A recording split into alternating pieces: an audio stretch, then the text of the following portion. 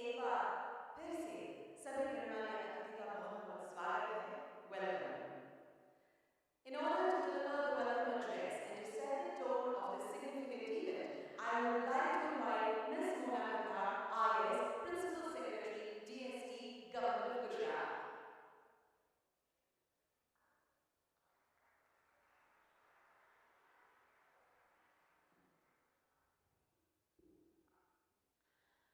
Good morning to all.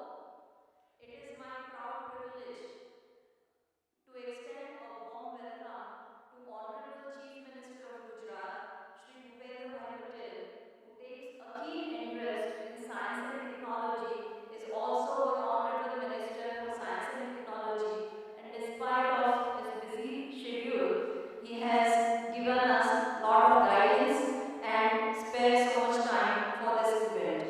I also welcome Honorable Union Minister for Health, Family Welfare, Chemicals and Fertilizers, Shri Mansukh Bhai Mandaviya. I welcome the Chief Secretary of Gujarat, Shri Rajkumar. Also Secretary Department of Biotechnology from Government of India, Dr. Rajesh Gokhale, who are working on a very important policy formulation, and we will have a very engaging session on the same. I also welcome an eminent team of academicians, researchers and incubators from San Francisco, California, led by Dr. P.R. Tandon, Setu Foundation, also leading Stanford India Bioscience Program, along with her, Chairman and CEO of Target Discovery Inc. California, Mr. Jeffrey Peterson, who has a lot of experience and exposure to the entire ecosystem in this sector and related sector. And we'll be very happy to have him here and listen to him.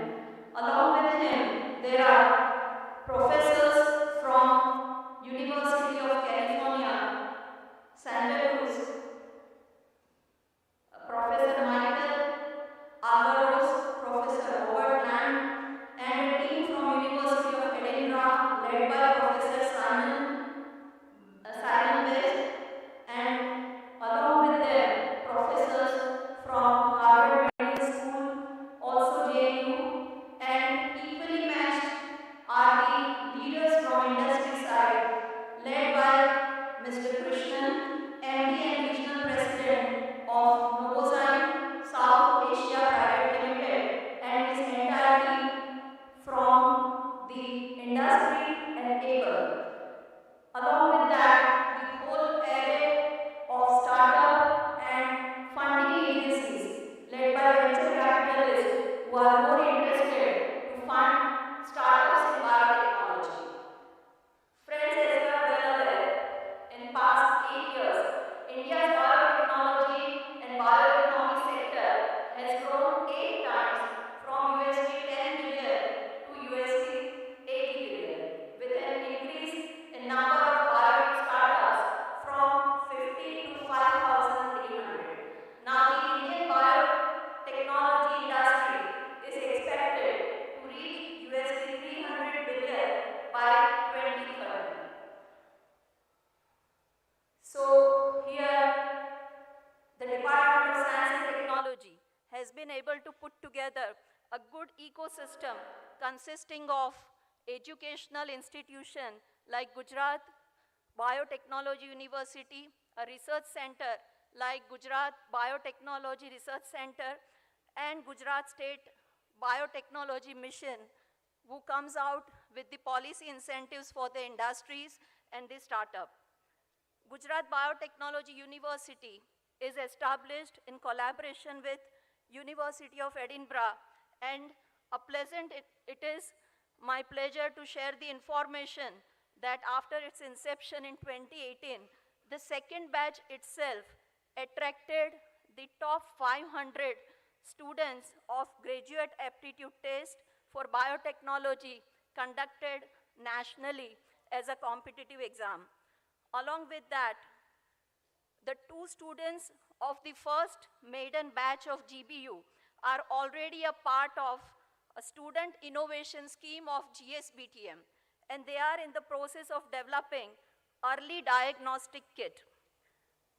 Biotechnology, recognized as a sunrise sector, is a key driver contributing to India's USD 5 trillion economy vision, and recognizing the importance of biotechnology sector in propelling India's growth for Viksit Bharat, the state government has announced biotechnology policy 22-27 with generous incentives for capital expenditure, operating expenditure, and also for employment generation. Along with that, the policy also has a special mention of special projects which relate to the upcoming areas of biotechnology like gene therapy and others, and mega projects which commit to bringing investment beyond INR 20,000 crore.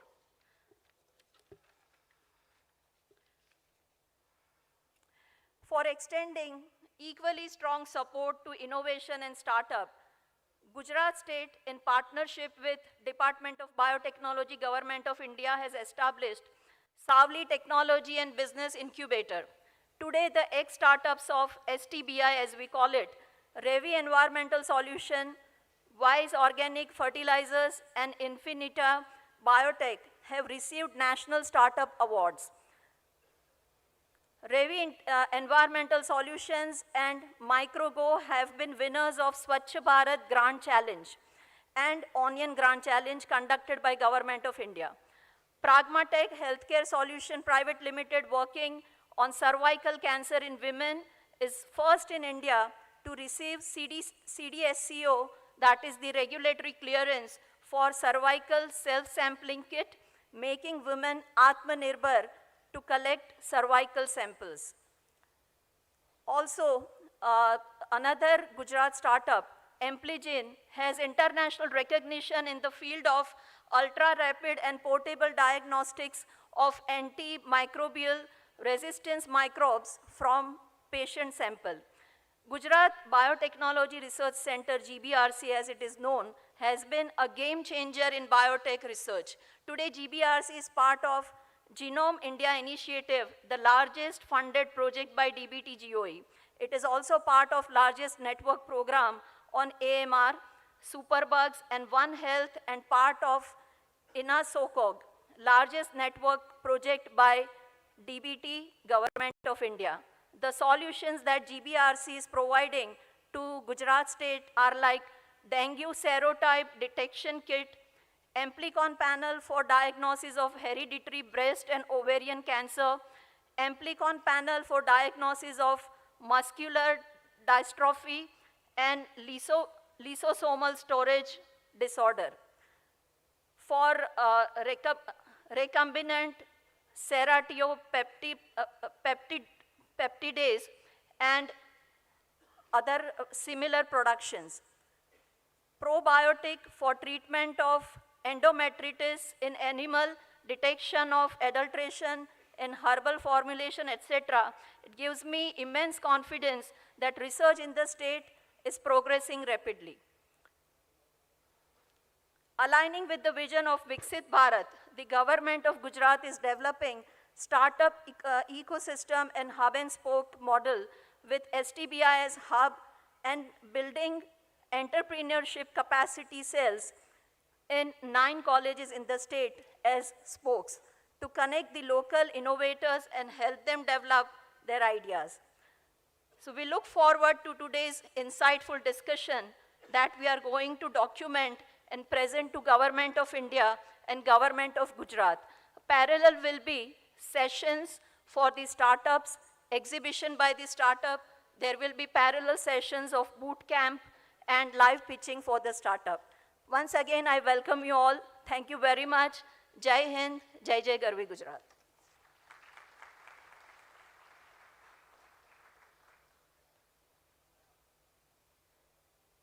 Thank you so much, madam, for your warm welcome words and also the introductory remarks. आज हमारे साथ virtually हमारे संग जुड़े हैं माननीय मंत्री Shri doctor Mansukh Mandaviya जी, स्वास्थ्य एवं परिवार कल्याण मंत्रालय, भारत सरकार। मैं उन्हें आदर और विनम्रता से उनके विशेष उद्बोधन के लिए आमंत्रित करती हूं। जी नमस्कार। बायोटेक्नोलॉजी पर प्री वाइब्रेंट सेमिनार में उपस्थित गुजरात के यशस्वी मुख्यमंत्री आदरणीय भूपेंद्र भाई पटेल जी, राज्य के मुख्य सचिव श्री राजकुमार जी, भारत सरकार में सचिव श्री राजेश गोखले जी, मिस्टर पीटरसन, मिस्टर कृष्णन, इस कार्यक्रम से जुड़े सभी आज के इस अवसर पर आप सबका मैं अभिनंदन करता हूं। आप सबको सबसे पहले एक बात बताना चाहूंगा कि प्रधानमंत्री नरेंद्र मोदी जी जब गुजरात के मुख्यमंत्री थे तब राज्य में बायोटेक्नोलॉजी मिशन और बायोटेक पार्क की स्थापना की थी। 15-20 साल पहले बायोटेक मिशन की स्थापना करने वाला शायद गुजरात देश का पहला राज्य था और यह कदम दर्शाता है कि बायोटेक को लेकर मोदी जी का विजन कितना दूरंदेशी है, जो आज हमारे भूपेंद्र भाई उसको आगे बढ़ा रहा है। आज हम प्री वाइब्रेंट इवेंट में भी बायोटेक्नोलॉजी पर कार्यक्रम करते हैं, वह उसी का नतीजा है। भारत सरकार में फार्मास्यूटिकल्स का मंत्री होने के नाते मैं आपको इतना जरूर बता सकता हूं कि आने वाले वक्त में बायोटेक्नोलॉजी हेल्थ ट्रीटमेंट का सबसे बड़ा आधार बनेगा। इसी के साथ साथ कृषि, पर्यावरण, इंडस्ट्रीज उत्पादन जैसे कई सारे क्षेत्र में बायोटेक्नोलॉजी के जरिए जटिल प्रश्नों का समाधान खोजा जाएगा। इन सबके चलते आने वाले वक्त की इकोनॉमी बायोटेक्नोलॉजी आधारित बनेगी, इतना मुझे आज दिखाई दे रहा है। भारत की बायो इकोनॉमी पिछले 8 वर्षों में 8 गुना बढ़ी है और 10 अरब डॉलर से बढ़कर 80 अरब डॉलर तक पहुंच गई है। जैसा कि माननीय प्रधानमंत्री श्री नरेंद्र मोदी जी ने घोषणा की है कि देश बायोटेक के ग्लोबल इकोसिस्टम में शीर्ष 10 देशों की श्रेणी तक पहुंचने से बहुत दूर नहीं है। भारतीय बायोटेक इंडस्ट्रीज साल 2025 तक 150 बिलियन डॉलर और साल 2030 तक 300 बिलियन डॉलर का लक्ष्य रख के साथ वर्तमान में भारत ग्लोबल बायोटेक्नोलॉजी इंडस्ट्रीज में लगभग 3% हिस्सेदारी के साथ दुनिया में बायोटेक्नोलॉजी के शीर्ष 12 गंतव्यों में से आज एक है। भारत में बायोटेक्नोलॉजी इंडस्ट्रीज में 760 से अधिक कंपनियां और 4240 स्टार्टअप शामिल है, जो प्रमुख क्षेत्रों में अलग अलग क्षेत्र के साथ फैले हुए हैं। 2020 तक बायो फार्मास्यूटिकल्स सबसे बड़ा क्षेत्र है, जो भारतीय बायो इकोनॉमी में 62% योगदान देता है। इसके बाद बायो एग्रीकल्चर है, जिसका योगदान 16% है, और बायो सर्विसेज और बायो इंडस्ट्रीज क्षेत्र, जो 2020 में उद्योग का संयुक्त रूप में देखे तो 22% हिस्सा था, जिसके तेजी से बढ़ने की आज उम्मीद दिख रही है। नेशनल बायोटेक्नोलॉजी डेवलपमेंट स्ट्रेटेजी 2020-25 के मध्य से सरकार कौशल्य विकास, रिसर्च और इनोवेशन ड्रिवन मजबूत इकोसिस्टम, नॉलेज शेयरिंग और कॉमर्शलाइजेशन की सुविधा और इन क्षेत्र में पीपीपी मॉडल को प्रोत्साहित करके बाजार से जुड़ने तक फोकस कर रही है।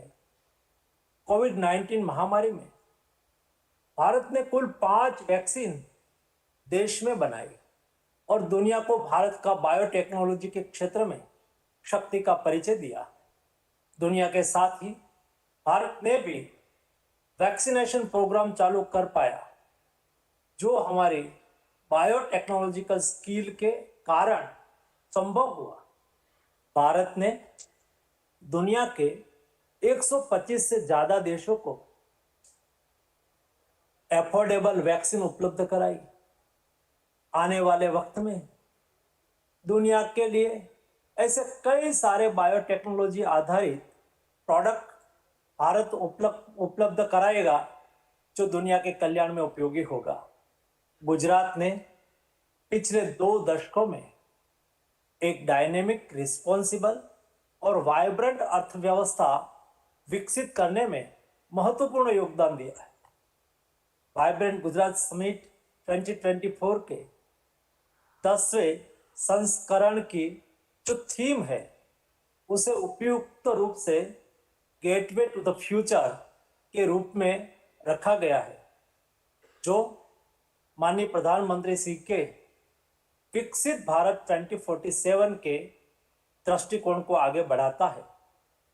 मुझे यह जानकर खुशी हुई कि गुजरात ने हमारे माननीय प्रधानमंत्री को आगे बढ़ने और गुजरात को भविष्य में अमृत काल के लिए तैयार करने के लिए मानव कल्याण को संबोधित करते हुए इनोवेशन में राज्य के बायोटेक्नोलॉजी क्षेत्र के लिए भविष्य का रास्ता तय करने के लिए इस प्री वाइब्रेंट सेमिनार का आयोजन किया है। मैं देश और दुनिया भर से आने वाले स्टार्टअप्स, इंडस्ट्रीज और इंडस्ट्रीज एसोसिएशन, शोधकर्ताओं और शिक्षाविदों की भागीदारी को देखकर वास्तव में प्रसन्न हूं। मुझे यकीन है कि आप सभी इस क्षेत्र के विकास में सहयोग और समर्थन के लिए बायोटेक्नोलॉजी पर इस मंच का उपयोग करेंगे और इस क्षेत्र में आने वाले वक्त में जो अपॉर्चुनिटी है, उन पर सार्थक चर्चा भी करेंगे। मैं करीब 2 दशकों से बायोटेक्नोलॉजी पर गुजरात के समर्पित फोकस और भारत को एक हेल्थ केयर और इनोवेशन रेडी देश बनाने में दृढ़ता से योगदान करते हुए देखकर भी वास्तव में प्रसन्न हूं। माननीय प्रधानमंत्री श्री भारत को 2047 तक एक विकसित राष्ट्र का दर्जा प्राप्त करने की कल्पना करते हैं और उनका लक्ष्य इस अमृत काल के दौरान 25 वर्ष के लिए भारत को इस परिवर्तनकारी यात्रा पर स्थापित करना है। अगले 25 साल में भारत को विकसित बनाने के लिए हमें थोड़े ऐसे क्षेत्र में भारत को विकसित बनाना पड़ेगा, तभी जाकर भारत सही मायने में विकसित बन सकता है। इसमें बायोटेक्नोलॉजी मिशन शामिल है। गुजरात ने बायोटेक्नोलॉजी के क्षेत्र में अग्रसर रहकर देश के विकास में अपना योगदान देने के लिए जो काम किया है, वह सराहनीय है और वाइब्रेंट गुजरात की यह प्री इवेंट इसको सही दिशा देने में और तेजी से आगे बढ़ने के लिए अवश्य मदद करेगी। आज के इस अवसर पर मैं आप सबको बहुत बहुत बधाई देता हूं और शुभकामना करता हूं कि इस इवेंट के वैचारिक आदान प्रदान से इस सेक्टर को और अधिक ऊंचाई मिलेगी।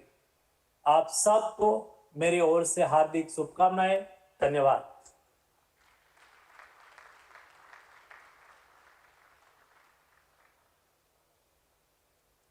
माननीय मंत्री महोदय, आपके प्रेरक संबोधन एवं आपकी वर्चुअल उपस्थिति के लिए आपका भी बहुत बहुत धन्यवाद। इस विशेष अवसर पर मंच से विराजमान सभी अतिथियों का हम स्वागत करने के लिए अति उत्सुक हैं। Foremost, I request Ms. Mona Khandar, Principal Secretary DST Government of Gujarat, to kindly welcome our Honorable Chief Minister of Gujarat, Shri Bhupendra Bhai Patel, with a shawl and a memento.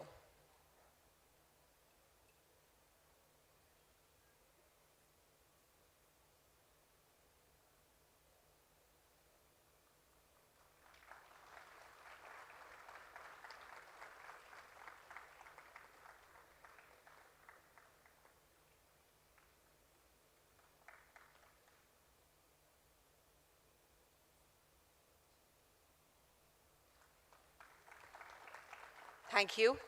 I now request Shri Viday Khare, Mission Director, GSBTM, to kindly welcome Shri Rajkumar, IS, Chief Secretary, Government of Gujarat.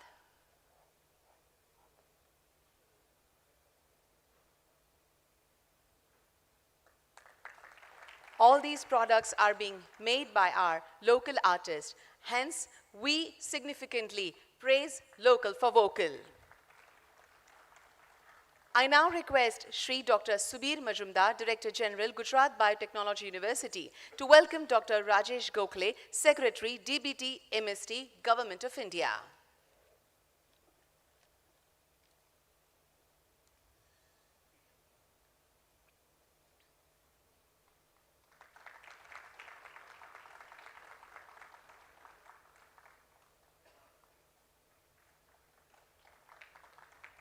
Thank you.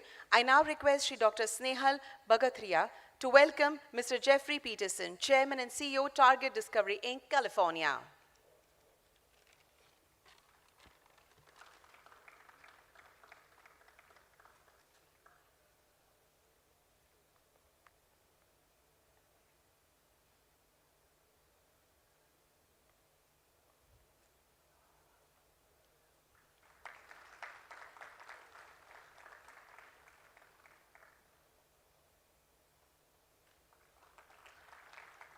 Thank you. And I now request Dr. Anasuya Bhadalkar, Joint Director, BD, GSBTM, to welcome Shri G.S. Krishnan, President, Association of Biotech-Led Enterprises, and ex-Managing Director and Regional President, Novozyme South Asia Private Limited.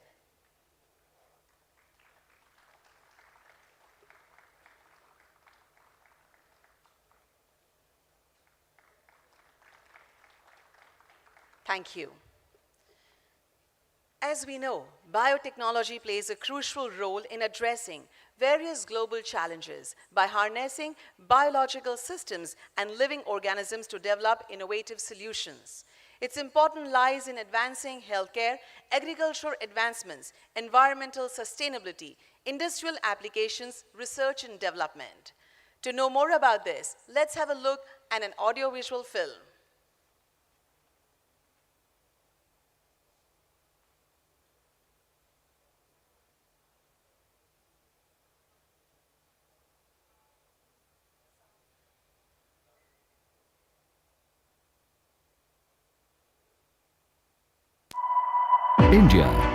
India is a flourishing bioeconomy. With 3% share in the global biotechnology industry, India is on the cusp of becoming a USD 5 trillion economy by 2027-28. Bharat अपनी आजादी के अमृत महोत्सव मना रहा है। अगले 25 वर्षों के लिए नए लक्ष्य तय कर रहा है। तब बायोटेक सेक्टर देश के विकास को नई गति देने के लिए बहुत महत्वपूर्ण है। With presence of over 225 biotech companies and 40% of India's contract research organizations, Gujarat has a lion's share in contributing to the country's biotech sector. Government of Gujarat has been the enabler, creating conducive ecosystem for the major stakeholders: industry, startups, researchers and students. Policy support, fiscal incentives and non-fiscal support by the government is propelling the growth of the sector in the state. The emergence of Gujarat State Biotechnology Mission in 2004 was the cornerstone for the sector. Biotech got another boost when Gujarat Biotechnology Research Centre came into being in 2017. It offers ready-to-use scientific equipment at concessional rates. Gujarat earned the distinction of having the world's first dedicated university for biotechnology, Gujarat Biotechnology University. With globally recognized University of Edinburgh as its knowledge partner, the university conducts courses encompassing all segments of biotechnology. The Savli Technology and Business Incubator is one of the top 5 public bio-incubators of the country, with equipped laboratories and mentoring. Established in the vicinity of Biotechnology Park in Savli GIDC estate, over 223 acres of land. It has a 320 KLD common effluent treatment plant to cater to the biotech industries therein. Gujarat Biotech Startup Venture Fund supports startups and MSMEs through equity-based venture financing. To further encourage investments, the Government of Gujarat has unveiled Biotechnology Policy 2022-27, which aims to attract investment of Rs 20,000 crores, providing various capex and opex benefits to boost technopreneurship in the sector. The stars of Gujarat's biotech sector shining bright on the global horizon are Concord Biotech, one of the world's largest fermentation facility, Zytex Biotech, one of Asia's largest bacillus providing company, Sundiata Numandis, one of the largest probiotics company in India, Hester Biosciences, Asia Pacific's largest poultry vaccine company. A pre-vibrant Gujarat Summit on biotechnology, the path of innovation and wellness for Viksit Bharat. Let's join hands for Atmanirbhar Gujarat to make an Atmanirbhar Bharat. Viksit Bharat.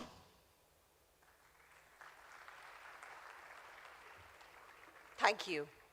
Now, in order to talk in this aspect more, I would humbly request Sri Raj Kumar, Chief Secretary, Government of Gujarat, to deliver his address.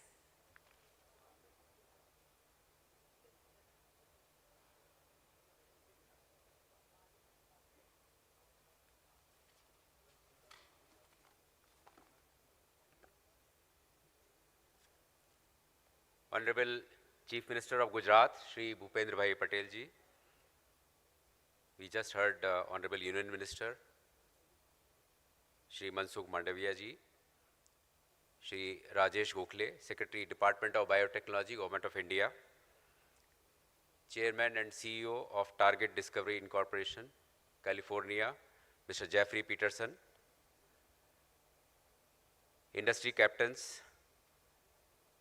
In particular, we have with us on the stage Mr. Krishnan, representing the association,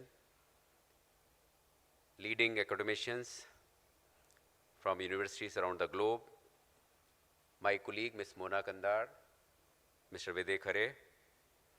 Good morning and namaskar to all of you.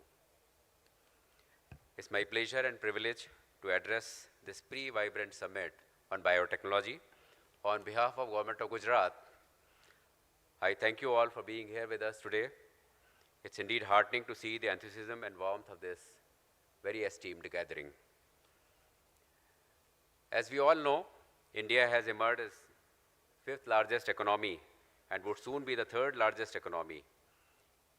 It's one of the world's largest and fastest growing economies, leading outsourcing destination and favorite of international investors. In this context, it's my privilege to state that Gujarat has been playing increasingly an important role in India's growth story. This gathering is our endeavor to present the status and direction of biotechnology sector in the state and advantages that Gujarat offers to the investors in this sector. Under the visionary guidance of Honorable Prime Minister, Shri Narendra Modi, India is leapfrogging into futuristic and strategic areas through technology-driven initiatives. As we all know, in the field of digital economy, India has earned its name, and it's one of the country, or I should say, the leading country so far as the digital transactions are concerned. Government is persistently focusing on facilitating the development of knowledge-based economy by leveraging India's youthful and talented population. Biotechnology and its allied fields have made tremendous contribution in solving new age problems, especially in the field of health, life sciences, and agriculture. since biofuels are a low carbon alternative to fossil fuels, and in my opinion, these could help reduce greenhouse gases emissions and related climate change impact from particularly the transport sector.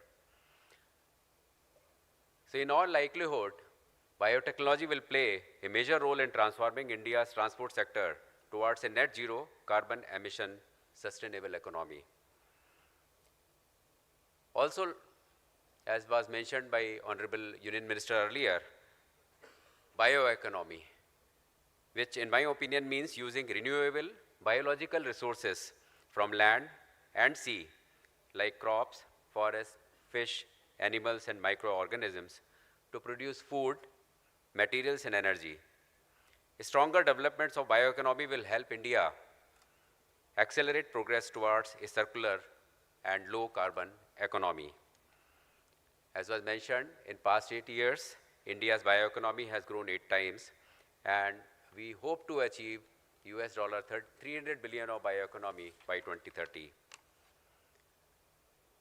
Gujarat as a state has always been a policy-driven state with more than 20 sector-specific policies to strengthen the industrial ecosystem. The state's biotechnology policy is a carefully crafted, multidimensional stimulus towards developing a thriving biotech ecosystem in the state. This policy has enabled transformative changes in the sector by establishing research infrastructure such as Gujarat Genomics Initiative, Virtual Institute of Bioinformatics, Marine Bioresource Center, Sauli Bioincubator, Network of Biotech Capacity Cells, and Biotechpreneur programs. Today, Gujarat is home to more than 200 biotechnology companies and a thriving startup ecosystem that includes prominent R&D and educational institutes as well.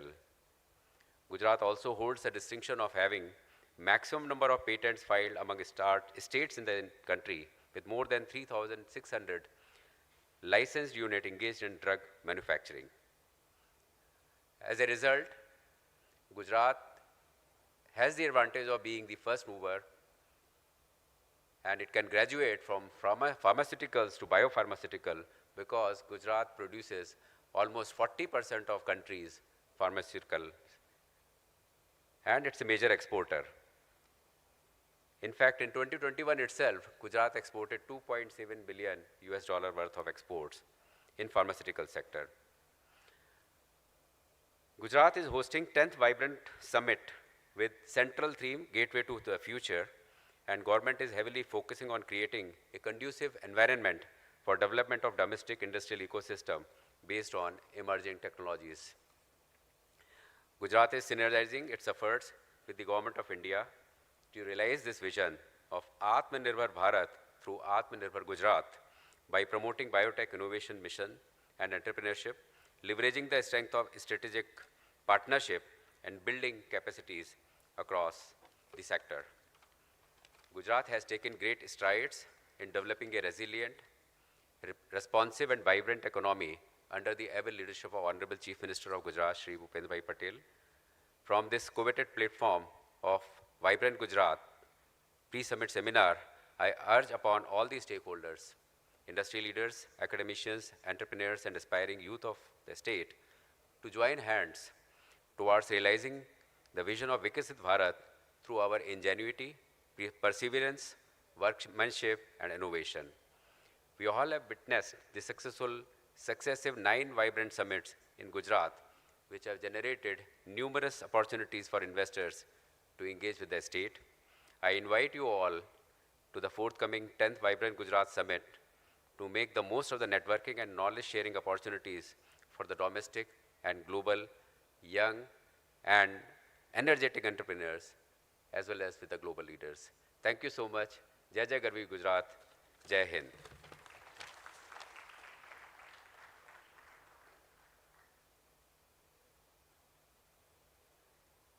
Thank you so much, sir, for your significant address. Today we have with us Dr. Rajesh Gokhale, Secretary, DBT, MST, Government of India. He holds an additional charge for the Department of Science and Technology, Government of India. I would humbly request, sir, to deliver his talk on the vision of biotechnology.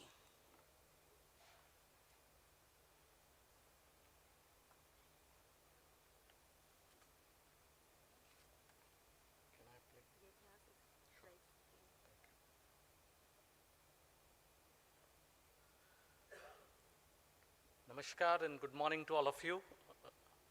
Honorable Chief Minister Shri Bhupendra Patel ji, Honorable Union Minister of Health and Family Welfare Dr. Mansukh Mandviya ji जो हमारे साथ online join हुए थे, Shri Rajkumar ji chief secretary Gujarat, Mrs. Mona Kandhar, Principal Secretary Government of Gujarat, Mr. Jeffrey Peterson, Mr. Krishnan, Mr. Khare, other dignitaries at the Vibrant Gujarat Summit, ladies and gentlemen. It's my pleasure to be able to come and talk to you about what Department of Biotechnology is actually envisaging for the country's progress. And I will briefly give a 5 to 7 minutes of 10 minutes of talk on these aspects of it actually. So the real challenge I think that we believe, and I'm almost certain as we have heard from everybody actually, that biology is likely to build the next technology revolution in the world actually. And how these contours are going to be emerging will be determined in next decade time of how all these progresses will occur in various part of it. What is the challenge that our country is facing right now? If you really try and understand on how to come out of it, I think it's a very interesting concept that World Bank gave several years ago, what is called middle income trap. Now the whole idea is that countries that actually grow from low to medium rich countries, they have a certain trajectory to look at. But many countries get ensnared and get trapped within the middle income part of this and cannot become rich. And the challenge for this is because I believe the only way to come out of this is be able to have technologically empowered India, which can escape this trap. And the second aspect, very critical, is that the path that you have followed from low to middle income cannot be the followed from middle to high income. And I think therefore one has to take a different trajectories and different projectiles to be able to catch hold of these kind of challenges in the world. To be able to do this, what we believe is that biotech sector is going to be the most critical sector to growth. And I think the perspective of this bioeconomy report is one that was released last week, in fact in Delhi, and therefore the data is the latest data that is available, and I think pardon me for giving you the latest data for it, but it's actually good to see that the growth last year was 23% of the past year of it actually. So it's a leaps and frogs jump that we have done actually. So 23% is a very, very high growth rate for the biosector to grow. The valuation is about $137 billion industry right now. And of the total economy, that is around 3.47 trillion economy or 4 trillion economy that India is presently about. And what we predict is it will be $300 billion plus industry by 2030, and we may be about $3 trillion industry by 2047, which is what we talk about actually, what we are all interested to look at. The sectors that have very rapidly grown over last year is the bio-industrial sector that has very, very rapidly grown, and it actually accounts for the 43% of the overall sector. The biopharma industry is 36%, and then there are these other sectors, bioagri, which is likely to grow even much more stronger than what it is presently it is all about. And I think these ways, this is likely to be the scenario for the future of the next 10 years to come in the country's future. What do we need to do to address these Viksit Bharat priorities? And I believe the tech solutions that are necessary are in the 4 large areas. Either it's agri-food, energy, healthcare, or climate change. And the center of all these is going to be the data in the digital world that is going to ensemble all this data. And because India produces such huge amount of data, in fact, we can then create our own ways and mechanisms to put together a nice ecosystem that will evolve into a major programs of activities to look at. The technologies that are growing on the side, which will help all these sectors, are artificial intelligence, quantum technology, telecom technology, or mobility and medtech.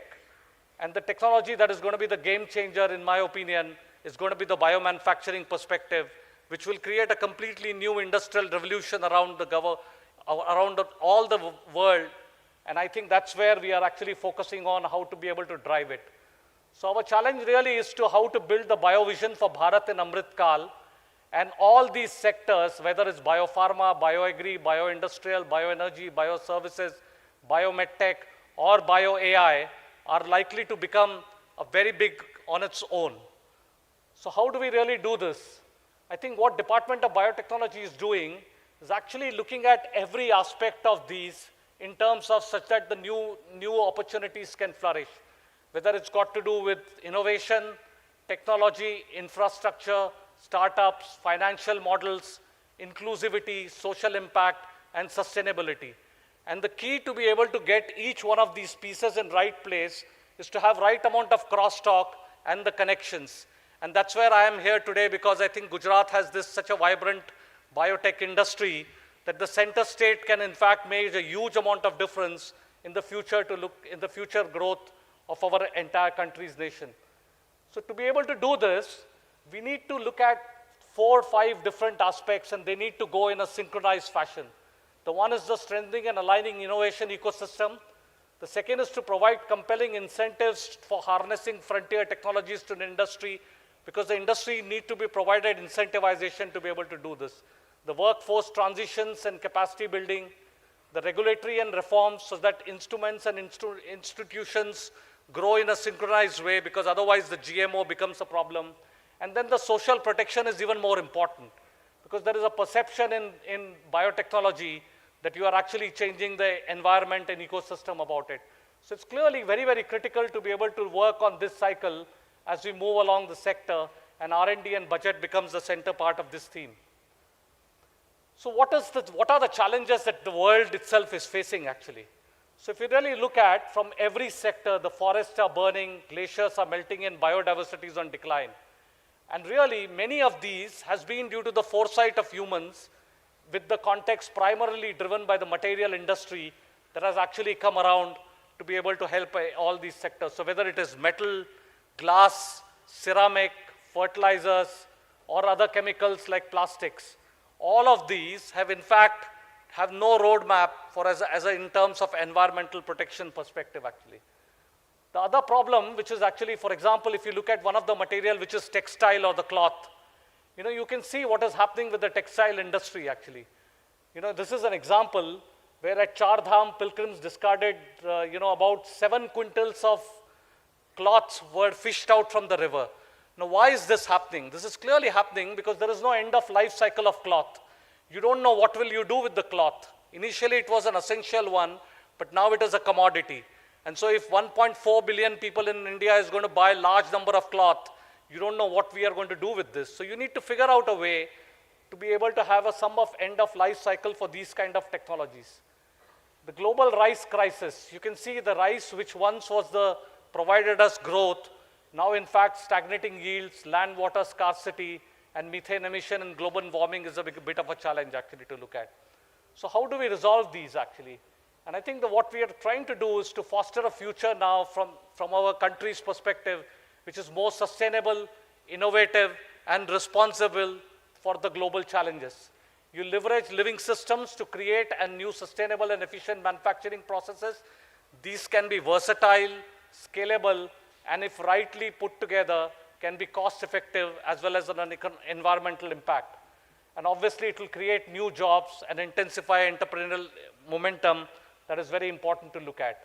All of these are in fact aligned with the nation's mission and visions that our Honorable Prime Minister has so many times shared, whether it's got to do with green growth or got to do with PM's vision of making India net zero carbon economy, or the lifestyle for the environment life, which is actually the mission that Honorable Prime Minister is driving.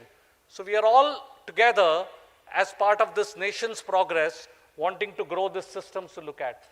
So what we are trying to do is we're going to come up with a policy which is going to enable these various initiatives that are critical for us to make an impact.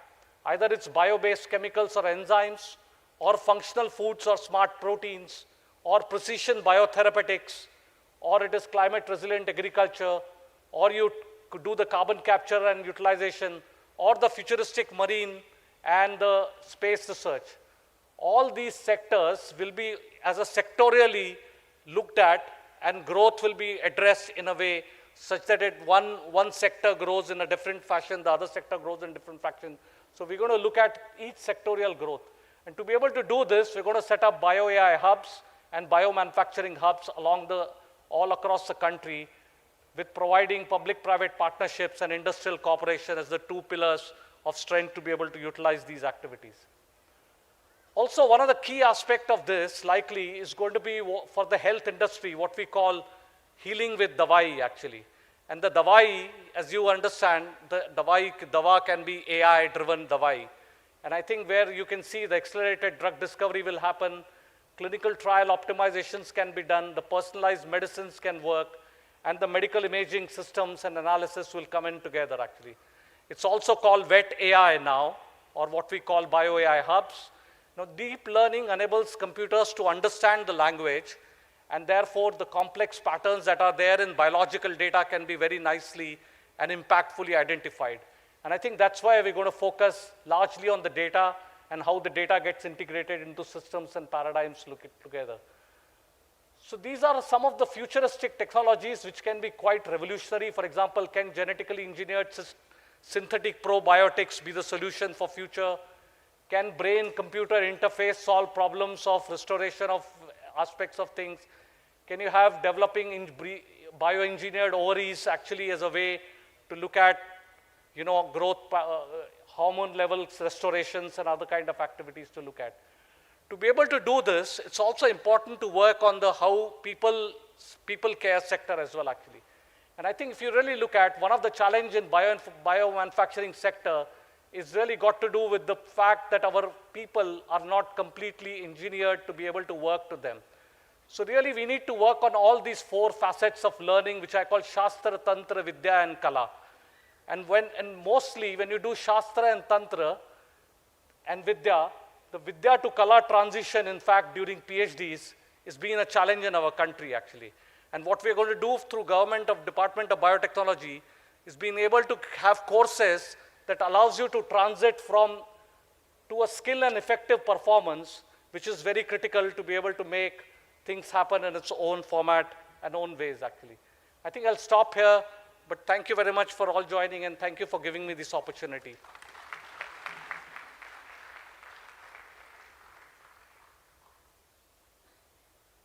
Thank you very much, sir, for your important presentation. Today we have with us few industrialists. We have with us Mr. Jeffrey Peterson, Chairman and CEO, Target Discovery, Inc., California, a personalized medicine diagnostic company leveraging proprietary proteomics tools. Prior to Target Discovery, he served as a CEO of Sharp, Peterson, Ochiltree and Associates. Please help me welcome Mr. Jeffrey to share his experiences with us.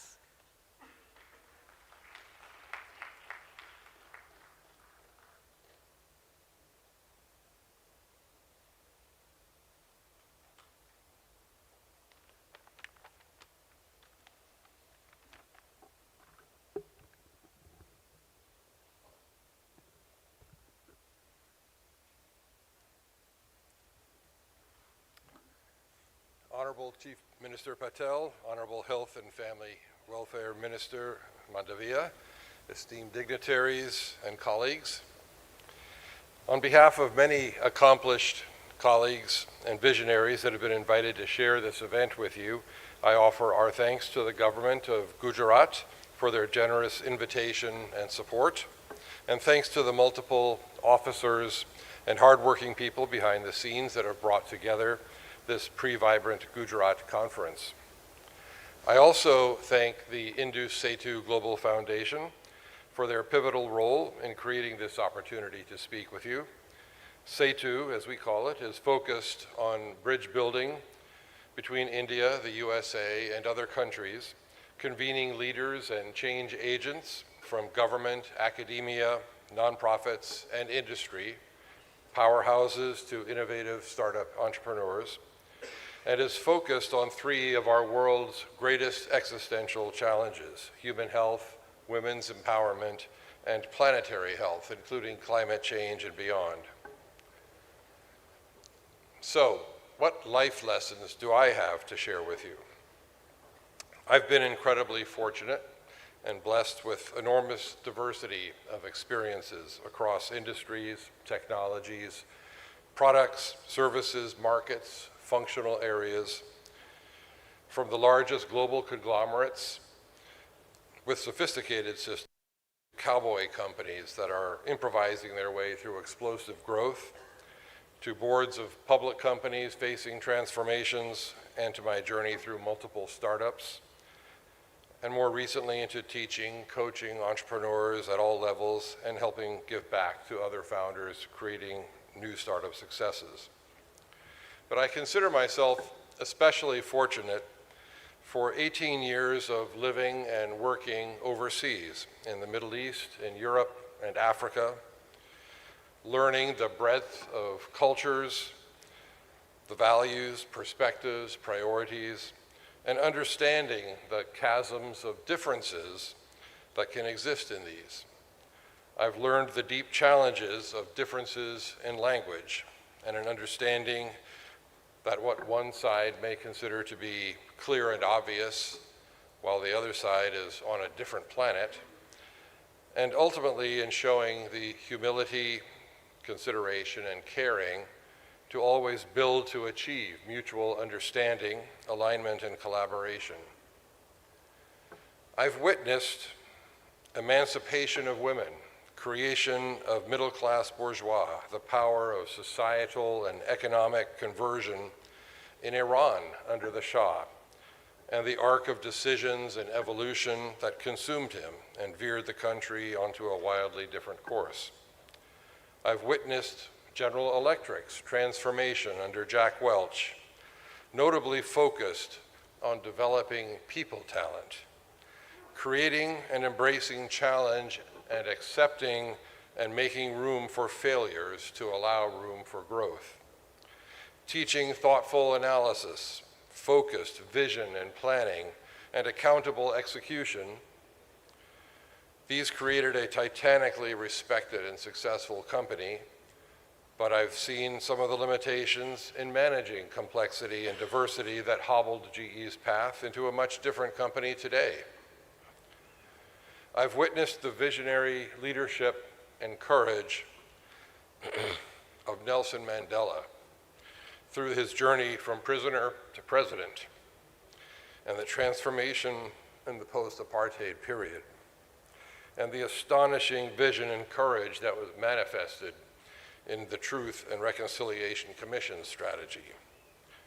But I again watched the limitations of achievement under others that grasped opportunities subsequently to lead without sufficient vision, knowledge, or discipline, or with outright greed and corruption. I've witnessed the breathtaking and inspirational reality of Silicon Valley, a wonderful, multicultural melting pot that is an astonishing cauldron of the magical components of academia, financing, and entrepreneurial recycling and giving back, that has created an entrepreneurial success engine in high-tech, biotech, and beyond that was arguably unequaled until more recent years, as many of us have welcomed and trained others, seeding and nurturing a diaspora of entrepreneurial hotbed creations around the world. I've witnessed industrial transformations that have beggared the imagination in medicine, in physics, in computing, in the dawn of the web-based information age, in the promise of biotechnology, and of course, and the explosive emergence and blossoming of artificial intelligence and machine learning. And of course, in the consequences of the evolution of each of these technologies, nuclear threats, bioweapons, social media run amok, and the darker possibilities of AI. These consequences are only sometimes unforeseen or poorly managed. Let us hope that they are not just inevitable. And I witnessed today the most gut-wrenching of crises in the USA and on the global stage, where democracies that long ago seemed ascendant in a post-Cold War world are now fighting against the encroachment and self-serving corruptions of power and money, and are seesawing through manipulated truths, fake news, and projections from guilty parties onto the innocent. It looks frighteningly close to an end of empire moment and a dystopian nightmare as multiple dictatorial powers rise and threaten anew.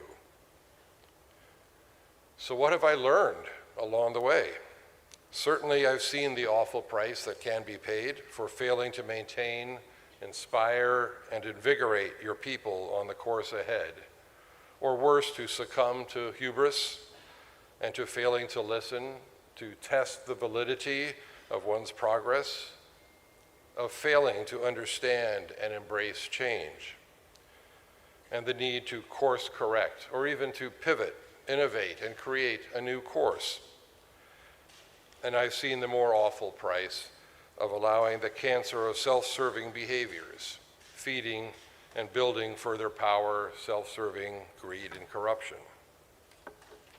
I must say that I'm mightily heartened by the leadership examples that I've observed here in India, ranging from the repudiation of corruption from the highest levels of government to the strategic investments being made and the magnificent people-focused example of the vibrant Gujarat conference sequence in which we're currently engaged.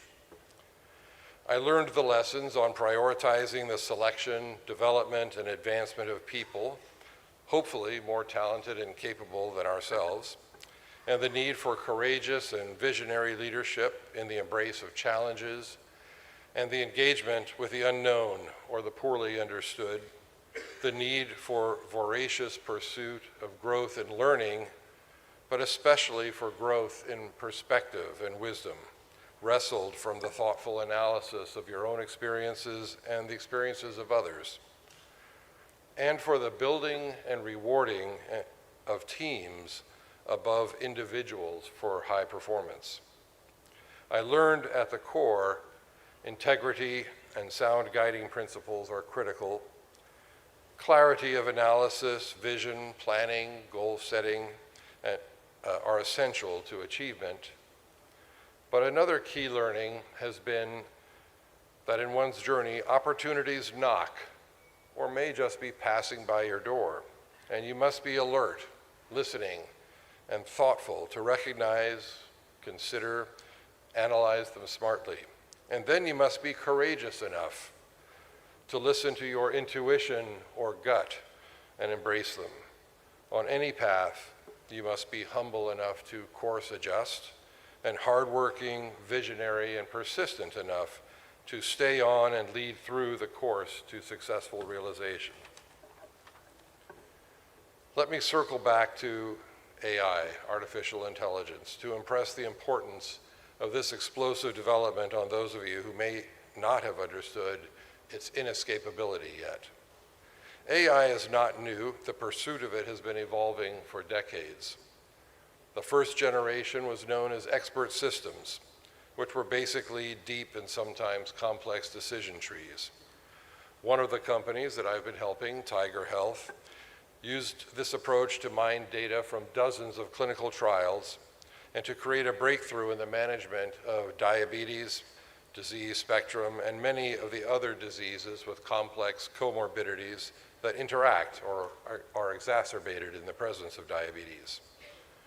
Tiger provides a fast and inexpensive physician decision support tool for the effective management of this disease spectrum within the incredibly short physician-patient visit time allowed by many health systems or the insurance reimbursement provided. The explosion of diabetes worldwide is one of the two greatest health economic threats faced by the globe and all of us. And this technology is uniquely positioned to completely change that trajectory. And I speak from personal experience. Over the course of 3 to 4 years, Tiger's health guidance transformed me personally from a fully diabetic state all the way back to a deeply normal territory. And that was first generation AI. The second generation of AI utilized sophistical statistical analysis tools to create decision analysis systems capable of teasing out challenges and often hidden insights from complex data sets. A couple of my companies have used these tools on complex mass spectrometry to produce intuitively understandable guidance on clinical outcomes and on food, beverage, and environmental contamination, substitutions, and authenticity. Third generation AI now harnesses these tools against massive deep data sets and complex multivariable problems in order to yield even more powerful insights and guidance. Another company that I'm helping, NeuralTrack, uses third generation AI to take a simple array of X-ray pictures from a short 60-degree sweep of a C-arm X-ray machine that reaches around an operating table during live surgery. And it converts that into full resolution CT imaging that can be sliced and sectioned for accurate surgical tool positioning, just like a full CT data set.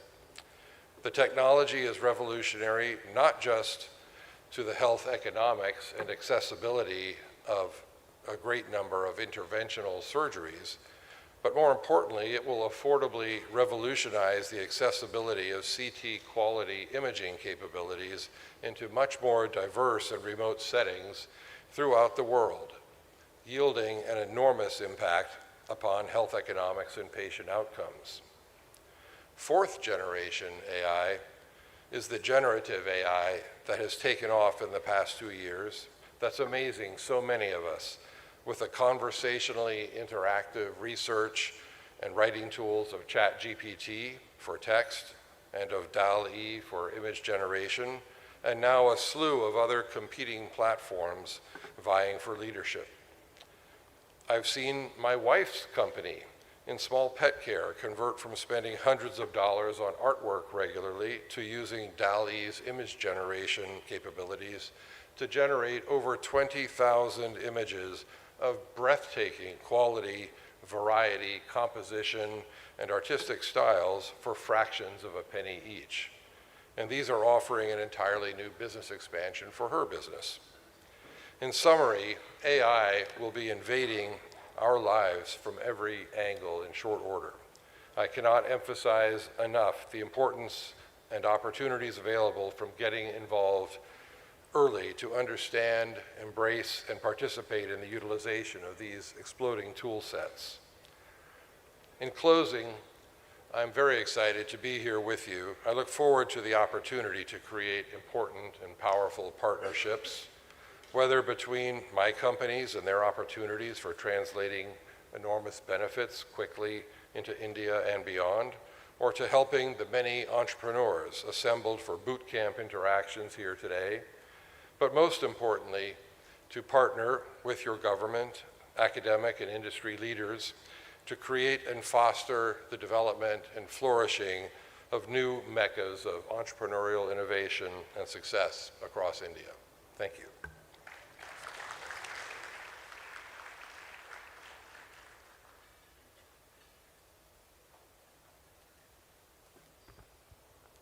Thank you very much, sir, for sharing your wonderful experiences through your address. In order to share his experiences and views, I would now like to welcome Shri G.S. Krishnan, President, Association of Biotech-Led Enterprises, ABLE, and ex-Managing Director and Regional President, Novozymes South Asia Private Limited.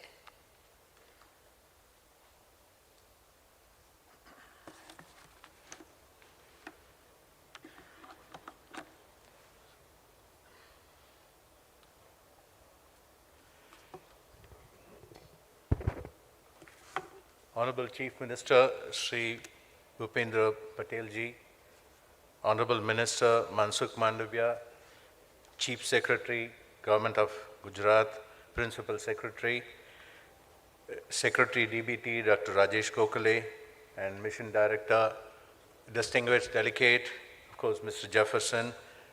It's a great pleasure and honor to be here today on behalf of the biotech segment, representing the Association of Biotech-Led Enterprises.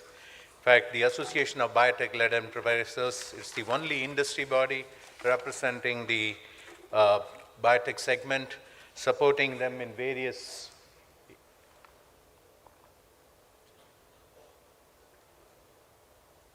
initiatives from the advocacy point of view, inputs for streamlining regulations, industry recommendations for the union budget, etc.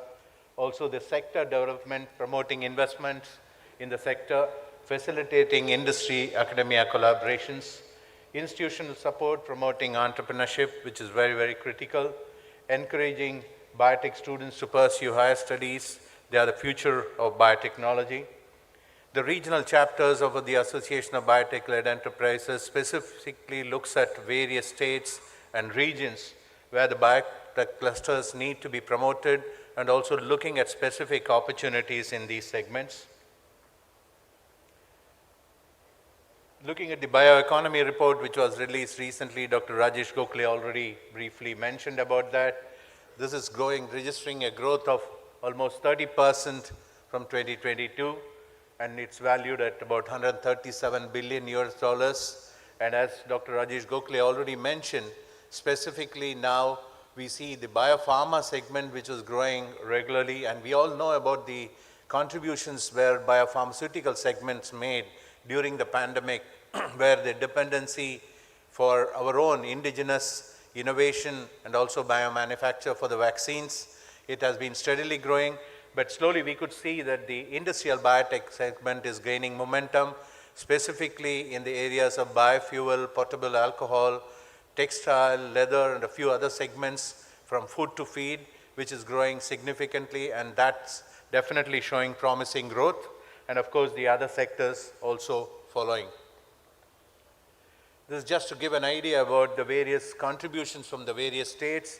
Of course, from the Gujarat point of view, which is 11 billion US dollars, we see definitely there is more opportunity in Gujarat to contribute to the overall bioeconomy of India. Gujarat has its pride. Even the leading insulin manufacturers are located over here. The leading textile segment and the other segments can further contribute, and this is something which one needs to focus, and I'm sure the government of Gujarat is looking at these opportunities to play a bigger role from a bioeconomy point of view. The cumulative startups all over India, and you can see that Gujarat has more than 500 startups. This is every year there is an inclusion going on, and today the total startups in India is more than 5,000. We realize the importance of encouraging startup. There are challenges today where the startups are facing. This is where I think each state and clusters of biotechnology need to focus, and there are a lot of initiatives and support coming from DBT and BIRAC. Just coming to the bioeconomy opportunities in Gujarat, I think the biomanufacturing, which Dr. Rajesh Gokhale mentioned, there's a very big opportunity where the state government could play an important role supporting the various investments in this segment, along with DBT and BIRAC, by providing them land, and then again the other clearing and the regulatory support, which is very critical, and I think this is an area where Gujarat could play a more critical role. Biofuels, again, from the Government of India and the Prime Minister's initiative, and recently even in G20, biofuels was specifically mentioned. The 2G ethanol, which is basically ethanol from agricultural residues. Just to give an example, the Gujarat, we had worked together with them on the opportunities to convert the various cotton stalks to ethanol, and this is one area where actually again the government of Gujarat can play a critical role in ensuring the contribution towards achieving the 20% ethanol in fuel. It also, as I mentioned, encouraging startups. Startup, as you all know, that actually there are challenges related to the scale-up. This is where the initiative on biomanufacturing will support this, and with the government of Gujarat's support, I'm sure that the startups, which is going to make a significant difference in the overall growth of the biotech segment, this requires all the support. Entrepreneurship, again, ABLE has been closely working with various institutes. There are a lot of young entrepreneurs, and we need encouragement for more entrepreneurship, and the government of Gujarat again has an opportunity to support the biotech institutions in promoting entrepreneurship. We are also suggesting that there are a lot of opportunities and there are a lot of capabilities from the state of Gujarat, and we have been having pavilion, for example, in the US Bio. It is very critical to participate in such international forums where it will very clearly have an opportunity to placard on the various capabilities in the state. Coming to the bioeconomy report for the state, we have been recommending and suggesting to the government of Gujarat to have a special bioeconomy report for the state, which will not only give you where we stand today, where are the opportunities, and where we can work together to support the development of the bioeconomy. This will also have opportunities for strategizing on future areas which one could look at it.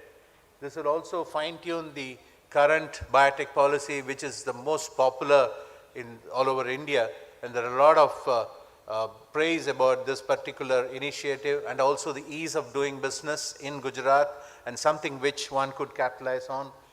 ABLE, the Association of Biotech-Led Enterprises, would like to enable these opportunities with the state of Gujarat, and we would like to look forward to working together.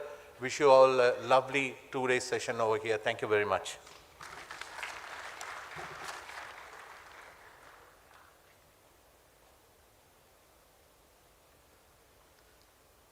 Thank you so much, sir, for your presentation and address.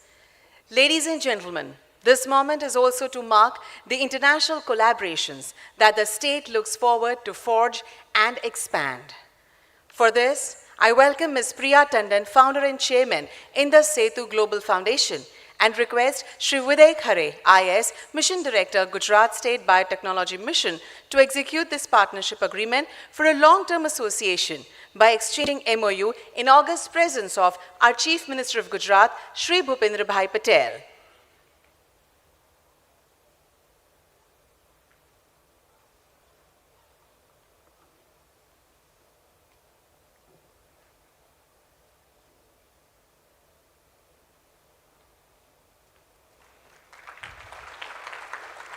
Indeed, a moment of pride and pleasure. You can applaud more because this is just a mark of beginning.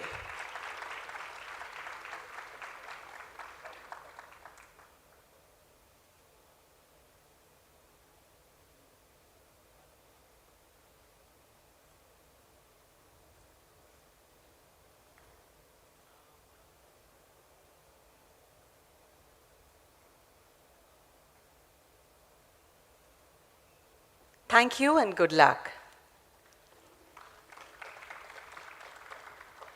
Today in the world of innovations, this pre-summit is about to see the unraveling of some innovations which are ready to commercialize. These products have cleared all the regulatory hurdles and are ready to serve the society. I would request, foremost, Shri Honorable Chief Minister of Gujarat, Bhupendra Bhai Patel, to launch this innovative and significant products with a remote.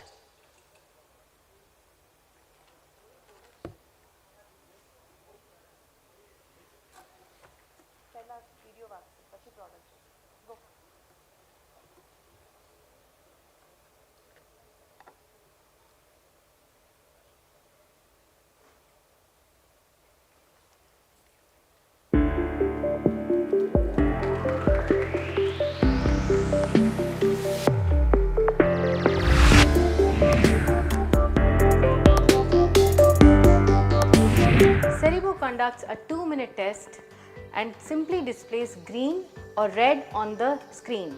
Green indicates healthy, red indicates hemorrhage, so refer for CT. And it's totally harmless even for pregnant women and children.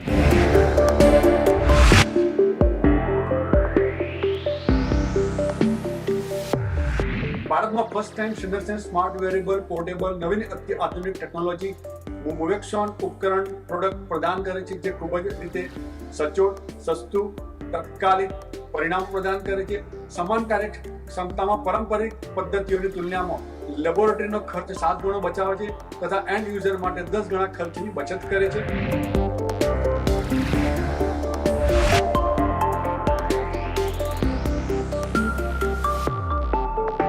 So the device we have created, IOTA Biosampler, which will bring diagnostic access at a remote location. So in that case, the benefit will be the people don't need to travel to the urban region to have their diagnostic. People can, while using our device, so they can self-sample their blood and can deliver this device to the tier 1 cities or the high-end diagnostic laboratory for their diagnostic test.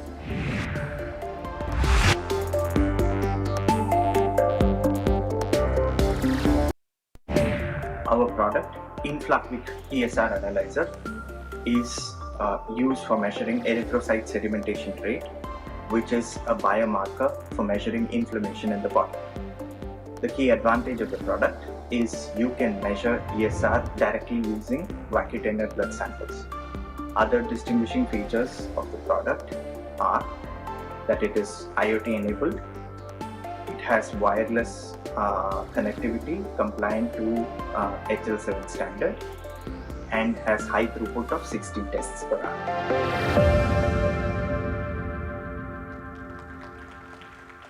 Congratulations. We would now like to call all the 4 companies. Foremost, Cerebro, a handheld scanner for hemorrhages. Sir आपने विनंती कि आप product launch कर show.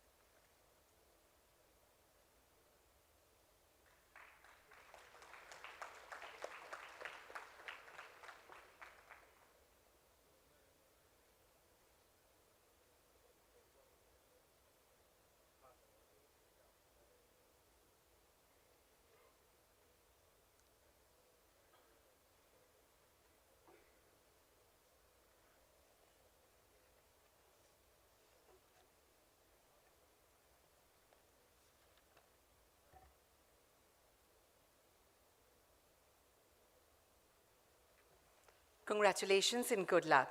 Next is Gate Sense, a gate analyzer for locomotory defects.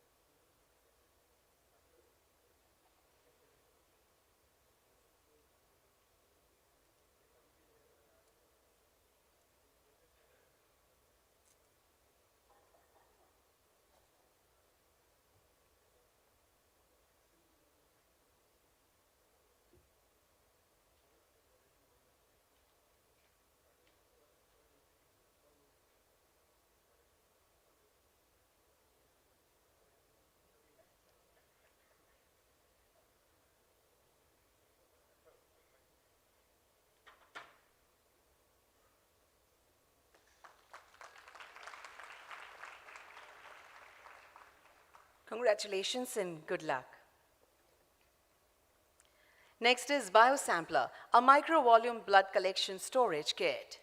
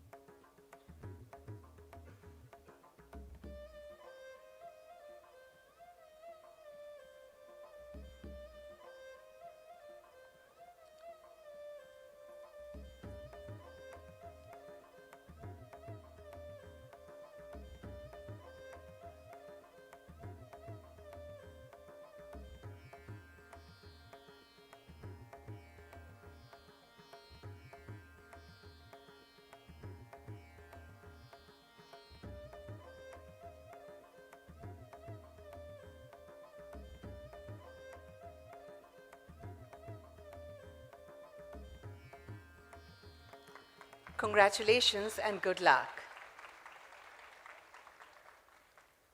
Last but not the least, InfaQuick, an automated ECR analyzer.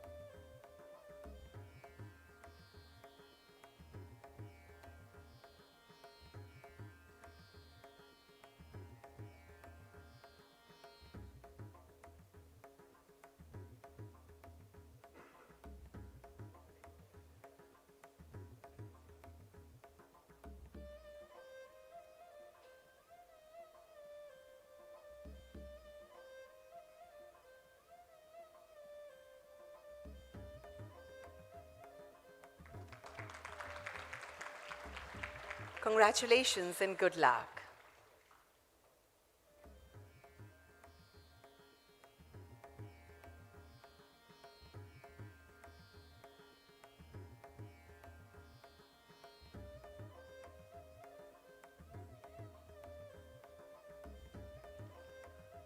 Thank you very much.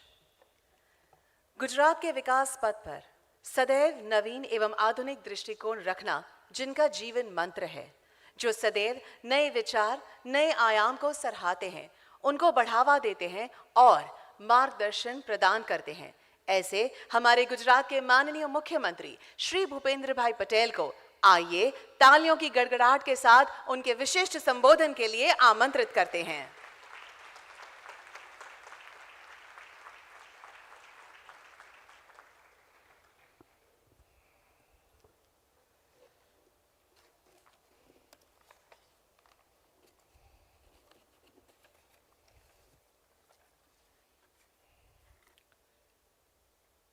राज्य सरकार के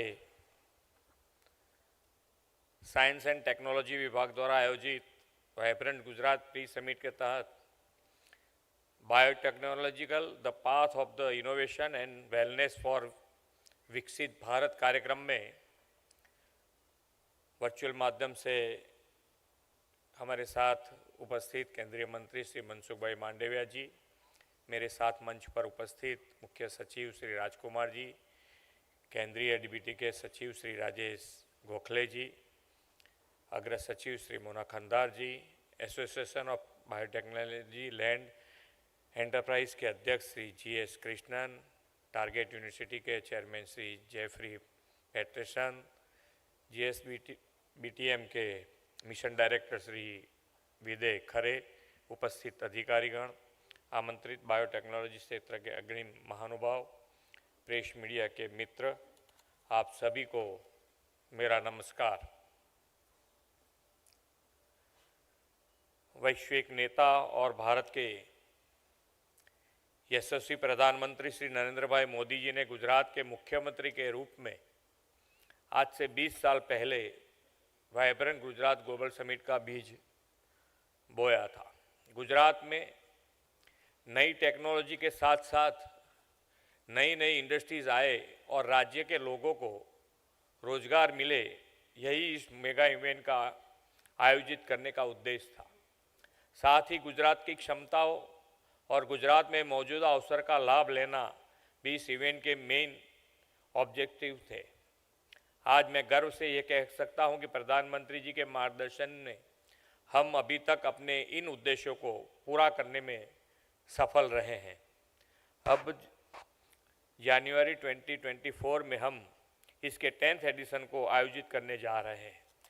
vibrant summit 2024 से पहले पिछले कुछ महीनों में हमने 9 प्री वाइब्रेंट इवेंट्स और MOU साइनिंग कार्यक्रम भी आयोजित किए हैं। बायोटेक्नोलॉजी के क्षेत्र में 2000 करोड़ रुपए से अधिक से एमओयू हुए हैं और इससे करीबन 3000 रोजगार के अवसर आएंगे। प्री वाइब्रेंट सक्सेस के तौर पर गुजरात में अब तक केमिकल, फार्मा, इंजीनियरिंग जैसे विभिन्न क्षेत्रों में 30,000 से ज़्यादा एमओयू और लार्ज प्रोजेक्ट के लिए भी एमओयू भी हुए हैं।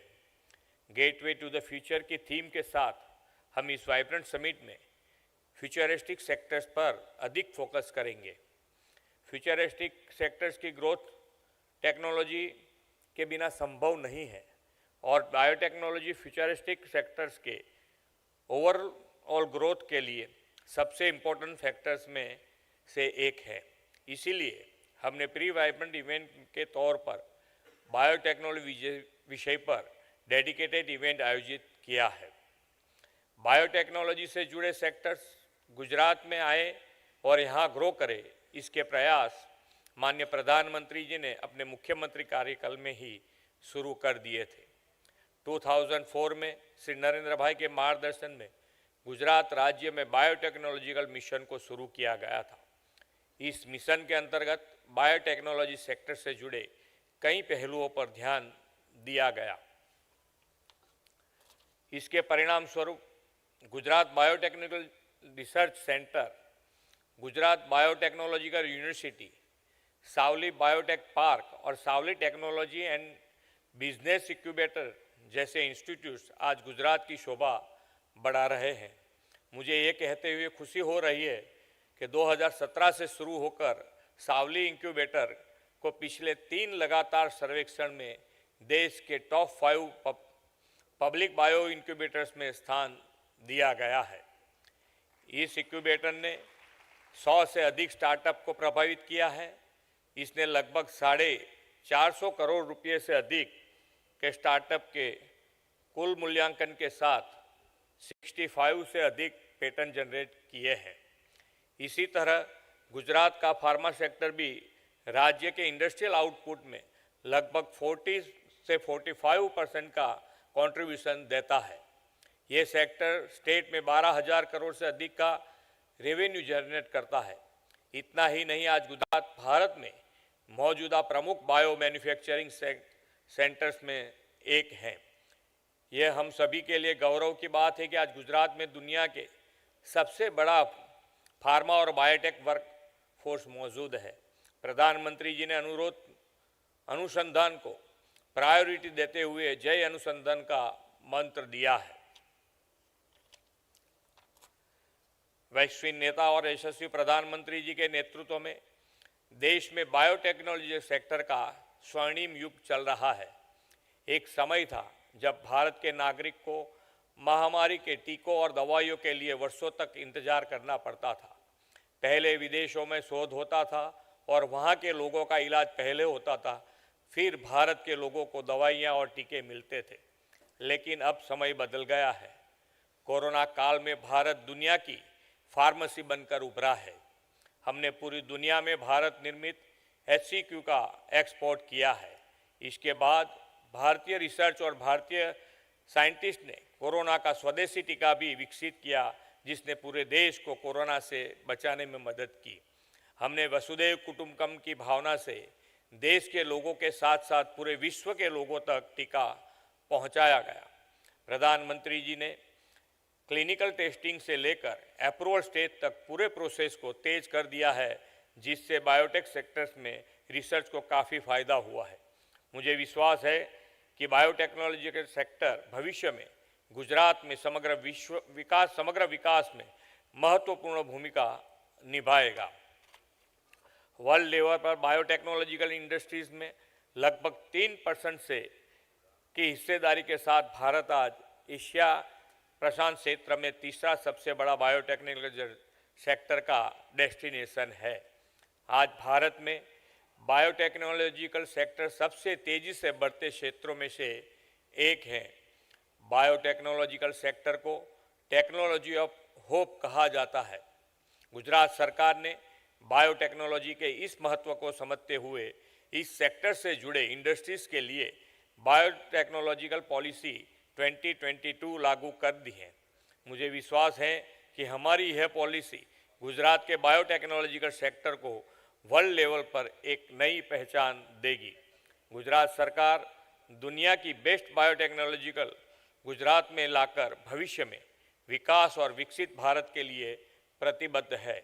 इस सेक्टर में अंतर्राष्ट्रीय सहयोग के बेहतर रिजल्ट हासिल करने के लिए गुजरात इन सहयोगों को वाइब्रेंट गुजरात समिट से आगे लेकर जा रहा है। मुझे विश्वास है कि good governance, business friendly environment और पॉलिसी सपोर्ट्स के साथ गुजरात में बायोटेक्नोलॉजी का रिसर्च और डेवलपमेंट और उसकी पूरी इंडस्ट्रीज वर्ल्ड लेवल की बनेगी। साइंस हो या स्पेस, प्रधानमंत्री जी के नेतृत्व में भारत की स्वदेशी टेक्निक दुनिया को अपनी ताकत दिखा रही है। मुझे विश्वास है कि प्रधानमंत्री जी के विकसित भारत एट 2047 विजन के साथ वाइब्रेंट समिट के माध्यम से हम साथ मिलकर गुजरात को एक मजबूत बायोटेक डेस्टिनेशन बनाने में सफल रहेंगे। इन्हीं अपेक्षाओं के साथ मैं अपनी वाणी को विराम देता हूँ। भारत माता की जय, वंदे मातरम, जय जय Garvi Gujarat.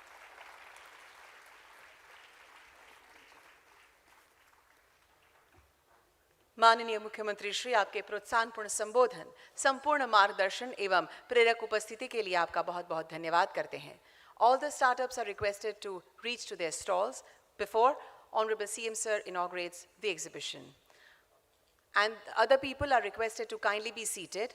No one will move from the seats until the exhibition is totally open and Sir leaves from this particular hall. आइए अब तालियों के साथ माननीय मुख्यमंत्री और मंच से विराजमान सभी को हम एग्जीबिशन को इनॉग्रेट करने के लिए आमंत्रित करते हैं।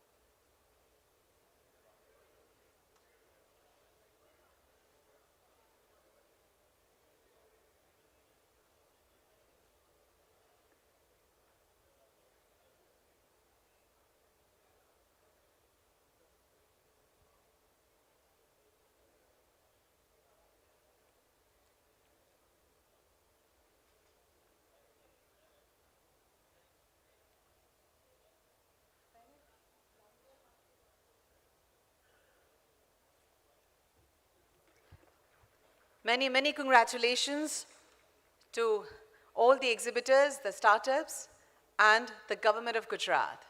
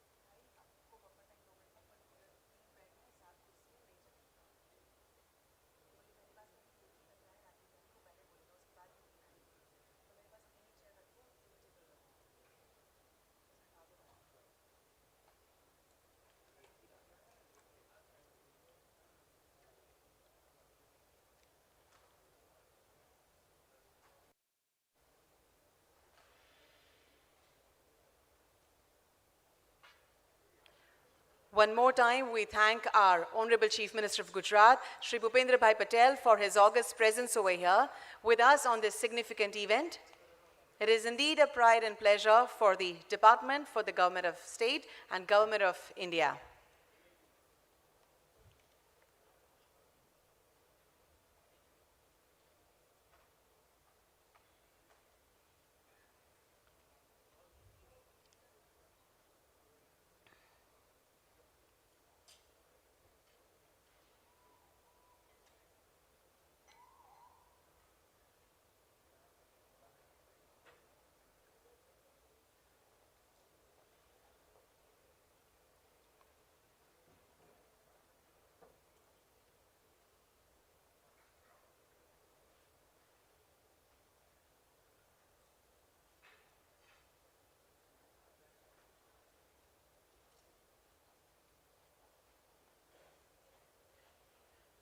Thank you very much, sir.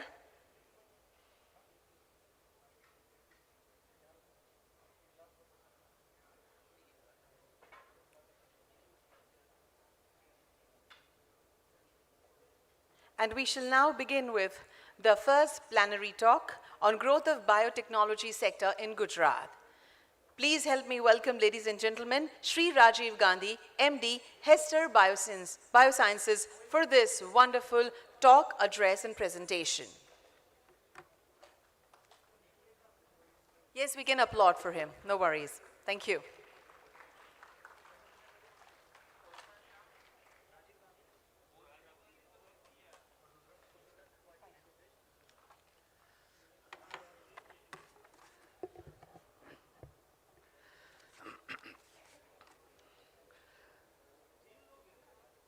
Respected ladies and gentlemen, good morning. It is indeed an honor to stand here today amidst pioneers and visionaries of the biotechnology sector to reflect on a journey that has significantly shaped not just Gujarat, but the entire landscape of biotechnology in India. To first talk a little about my journey, I moved from Mumbai to Ahmedabad in 1997 to start Hester Biosciences, a company manufacturing animal vaccines. Things were completely different then from what they are today. 20 years ago, from basic infrastructure, from small unmotorable roads, from no telephone connectivity, from the government having lesser knowledge on biotechnology, to today, where the infrastructure has improved infinitely, nothing to now talk about phone and mobile connectivity, to a level today wherein a state having the most knowledge on biotechnology, to a state having the vision to define a growth policy in biotechnology, thereby creating a biotech ecosystem which has not only made India proud, but has put biotechnology on the world map. I would also like to mention that at that time, 20 years ago, we being a new company, the phrase startup was not yet coined at that time. We were financed by a Gujarat state-owned financial institute, Gujarat Industrial and Investment Corporation, to whom we are extremely thankful, as without that financing, we would have not been able to move further. The funded amount was 1.5 crores Indian rupees. 20 years ago, the term biotechnology in Gujarat was more a promise than a reality. Today, we stand as a testament to what vision, innovation, and relentless pursuit of excellence can achieve. In these 2 decades, Gujarat has emerged from the shadows to become a luminary in the biotechnology arena. The state's journey began with small steps, establishing basic infrastructure, nurturing skilled manpower, and fostering a culture of research and innovation. Gujarat recognized earlier on that biotechnology was not just a new sector in the economy, but it was a new frontier of human capability. This vision of our then Chief Minister, Shri Narendra Bhai Modi, led to the establishment of state-of-the-art biotech parks, research institutions, and most importantly, a conducive environment for startups and scientists to thrive. This nurturing ground became the cradle for numerous success stories, many of which are known to all as well as are represented here today.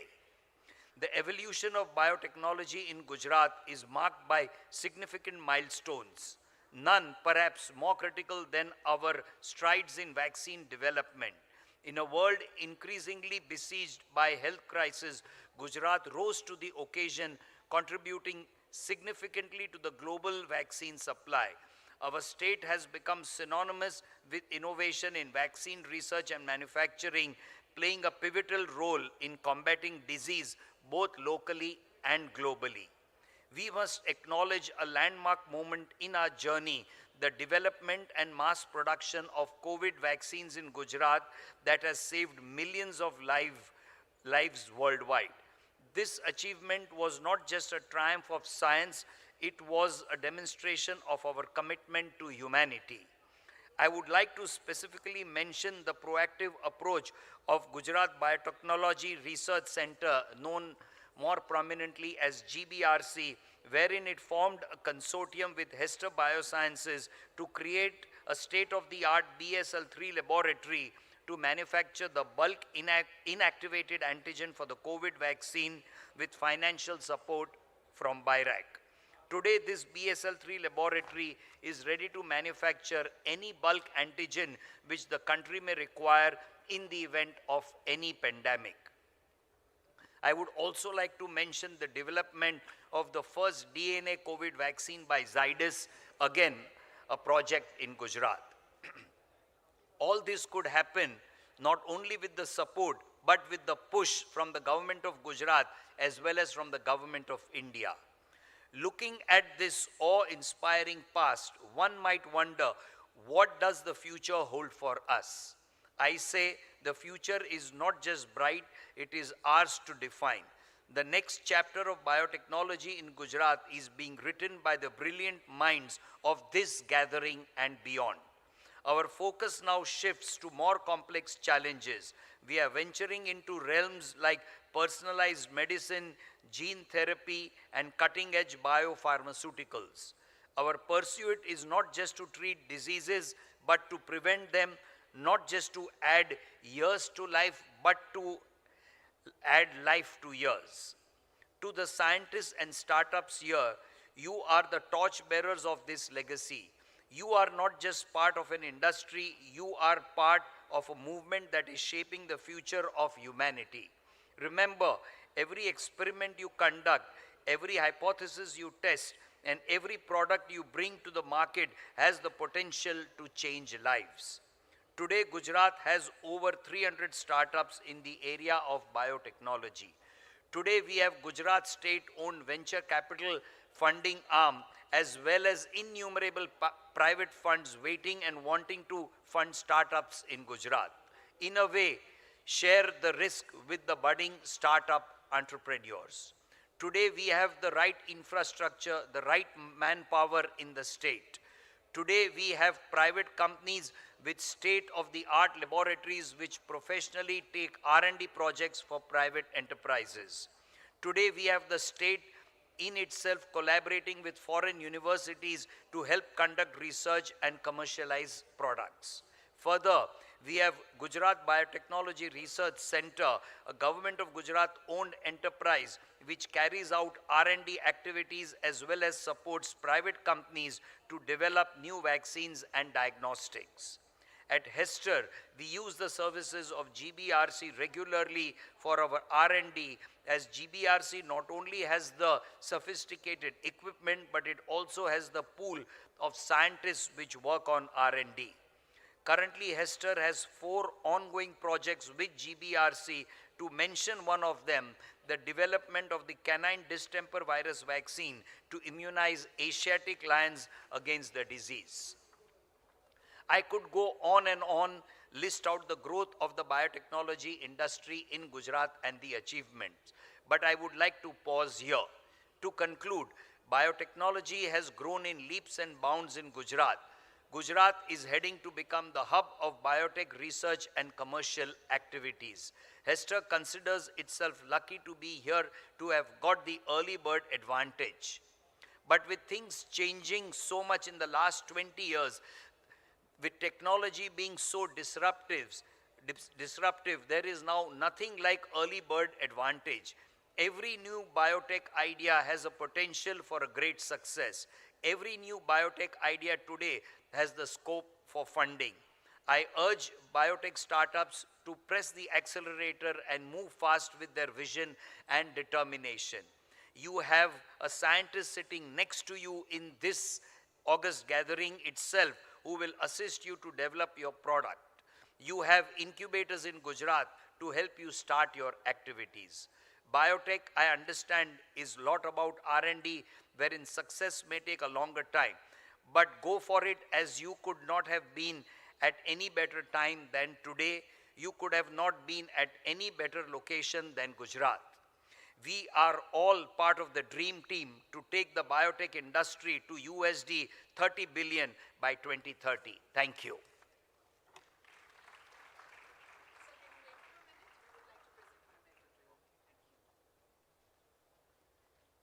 Thank you so much, sir, for your address and also for extending the good wishes to all the startups.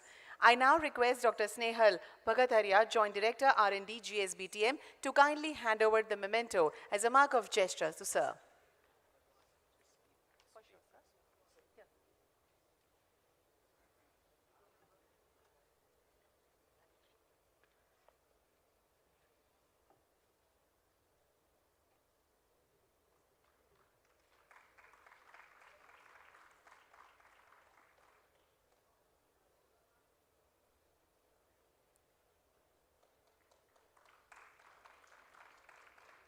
Thank you very much, sir. Thank you. Thank you, sir.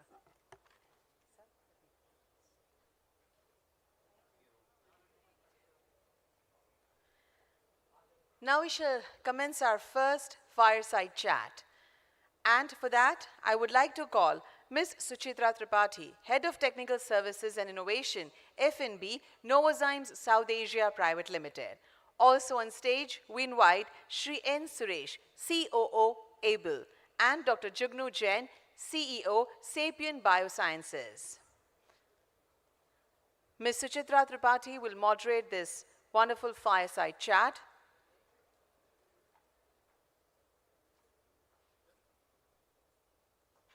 Welcome, madam.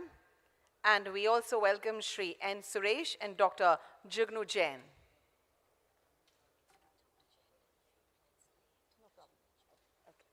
Dr. Jugnu will join in just a couple of minutes from now. So I request Ms. Suchitra to take over the session further and have a talk with Shri N. Suresh.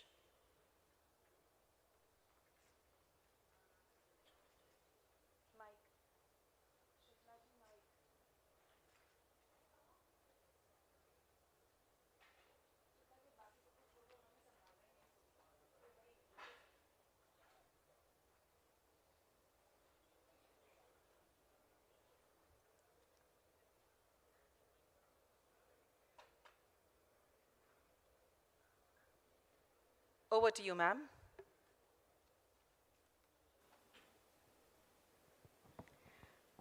Good morning, everyone. And welcome to the first fireside chat with two wonderful guests here. I just got to know that Dr. Jugni is also here. Well, just to introduce myself, I'm Suchitra Tripathi, heading the the customer service as well as the innovation part of F&B Novozymes South Asia. And I have been fortunate enough to bridge the gap between biotechnology and food. In my little way, contributing towards food security in India. So the session is on the Radar Bharat bioeconomy. And what the world has realized today is that to have a sustainable bioeconomy, it's extremely important for a nation. And it also contributes to the economic growth. And that can be done within the environmental policy goals.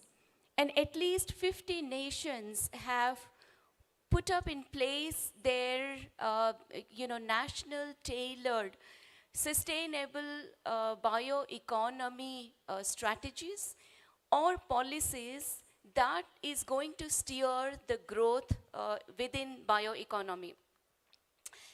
In the year 2023, FAO, the Working Committee on Sustainable Bioeconomy, has mentioned about 10 principles and 24 criteria for a sustainable innovation within encompassing different areas like economy, society, environment, as well as governance. And the first one in the principle is food and nutrition security. Now, India is the largest producer of milk and pulses, and it's the second largest producer of rice, wheat, sugarcane, groundnut, fruits and vegetables. And many policies we have come up with to ensure that there is food security. But what about nutrition security in India? We are in a journey with biotechnology to bring sustainable agriculture, creating healthy and tasty replacements or alternatives to animal protein to cater to the growing world's protein need and increase production for a reduced environmental impact and reduced wastage. And these are some of the areas that's going to be even relevant for coming years. These are some of the examples from my food experience, you can say, I brought in on the stage. But today we can expect more. We have two distinguished speakers here, and they are going to bring more insight into the bioeconomy beyond food. And in this India's booming bioeconomy, from $4.3 billion in 2012, I think I'm right, Suresh, to $137 billion in 22, this incredible journey that we see today, we can be ambitious. And we are really looking forward to have the $300 billion by 2030. And it gives me immense pleasure to invite my guest here today, Dr. Jugnu Jain, CEO of Sapient Biosense, and Dr. N. Suresh, COO of Able India. And we are going to have a very interesting conversation today. So to start with, my first question goes to Dr. Jugnu. You have been working in the field of, say, mole biology and cell biology and markers, diagnostics, and many more. How do you see the horizon of bioeconomy expanding not just from the human health, but beyond that, covering, say, health, nutrition, as well as environmental changes? It's a pleasure to be here.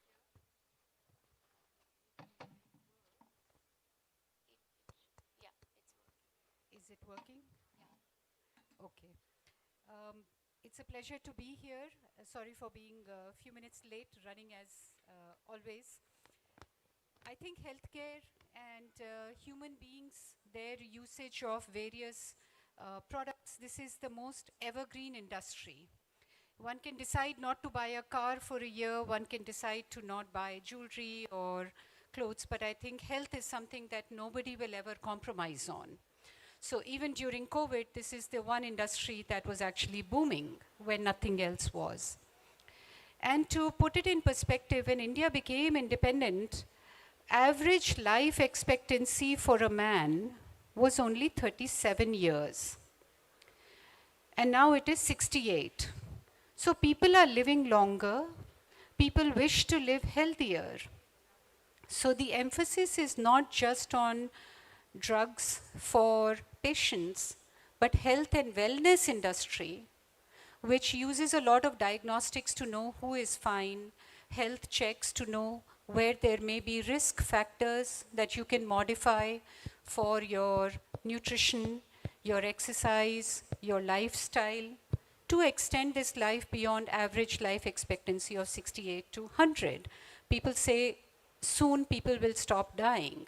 There is no age at which people will actually die. There is regenerative medicine that you can replace a part very much like Star Trek. So as people live longer, they will need more services, more products that are affordable. The diagnostics industry itself was $1 billion in 2022 as per the ABLE report in India. And that is expected to grow even further. It's not just for wellness and monitoring, but also, as I mentioned, for good health, particularly in chronic diseases which are growing. So you need herbals. Vaccines is a big part we all learned during COVID. Preventive health. These are all big parts of the bioeconomy industry. Coming from the industry that I am now, biobanking, that itself, the global bio market is $62 billion. So I think we haven't even touched the tip of the iceberg when we are talking about the bioeconomy. In that, these are the fastest growing areas also, 7% CAGR, 15% CAGR, with most people agreeing that Asia-Pacific region, which is what we come under, Southeast Asia, these are the biggest growth drivers for the bioeconomy. So we must be really ready for investing in it further, because every investment is going to yield more than 10 to 20-fold return. So focusing on this industry and realizing its potential is enormously valuable. I'm not talking about the environment and climate. If you want me to talk about that now or later, we can do that later. Thank you so much. I think regenerative medicine is what definitely everyone is going to ask for, but probably there's going to be some kind of check as well to see that there has to be, people should live healthy, not just live, right? So my question to you, Suresh, is that we got a little bit of glimpse of, you know, how the report on Indian bioeconomy looks like, few numbers. But can you throw some more light? What's some highlight on the most impressive achievements that you can bring here for the audience? Thank you, Dr. Suchitra. So this is the report we are talking about. I think we already had glimpses of numbers from various people, at least in the last 1 hour. So what I'll tell you, I think I'll add to the numbers. I think if more than that, I'll start with the concept of bioeconomy itself. What is a bioeconomy? Because people must be wondering what it is. Right. Yeah. So I'll just give you an example. So today, if you buy a automobile, a car worth about 10 lakhs or 10 lakhs. So the invoice value of this car to the manufacturer is only half of it. The actual invoice will be about 5 lakhs.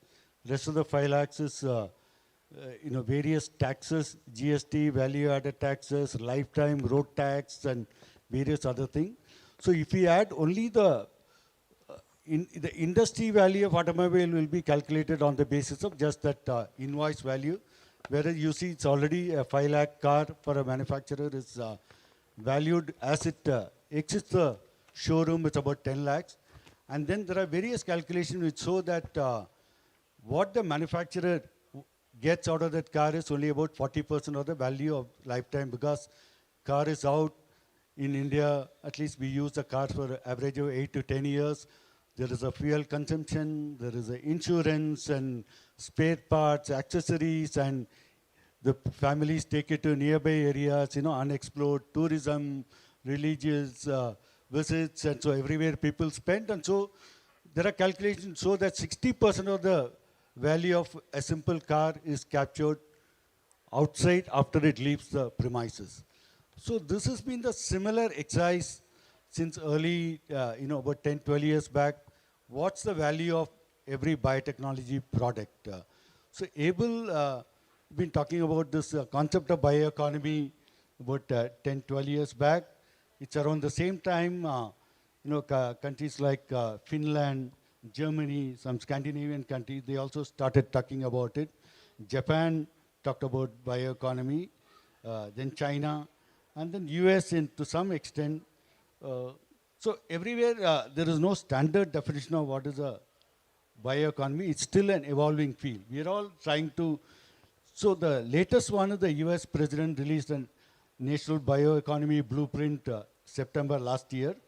So that kind of broadly captures what all could be covered under the definition of bioeconomy. They even talk about the value derived to the economy by the millions of students who are pursuing biotech courses, or the millions of patents from biotech companies, so that has its own economy built around it, lawyers, litigation, and various other things. So why not get a chunk of it? And so there's an evolving field. So we have somewhat, of course, Abel started this way back in 2016. So when he first measured, it was 32 billion also.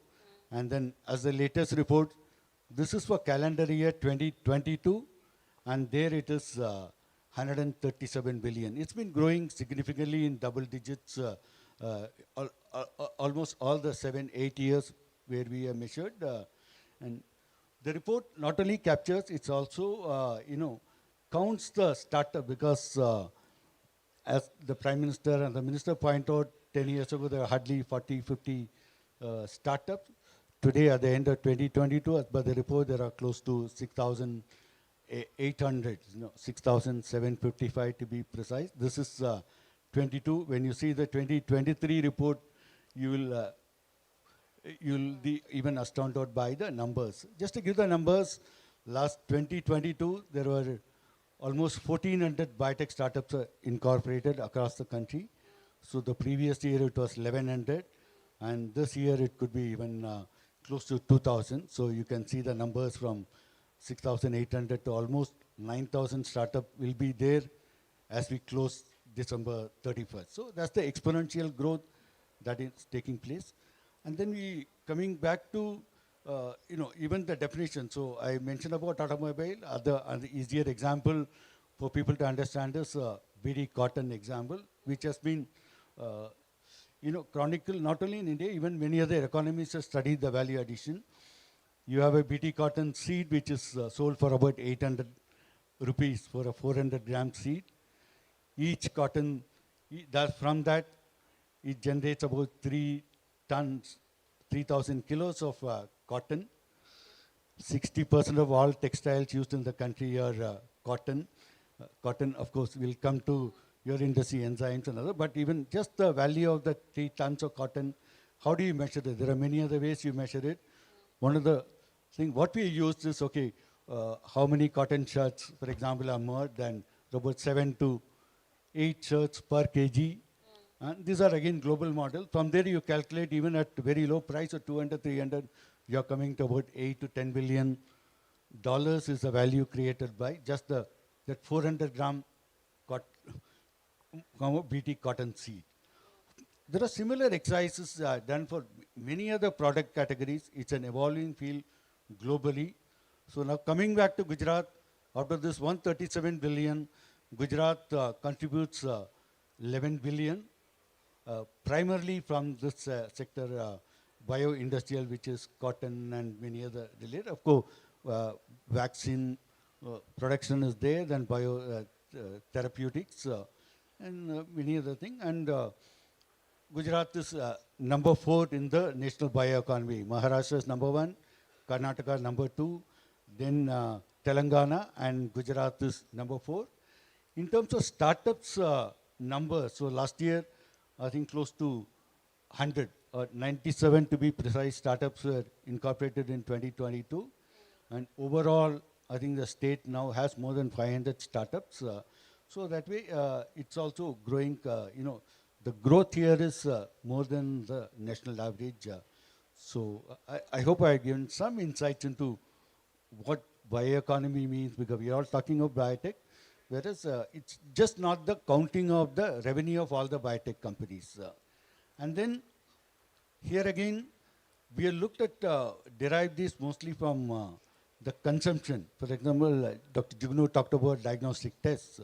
Where 2022, there was something like 700 million or 70 crore diagnostic tests of various categories done. There is an average pricing of these tests.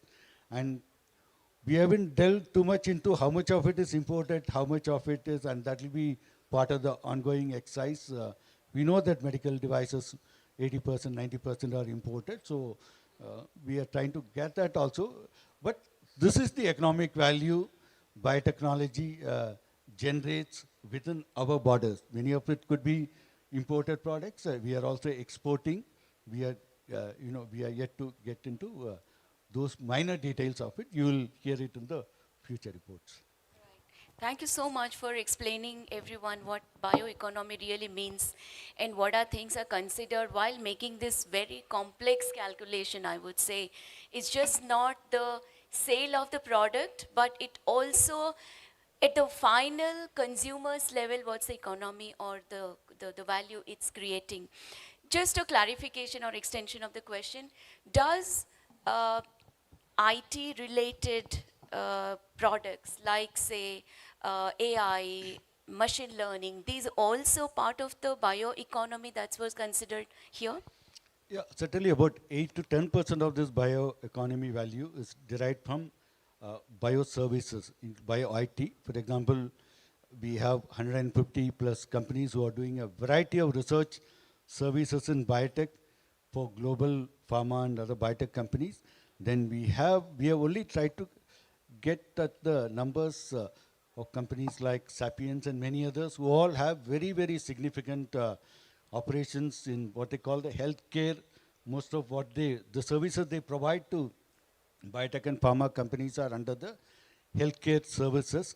But these are not, it's no longer just maintaining the IT networks or providing some servicing of the computers used by this company. They are, you will hear later from her, hopefully, that they are providing very, very high-end tools to speed up many of the AI and machine learning and visualizing, because drug discovery, that is a very, very important component, design of products. So these high-end services are provided by IT companies. We are capturing, of course, not all of it, but we attribute certain percentage of it, because if they are running a hospital, for example, hospital services, that will not be, but the high-end, what is related to the core biotech services, what we capture. But if you add that, the numbers will be even more. Right, right. Now, Dr. Jugnu, I mean, we just touched upon a little bit about AI and, machine learning. All right. Can you let us know how data, machine learning, and AI that can change or changing, especially in the field you are in today? I wanted to also add 2 points to what Suresh was saying earlier. One, the life sciences or biotechnology industry is also very highly skilled. The people that are working there are very highly trained. Very often these are MSc, PhD, postdoc. They hold their own against anywhere in the world. So these are very high paying jobs. And so if one says that we have 9,000 startups, and I bet the number is even higher because the report only started tracking from 2014. So that's the number from 2014. And if you say an average of only 25, 30 people per company, even then that is lakhs of very high paying, highly trained jobs. And we don't want to have brain drain. Everybody talks about that. So that's very important. 2 sectors that I feel are very poorly represented in India right now, which I hope with your push, with Dr. Gokhale sitting here, many people wondering. A lot of the consumables and the equipment that is needed by healthcare organizations or startups are imported. Like Suresh mentioned, apart from medical devices for diagnostics, which is 80%, 90% imported, also all the plastics, the liquids, the cell molecular biology kits, the freezers, the PCR machines, the flow cytometers, almost every single thing is imported. So that sector has to be catalyzed. Maybe core facilities, just like you have medical devices, biotech parks. You need to create core parks that are making consumables for the life science industry, which is completely lacking right now, consistency. Coming to the data, I think that is the most undervalued potential that is there right now. I looked at the numbers. US health data alone is pegged at the value of just the US healthcare data is pegged at over $300 billion. And less than 10% of it has been realized or used for generating anything valuable out of it. The Indian healthcare data is extremely fragmented. There are hardly good EMR databases. There are not many medical colleges or government colleges that are maintaining that data. It is not intraoperability consistent. So if we were to really think about large data sets that can be made available to the public with the right kind of ethical and confidentiality maintained, that would fuel a tremendous revolution in understanding the basis of our diseases, how to detect them early, how to treat them optimally. There is a field in economy, bioeconomy, which would be called pharmacoeconomic modeling. So you may have 1,000 drugs, but whom to give which drug the best?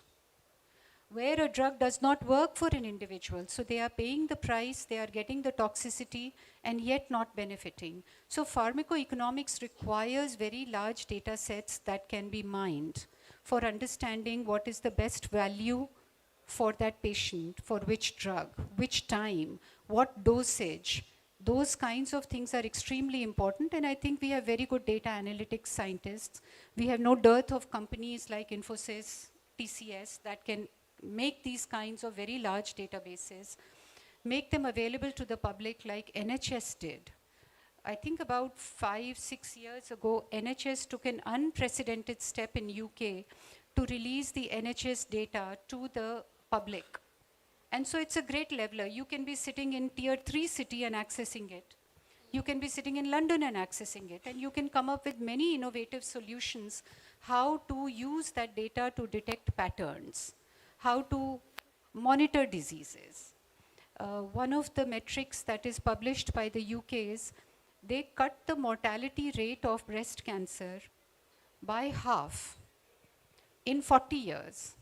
Not by coming out with new drugs or developing new diagnostics, but understanding the treatment patterns, forming very clear algorithms, predicting models.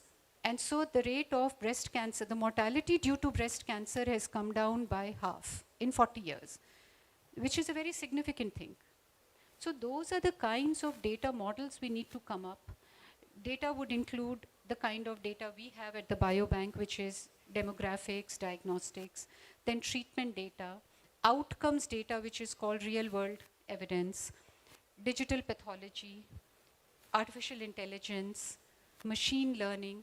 There are many aspects of data that need to be understood and then digitized in a uniform manner so that one person can use the same data as another person. To that, if we add now omics, genomics is the foundation for understanding diseases now, deciding new drug targets, understanding which drug can be applied to another cancer. So genomics, very little of Indian genome exists in the world. This is a prime time for the government and for public to come together to create a database like the UK Biobank for genomics, proteomics, metabolomics, and make it very widely available so that people can innovate. So data will be one of the biggest drivers. And we need to streamline it, we need to pay value to it, and we need to make it available to people in a usable format, in a structured format. Thank you so much. There's no dispute that data is the most important thing in finding the answer to many of the questions that we have, unresolved questions that we have. So Suresh, moving on, India is one of the fastest growing bioeconomy in the world, and we have ambition of 300 billion by 2030 and 150 probably we can even reach before 2025. What's fueling this growth? Okay. So since Jugnu talked about data, so even to prepare this report, we rely on data which generated on a daily basis. And we have huge government databases. The Ministry of Corporate Affairs, every company is now registered online. On an average, some 15,000 new companies are incorporated in the country every year. And every name to the last detail of the promoters, founders are all available. Of course, the classifications makes our job tough because all medical devices are under the classification metals and allied, or biotech companies are chemicals and industries thereof and things like that. But we had to run many algorithms to, to get the clue. So I mentioned this is 2022 report, and there is a history behind it. So when the ABLE and later Department of Biotechnology all joined together and set the target, it was 100 billion by 2025. And then, as you will see from the report, the 100 billion, mark was crossed very quietly in last year, 2021 itself. Yeah. And then now we are at 137. So compared to 29% growth last year, even if at 10-15%, we are bound to cross. I think as we sit today, we would have already crossed the 150 billion mark. And then we don't have to wait till 2030 even for that 300 billion mark. I think it may happen much sooner because we are still discovering more and more areas, especially from your sector where enzymes, the biofuels are growing, and there's a more sustainable manufacturing processes taken up in many industries and which are dependent on variety of enzymes. So these are all fueling the growth. Of course, in a normal year, 2 COVID years, many other sectors, the growth are coming down, but the COVID vaccines came to the rescue. Even in the report, we have captured the COVID vaccines in 2020 was about $6-7 billion, even when COVID was off, but now it will be very little, maybe, but something else is coming in. So these are all many growth areas. We see bioindustrial and of course therapeutics, wellness products, and host of this environmentally sustainable products which are dependent on biotech ingredients will be the growth drivers. So that's what, and then these are, we are comparing with the world, but even the world is not so advanced as us, at least in data.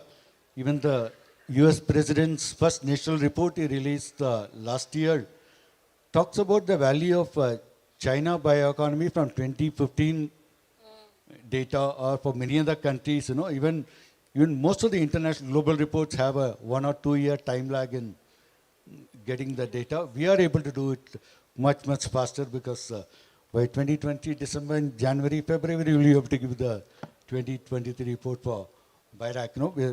We are doing this for BIRAC. BIRAC, we're working very closely with BIRAC and DBT to monitor the data on a monthly basis, weekly basis, because startups data is available every month. We get the data of export and imports of literally every product that goes out of every either airport or ports across the country. These are all instantly published. So much so, 2 years ago, ABLE had to make a recommendation to the finance minister, Nirmala Sitharaman, that keep at least the unit prices of various products and other things out of this data, because our competitors across the world are able to get insights into how much these companies are selling. And of course, an amendment was introduced in the budget last year, and now we makes it punishable 6-month imprisonment if you anyone publishes those finer trade secret data in export-import figures. Right. Yeah. Thank you so much. We have, in the audience, we have representation from startups, academia, as well as government agencies and policymakers. So, Dr. Jugnu, if you have to bring 2 to 3 key points which would enable people contributing to India's bioeconomy in the grassroots level, what are those asks would be? So you are restricting me to 2 to 3, that's why I have to think. I think there is a necessary but overemphasis on innovation. I think a lot, as I already mentioned, to me, some of the building blocks for life sciences are not in India. And I think there is already a market for it. So to have good consumables, whether it be plastic, whether it be like companies like Thermo Fisher, companies like Gipco, like Invitrogen, like Corning, like Sigma, we need to build Indian brands like that. When we get kits from Indian manufacturers for cell molecular biology, they are inconsistent. Forget about private companies. You walk into DST or CSIR labs, you see all equipment that is imported. There's no lack of engineers, there's no lack of talent, there's no lack of will to make in India. But why are we not making it? That I think is, for life sciences, that is one of the things that are missing. The second is, I would say, we are at a tremendous advantage. We are the world's most populous country. The genomic data, proteomic data, data in general for Asia and Africa is tremendously underrepresented in databases in the world. So we take medicines from outside and we use them as is without really understanding whether we may be slightly different, whether we may have more drivers in certain diseases. So I think really good databases that can integrate lots of different types of data.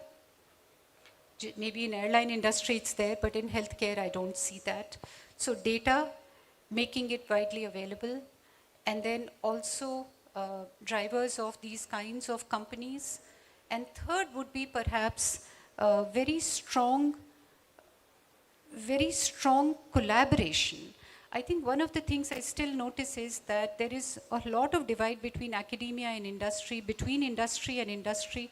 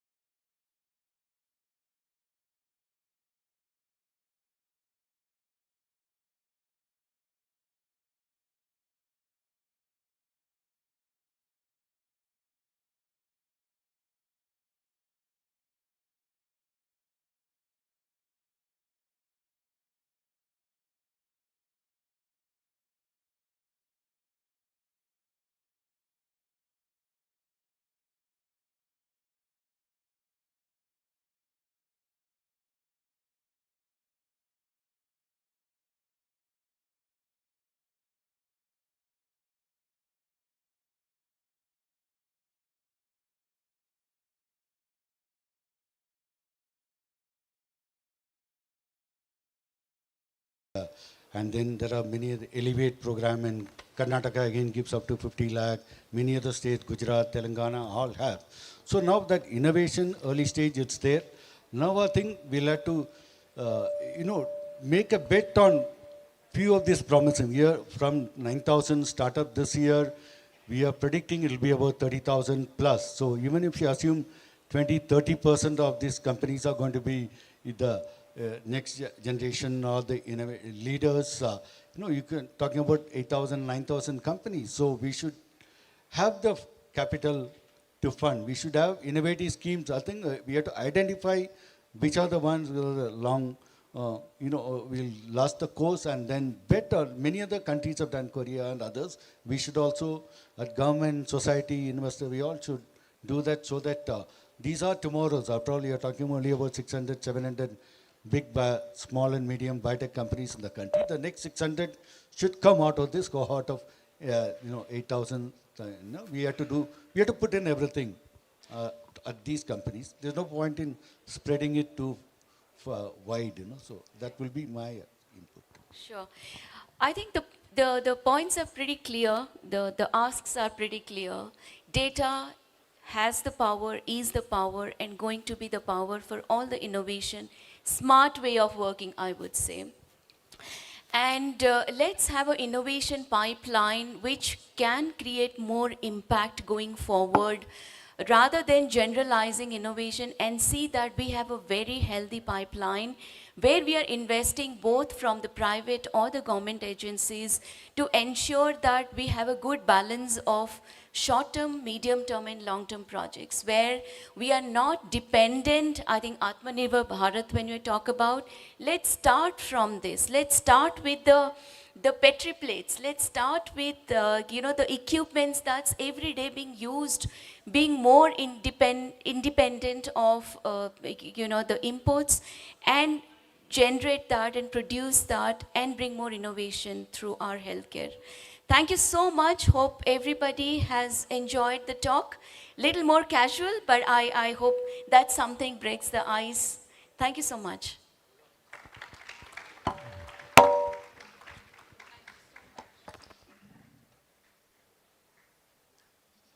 Hello.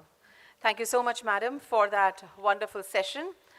And I would now call upon Dr. Madhvi Joshi, Joint Director and Scientist, D, GPRC, to kindly hand over the memento and shawl to moderator ma'am and also to Shri and Suresh and Dr. Jugnu Jain.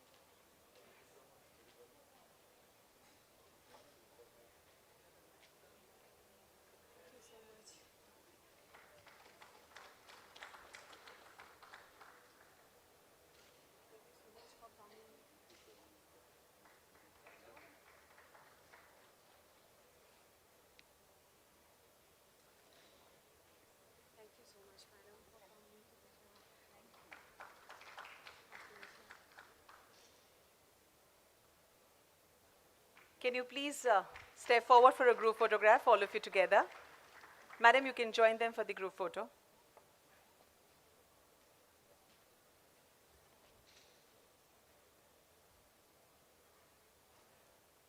Thank you very much. And now we shall move towards the first panel discussion of today, that is exploring the transformative power of deep tech in biotechnology. We just wait for 30 seconds from now, and then I'll name all the wonderful speakers and panelists and the moderator. If that's okay, I would probably, Pawan, we'll start with you. Yeah.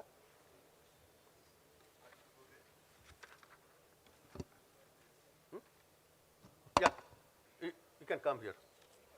Or whatever you prefer. You prefer to be here? Remote hai, isn't it?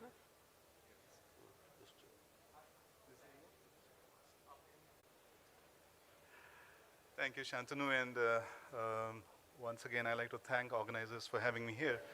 Can we have the slides, please?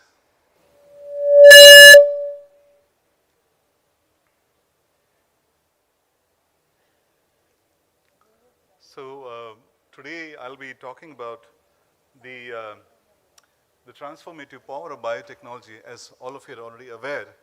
I'll try to touch upon a few things, and I hope that that resonates with your own thinking and leads to future opportunities.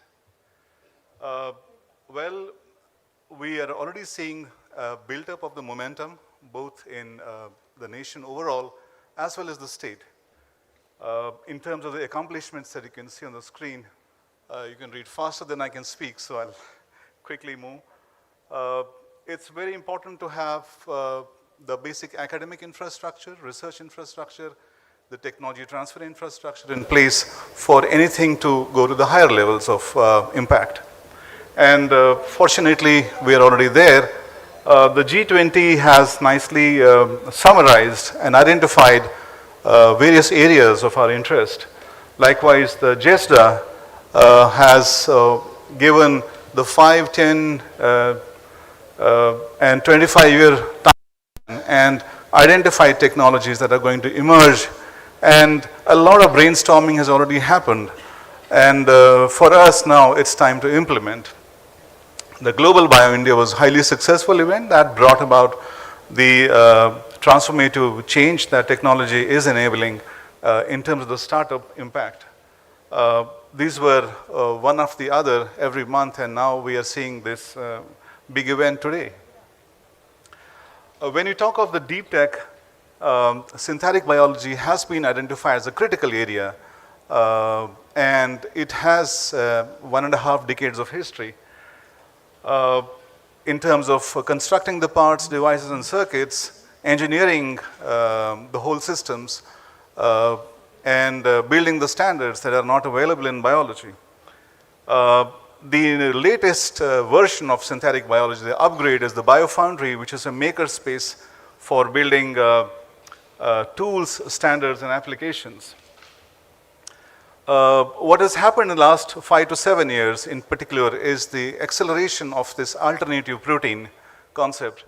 And people are now talking about lab-grown meat in a realistic way, because when the proof of the concept came up, it was very expensive to have one burger grown in the lab, but then the cost has gone down significantly. Now we're looking at effective governance structure to deliver this technology to the masses. When you talk of the need for enabling this sector, then we do have the need for having the food grade cell lines, the edible scaffold, an alternative to fetal bovine serum, because if you're saying that there's a slaughter-free meat, you need to remove the FBS from the equation. And that's where a lot of companies are working, and that's where we have a small contribution there in terms of the ClearX9 product that is already in the market. And that is a complete animal cell culture medium that does not use fetal bovine serum.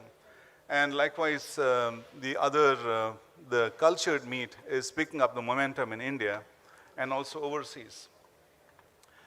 Moving on to the focus of today's discussion. When you look at the Gujarat Biotechnology Initiative, what appears to me is, well, there are, of course, mature verticals in terms of the education, research, development, and trade, and regulation, but it would be nice to have the diplomacy component added to this.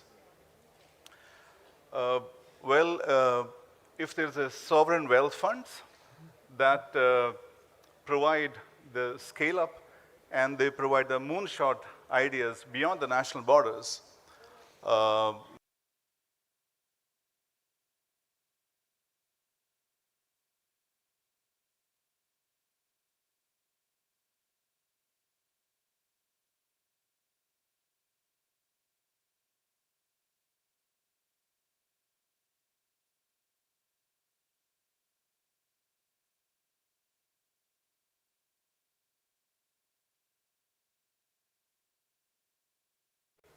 more attractive for the private investment, and building up centers of excellence. These are some of the ideas. This has already been discussed in many brainstorming sessions. I'm just trying to summarize it. Looking after the biotech diplomacy part, the Global South, the South-South cooperation, and opening up the open innovation challenges to the masses and the grand challenge identification. There have been already discussions on these, so I'm just trying to bring it forward for your deliberation. it would be nice to have a think tank dedicated towards the global promotion of biotech initiatives from Gujarat and integrate the Gujarat Biotech Academic Research and Business Hub with Indian diplomatic missions. Because now we are talking of Global South, we're talking of Central Asia. When the biotech research is organically connected with the diplomacy, it is a far bigger impact, and I hope that that's one of the takeaways from this session. Thank you very much for the attention. Thanks so much, Pawan. Dr. Nandan Kumar? Yeah.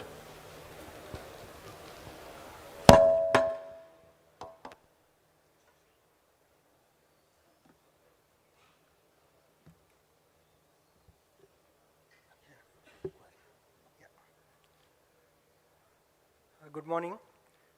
Thank you for giving opportunity to discuss on the deep tech. I really thanks for the Gujarat Mission Director as well as the Gujarat State Government. And today it's as we are discussing about the deep technology and how the biotech is progressing. So my area of interest is agriculture biotechnology. So I am trying to highlight here what exactly is happening right now and what is the need of the future and currently what we are applying. So my earlier I worked on the technological part, like where we established a lot of genetic modifications, CRISPR-Cas as well as double haploids, lot of technologies for the development of crop. So currently I'm working for implementing those things or maybe translational research, what we say, to reach to the farmers, what technologies we can bring into the farmers' sustainable development. So that is the major area. Slides please.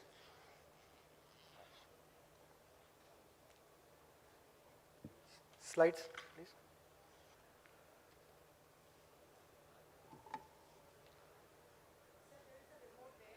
Yeah. But it's not working. Yeah. So, yeah, basically, currently, application of technologies is going on very vigorously, and we can see the updates every day. New technologies are coming up. So, if you compare the agriculture, so in the past we were using all simple technologies like genetic modifications as well as remote sensing. All these areas were into agriculture, but the impact was little less. And now few technologies which are really coming up, like digital agriculture, precision agriculture, all these things, the buzzword is coming up. And but the farmer, like where they are implementing, they are really confused, not yet very clear, because many technologies are there, how to apply them, as well as what is the cost of implementation and whether they are feasible for the application. That is a question mark. So future is going to be like we are talking about data management. So like a lot of data is being generated through agriculture, through the remote sensing technologies or digital agriculture, but we have to use very judicially the technology available and which is techno feasibility for the economic development of the farmer. So there I just wanted to highlight like how deep tech is working. Like AI based applications or IoT based applications are being implemented. As one of the example, if you say yield estimations and prediction of diseases, and based on the robotics harvestings as well as defining the harvest time, all these things are coming up. But there are gaps, like people are there working on the company part, but how to take it to the longer, bigger picture, or maybe the bigger number of farmers, how to take it. So there are some challenges are there.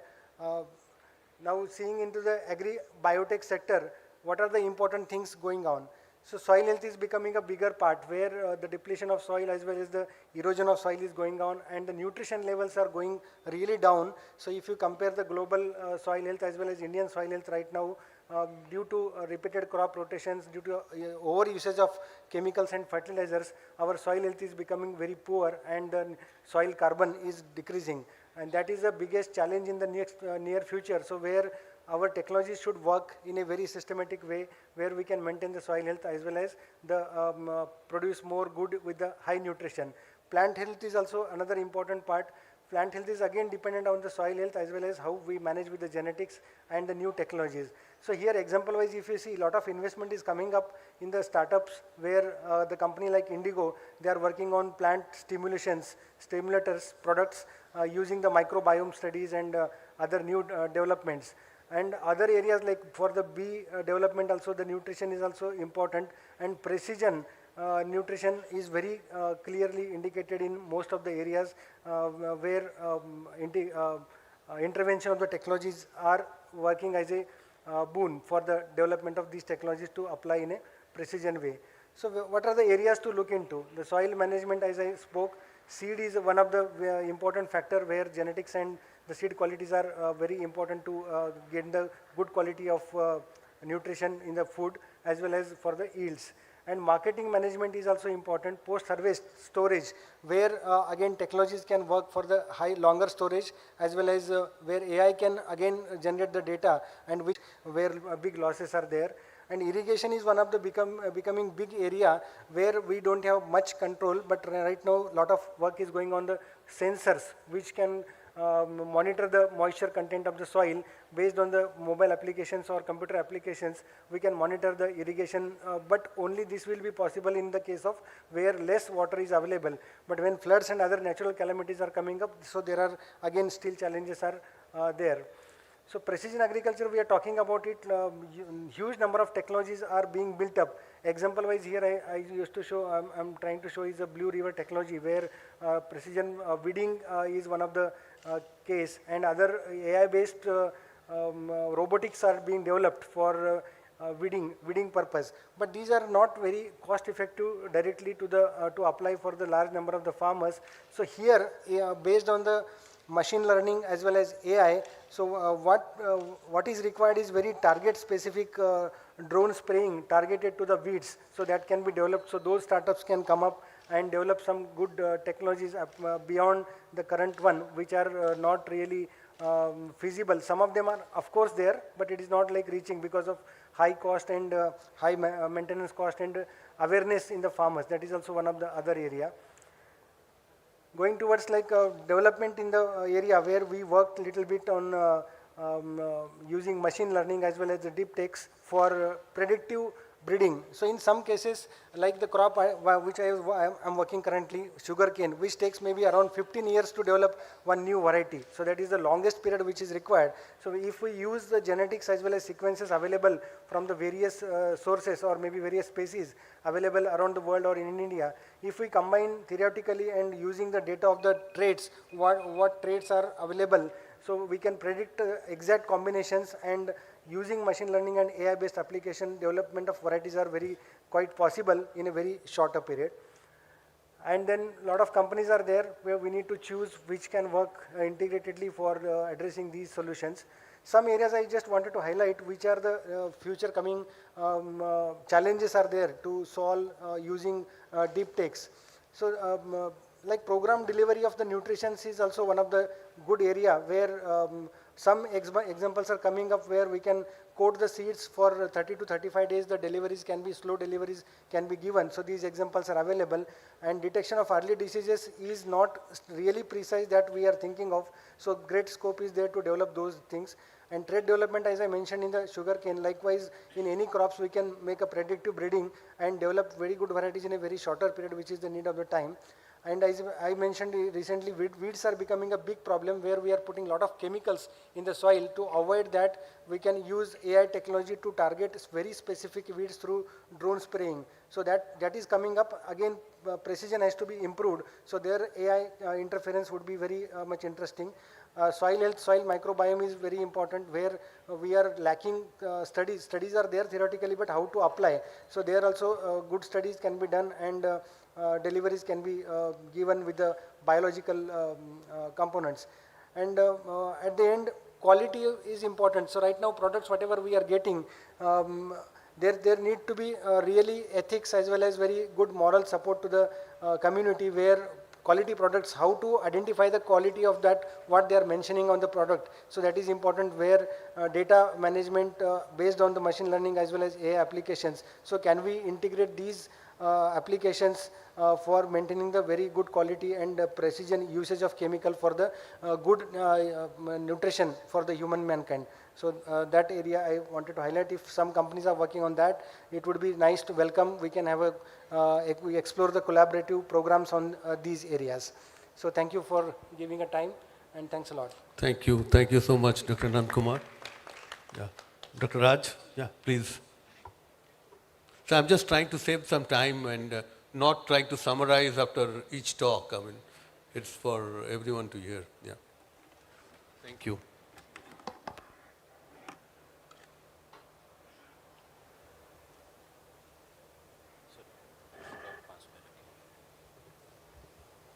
Okay.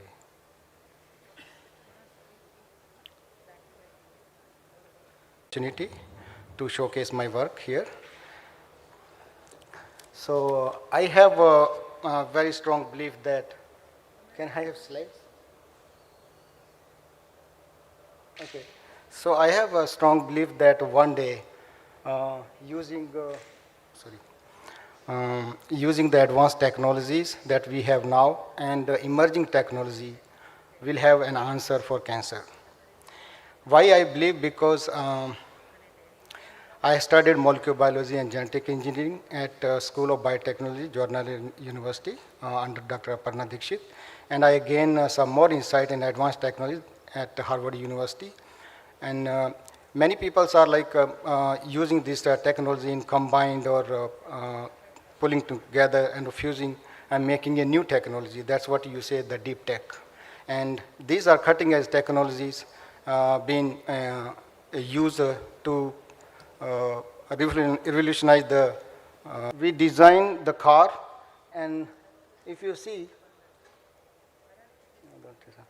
okay, so this is the process of designing the car and CAR-T. So what we do, we design a construct. This is a vector system. Either it's a lentivirus or a retrovirus. So we transfect the cells. Transfect means they insert the DNA into a cell system that produce the virus. And that virus we harvest and infect the primary T cells. And those primary T cells are isolated from the human. If it's a patient, then we are isolating the patient. But there are some advantages and disadvantages are there. But going into detail, we may not have that much time. So we harvest the T cells and then transduce with this vector system and produce chimeric antigen T cells. So that's a CAR T cells. So this is the pictorial diagram showing that we have. Can we go back? Can we go back? Yeah. Can we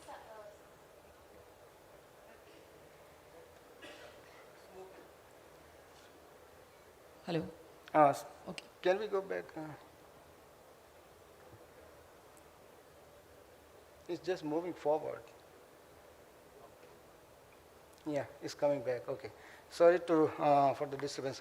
So what we do, this is a pictorial diagram showing the producer cell that actually produce the virus, and we collect the virus and then infect the primary T cells, and then the primary T cells become the transduced CAR T cells, and these CAR T cells are like we analyze by FACS analysis. It's a sophisticated machine that tests the generation of the CAR T cells and their efficacy, how much the T cells are transduced. So. Okay, so, and we also, because there are many types of the CAR T cells are in the market right now, and the primary, like the first generation CAR T, second generation and third generation CAR T cells. So we are working on second generation, third generation CAR T cells, which we see the dual CAR T cells. So here, we are checking the efficacy of the CAR T cells, which express two type of antigen, and that target the cancers. So this is the mechanism of the CAR T cells. So this pictorial diagram shows that the virus we use to transduce the T cells, and this transduced means the infected T cells produce chimeric antigen receptors on their surface, and then this receptor interacts with the receptor which is present on the tumor cells. And this engagement leads to the activation of the T cells, and T cell secrete cytokines, and these cytokines finally kill the cancer cell. And we tested this car on, because since I was working the ovarian cancer cell, so we tested this car in the ovarian cancer cell. So we saw the, delayed progression of the tumor and the complete eradication. These are the representative images, the eradication of the tumor. So you can simultaneously see the overall survival is significantly enhanced. And we are also working on another approach of immunotherapy that involves the bispecific T-cell engager. So this is very innovative method of engaging two type of cells. So here the antibody, which have two types of the antibodies are engineered such a way that one portion of the antibody interacts with the T cell, that is a green, and the other portion of that antibody interacts with the cancer cells. And this interaction brings the two cells in close proximity, and what happens, this activates the T cells, and T cell then finally secretes some chemical that we say cytokines, and it kills the cancer cells.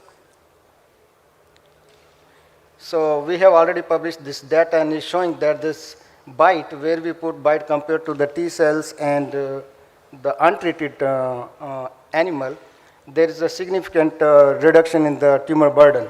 And same time we see the enhanced survival of these mice. So next step, we are right now in 2024, so we have, there is a race of armed CAR-T, and we are also dealing with some kind of cytotoxicity, the cytokine syndrome, and then release syndromes, and then enhanced trafficking. So the problem with the solid tumor, we have a problem like the penetration of the solid tumor. So there are therapies for blood cell, hematological malignancy. So they say blood carcinoma or blood cancer. So those CAR-T cells are against the CD19, is a receptor present on the blood cells. So we have seen the 83% remission, mean the complete cure within 3 to 4 months. But the problem is with the solid tumors, where the environment is so messy, so not easy to target. And sometimes we use it, there is a antigen loss and antigen masking. Because of the environment so messy, there is a deposition of the proteins, and then the antigen is not exposed. So we are trying to enhance the trafficking also, and by 2028 we will have much better and better armed CAR-T cells. So armed CAR-T I mean to say we are putting more receptors, so that can better target and enhance their efficacy and efficiency, and as well as enhance their potential of killing. So by 2047, we hope that cancer will be answered, and by using precision and adaptable super bites and remote controlled like CAR-Ts. So I would like to acknowledge my lab members, Dr. David Sprague. My PI is retired now, so now the in charge is Dr. Yaku, and Dr. Sao Hansen is the #1 dermatologist, and working on the melanoma. I had an opportunity to work with him also, and we published so many articles. And then we have Dr. Ruda, who is director of the Vincent Center of Reproductive Biology, and the lab members, doctors and scientists, and postdocs and technicians, and the funding agency we have. So with that, I end here, and thank you for attention. Thank you so much, Dr. Raj. And yeah, Manoj, please. Yeah.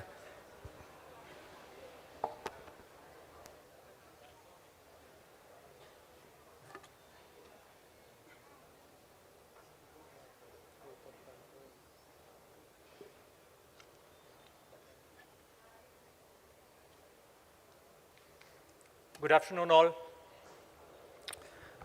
Privileged to stand here. Today morning, we did listen to the respected DBT Secretary Rajesh Gokhale talking about certain initiatives that the government is doing around biomanufacturing, about bio-artificial intelligence units, etc. can be made much more smarter, and how the entire manufacturing space itself can be made much smarter. So there are a lot of products available in that particular space as well. So all of these put together, there is a real opportunity for this industry to go to the next level through the, I can call it as a Biopharma 3.0. So that somewhere we can merge all of these industry capabilities. Currently, the deep tech in the biopharma focus more on precision medicine, drug discovery acceleration. So there was another startup who was kind of looking into how target identification can be made quicker through the use of artificial intelligence rather than doing so many experiments. And then process development and manufacturing acceleration. So process development acceleration is very key for biomanufacturing companies. There are various tools such as, and then for manufacturing acceleration also, there are solutions, I mean, from the company where I come from, Cytiva, there is something called the Flex Factory solution where all these different products are integrated together for the manufacturing. There are challenges though in this particular area, which include regulatory hurdles. There are questions on data privacy and security, and the high development cost as well that are involved along with this. The future prospects, as I see in the biomanufacturing area, include AI-driven drug discovery. This is already happening. Gene editing revolution, and 3D printing of organs. So basically, I want to conclude with the key takeaways that deep tech is here to stay and going to make a deep impact in this particular space. It requires a lot of collaboration, industry, academia, technology collaboration, and we will be able to embrace the future. I mean, this technology is going to bring huge change in this area. Thank you so much.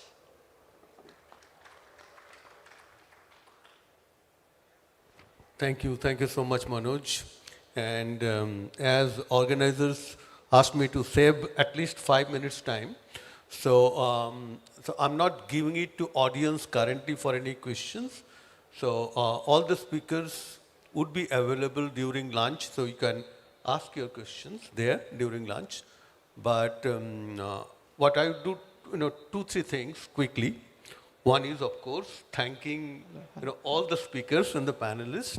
And very interestingly, you are basically, you represented only few areas like alternate food and alternate protein, agriculture, deep tech in health science and deep tech in biopharma. And there are many other areas where deep tech is impacting, especially in biology, be it climate change, energy, to name a few. And but from each of you, as this is an opportunity, I would love to hear if you have any comment. And I have many things to ask, but just a couple of things. One is how you think India as a country, can be competitive and fast enough to implement deep tech into biotechnology and move to the next stage. Anyone want to comment?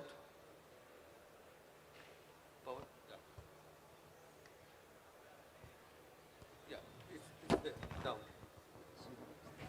No. Yeah.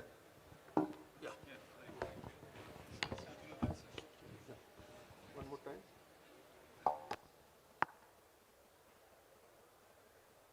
Hello? Yeah. Thank you, Shantanu. I think that's a very relevant point. There is always a last mile connectivity issue. And I think there needs to be startup companies who focus on the last mile connectivity. And also when we, in the university setup, when we think of starting the research projects, usually it is your own thought process that goes into the funding cycle. There is an increasing need to talk to industry before even starting research, so that it's very relevant. Academia and industry, they need to talk to each other more frequently, and I've seen some of the universities doing that. Industry, there is an academic board, but there's also an industry board in the university. Now it has started coming up. And industry people need to also be involved in the skill development process so that it's relevant to them. And so I think overall there needs to be a diffusion of more such ideas at the state government level and also at the central government level. Eventually, when industry and academia talk to each other, a lot of things can happen here. Thank you, Pawan. Anyone has anything to add? Yeah, I will just add on that, just extend his thoughts. So basically, we have, India is one of the countries with deep expertise in the artificial intelligence, the software, the statistics, all those key elements that get into this. And so in the biology, the science area as well, as I was talking about. So if we can bring these together, what are the forums to bring these knowledge together? I think if we can focus on such kind of forums and as rightly put by Dr. Dar, if we can have the right problem statements identified, I think that would be a good start. Thank you. And from there, someone is showing the hand that, okay, you should conclude. So let me take 30 more seconds to conclude. Sure, sir. And so I think, as this pre-vibrant summit to the next main summit, we must go with some recommendation from this panel and what we have discussed. So few things. One is to get deep tech integrated to biotech and move to the next level of advanced biotechnology. I mean, it has to be a mission mode, and it could be integrated with your existing biotech mission and with dedicated task force. And what they would do, I mean, I have just few points. They would be responsible for, number one, surfacing the developments in next-gen biotech and building awareness of global activities. Very, very important, okay? Not just from the WhatsApp. And strengthening the community and engagement and help building capabilities. It's altogether is going to be a different ball game. And definitely, DBT is already in, but we all have to work together to develop a roadmap for India. And of course, states like Gujarat who would lead that effort. And finally, engaging with experts from other domains, which we generally don't do that often. So engage experts from other domains, identifying the inspiring opportunities for collaboration, breaking out silos.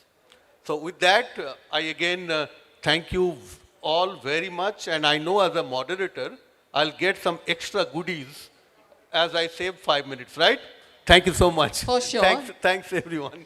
Thank you so much, sir, Thank you. for wrapping in stipulated time period. And now I request Dr. Anasuya Bharalkar, Joint Director, GSBTM, to kindly give away the goodies to first Dr. Shantanu Dasgupta, our moderator, and then to all the panelists over here.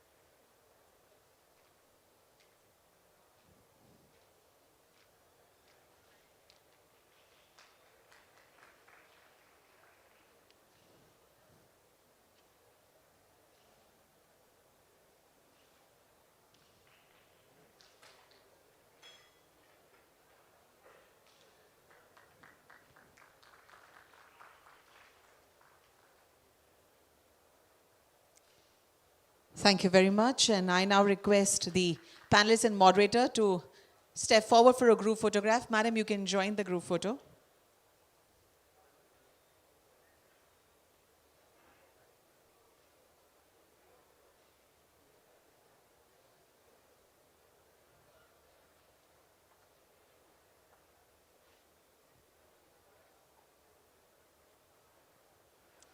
Thank you very much. And the august audience, I now request you to kindly proceed for the lunch, which is in the back side of the exhibition area on the right-hand side. And the VVIPs and the speakers and the delegates are requested to join us right over there in a cubicle, which is specially arranged for you all. And we assemble over here sharp at 1:55 to start the next session, which is the fireside chat on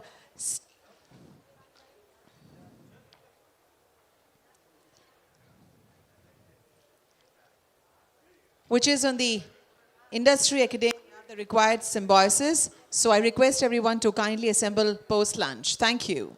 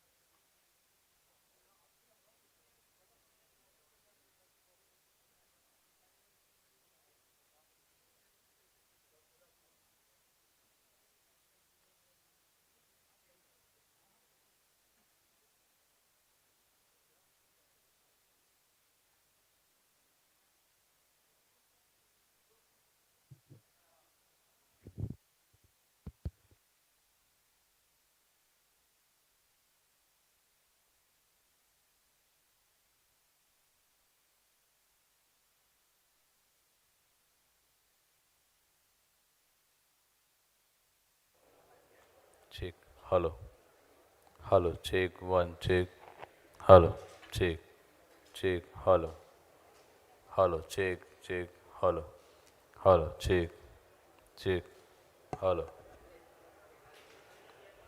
check, hello, hello, check, check, hello, check,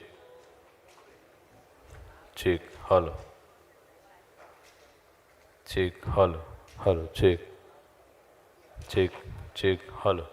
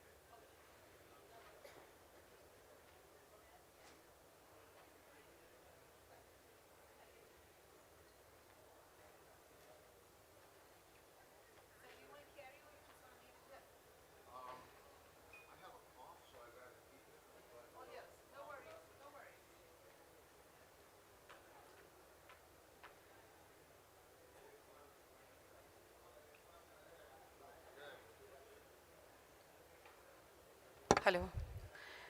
Welcome back, ladies and gentlemen. As we promised you, we shall start the session, which is exactly scheduled at 2 o'clock. And the session is about the industry academia, the required symbiosis. And to moderate this session, we have Dr. Subir Majumdar, Director General, GBU, Professor Michael Alvarez, Program Director, University of California, Santa Cruz, Professor Simon G. Best, OBE, FRCE, Chairman, MILK Limited, Edinburgh. So now, without wasting a moment, I would request Dr. Subir Majumdar to take over the session further. Thank you. So, good afternoon, ladies and gentlemen. And Madam has introduced Simon and Mike, and we will finish this session in 30 minutes. So, universities serve the industry in two ways. It provides the workforce necessary to run the industry, and two, it finishes innovative ideas to start new business ventures. It furnishes. This apparent simplistic relationship does not work so simplistically because of the inherent differences between the two, industry and academia. University desire to contribute to the theory. On the other hand, the industry is restrained by the profitability.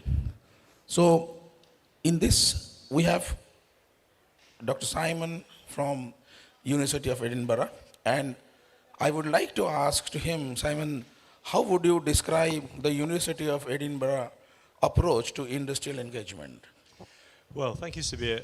I think the approach is to, first of all, make sure that our overall culture of academia is, from students right the way through to staff, the culture promotes and actually rewards attention to industrial engagement. And when I first came to the university 25 years ago, that wasn't the case. We had to do quite a lot of work to build the culture so that it was seen as something generally positive. And then a big change happened in the UK in 2012 when our national government, which does major research evaluations of the whole of the British academic system every 5 years. And they announced in 2012 that industry engagement would be reassessed and would be a quarter of the score you got. So that no matter how good you were academically, unless you showed some openness and engagement with industry, it would affect your valuation. So there's the culture, and then a knock-on effect of the culture is I think you need, the best innovations tend to come out of creativity. And I think there's a notion that academic pure research is somehow more creative than industrial research, and I don't think that's necessarily the case.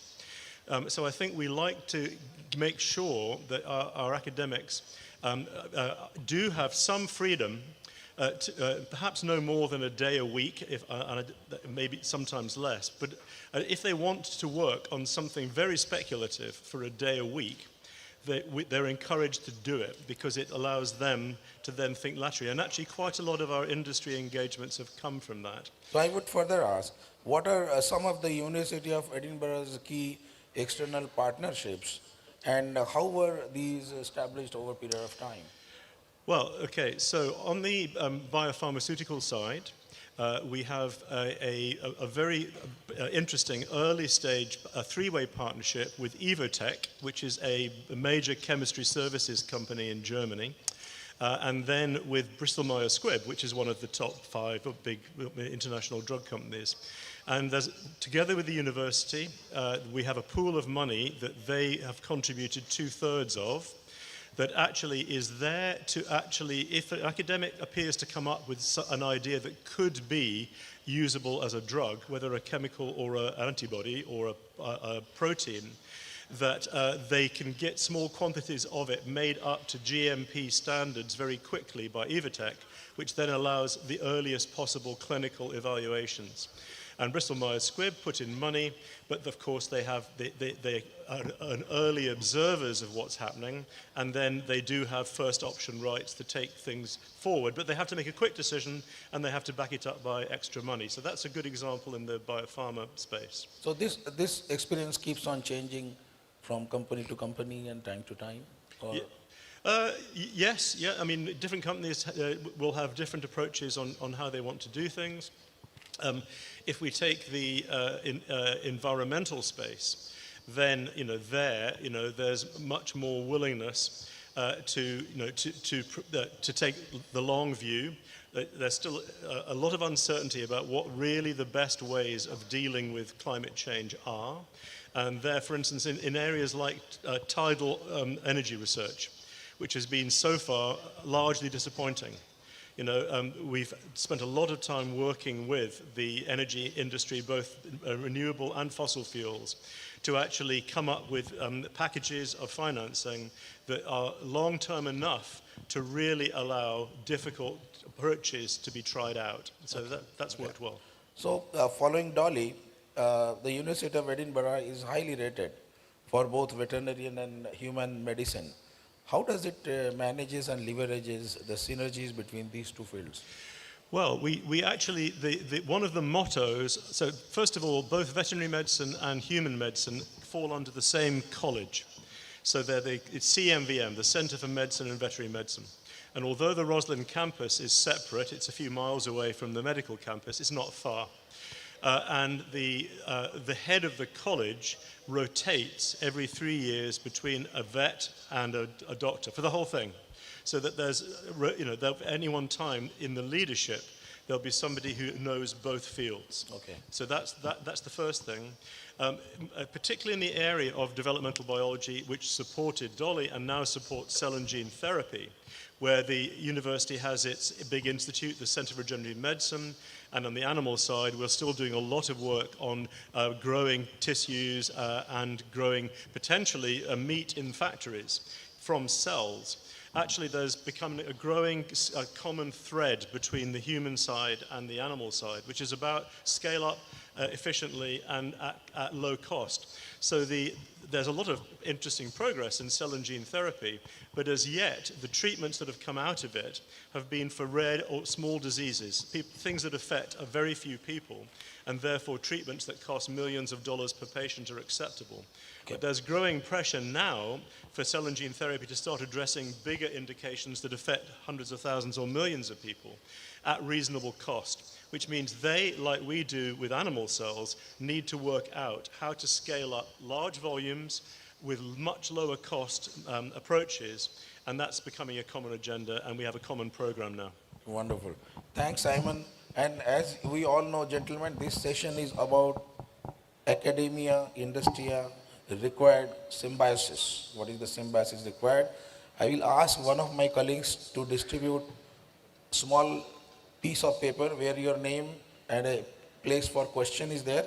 If you want to ask any relevant question regarding academia, industrial symbiosis or required symbiosis, you can ask and we will collect it and then we can ask some of those questions. So I'll go to my other colleague, Mike from University of California, Santa Cruz, and where is the director of BQ3. So Mike, you have been the founding director of centers at several different institutions, enabling the translation of the technologies and talent from the universities to industry settings. What was your approach and what are some key success factors for establishing centers like this from scratch? Okay, thanks for the question and for having me here. I think the best way to frame the answer is to explain that an incubator all by itself, if it's developed in a vacuum, its usefulness is very limited. Okay, so it can only be as good as the adjacent assets that are nearby. And so my approach was to, which I believe has proven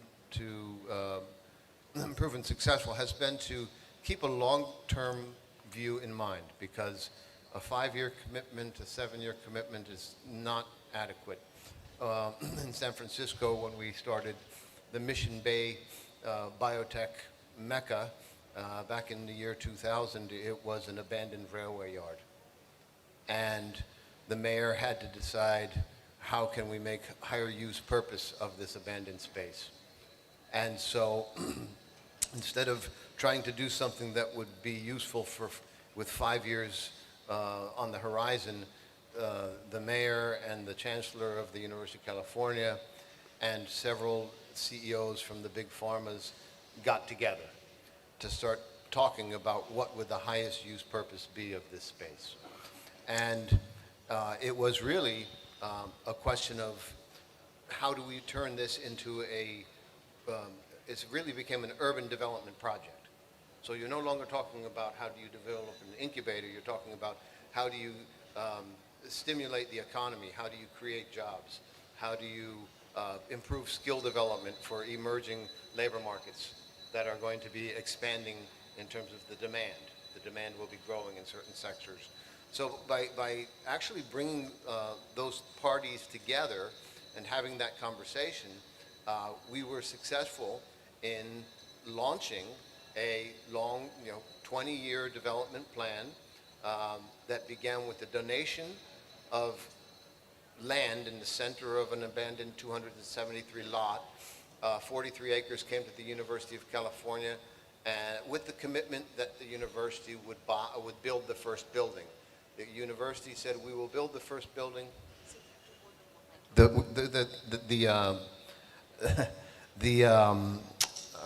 university was willing to build the first building, provided that the biotech companies that were at the table would commit to occupying the lots that were nearby. And then the biotech executives said, we would commit to doing this if you will build a trolley or some type of train line to help build this into a residential area where people can live and work. And they blend their experience. I think the other thing is they provide design specifications. And so by that I mean when they start informing and influencing what types of things should be learned within the academic hallways and among the trainees, postdocs, physicians, when you have practitioners coming to explain the challenges that they are facing, then together you can rise to meet those. Okay, great. And I am conveying you, this is a session on academia, industry, required symbiosis. If any one of you, especially students or startups, have any questions, you can raise your hand, somebody will give you a piece of paper, and we can ask these questions taking your name. So the last question in this particular thing is, what experience was most helpful to you in building and launching centers for innovation and entrepreneurship for researchers and clinicians from the diverse fields across different institutions and regions? Yeah, this is a multi-part question, but I have a pretty straightforward three-part answer, which is to say, right after college and grad school in Boston, my first job was with Andersen Consulting, which was the top grossing consulting firm in the world at the time. It's now called Accenture. It's a very different company. But in that role, I was working with pharma companies, and we did large-scale corporate change management projects. And so I think global corporate consulting and understanding the importance of actually taking organizations that are 30,000, 40,000 people in size, that have offices all over the globe, and rolling out new operational priorities and effectuating change within an organization. That was excellent preparation for effectuating change within university settings. So change management within a top flight consulting firm was great. As far as the disciplines, working for 25 years with clinicians and researchers, biotech executives, and cell biologists and plant biologists and geneticists and people from across all different biomedical fields, although some of them feel like they need a specialized training in entrepreneurship that's relevant to their specific field, the truth is that I've come to learn that there are some core tenets of entrepreneurship that don't change no matter what the scientific field. And so I think that's where you get the most mileage, is by introducing a layer of exposure and education that helps no matter what your field, whether you're a clinician or a bench scientist. And working across all those disciplines, in fact, the core tenets, what makes early stage companies successful, they don't change despite the discipline. And then in terms of geography, I think this is interesting. Geography is where you see the greatest variability, because I choose it like a readiness score. And so by looking at, is a region, how versatile is a region? How prepared are they to garner the commitments required from the university and from the government to make it an attractive location for industry to show up and to start occupying space around the new centers. If you can actually develop a strong value proposition to make that case, this is the beginning of how the government will receive the return on their investment. Fine. So I'll ask Simon, there is a question from Dr. Brahmbhatt, GBRC. How much trust industries have on data generated by academia? What would be impact of it on collaboration? How much trust? Trust. Well, I would say that one of the things we've developed is a whole bunch of ways in which industry can informally mingle with and have sort of baby steps, if you like, in potentially talking to academic collaborators. So trust needs to be built, and the hard issues around trust between industry and academia tend to be about funding and tend to be about intellectual property. So a university does need to have very clear rules about who owns what and why, and that's sometimes linked. It's obviously, inventorship is critical. You have to have the right inventors on a patent, but funding is also important, and you negotiate deals.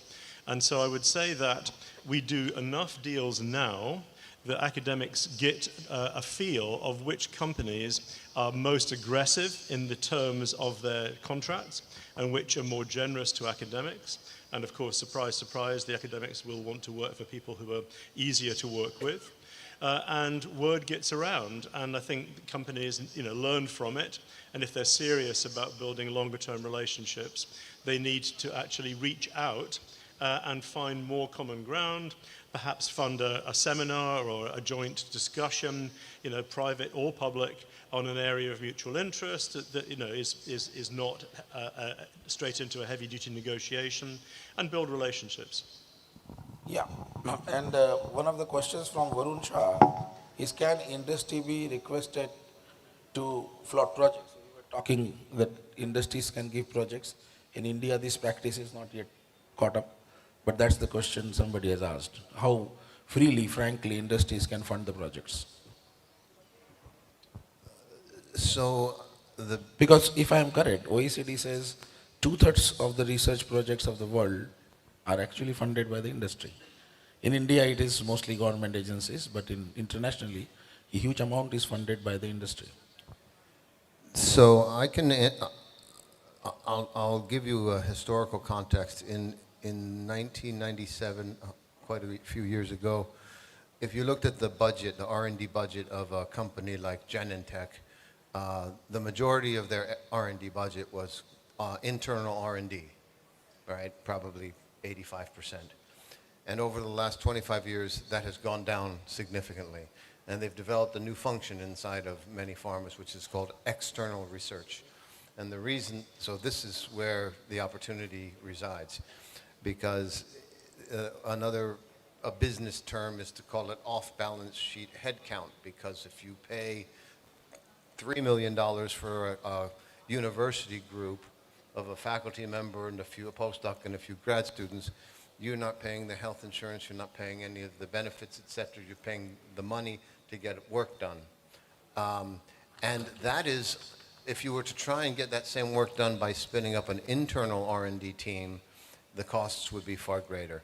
So I think that if you can make the financial case to the external party, to the corporation, many of them, and really it includes, in my experience, they just want to be invited.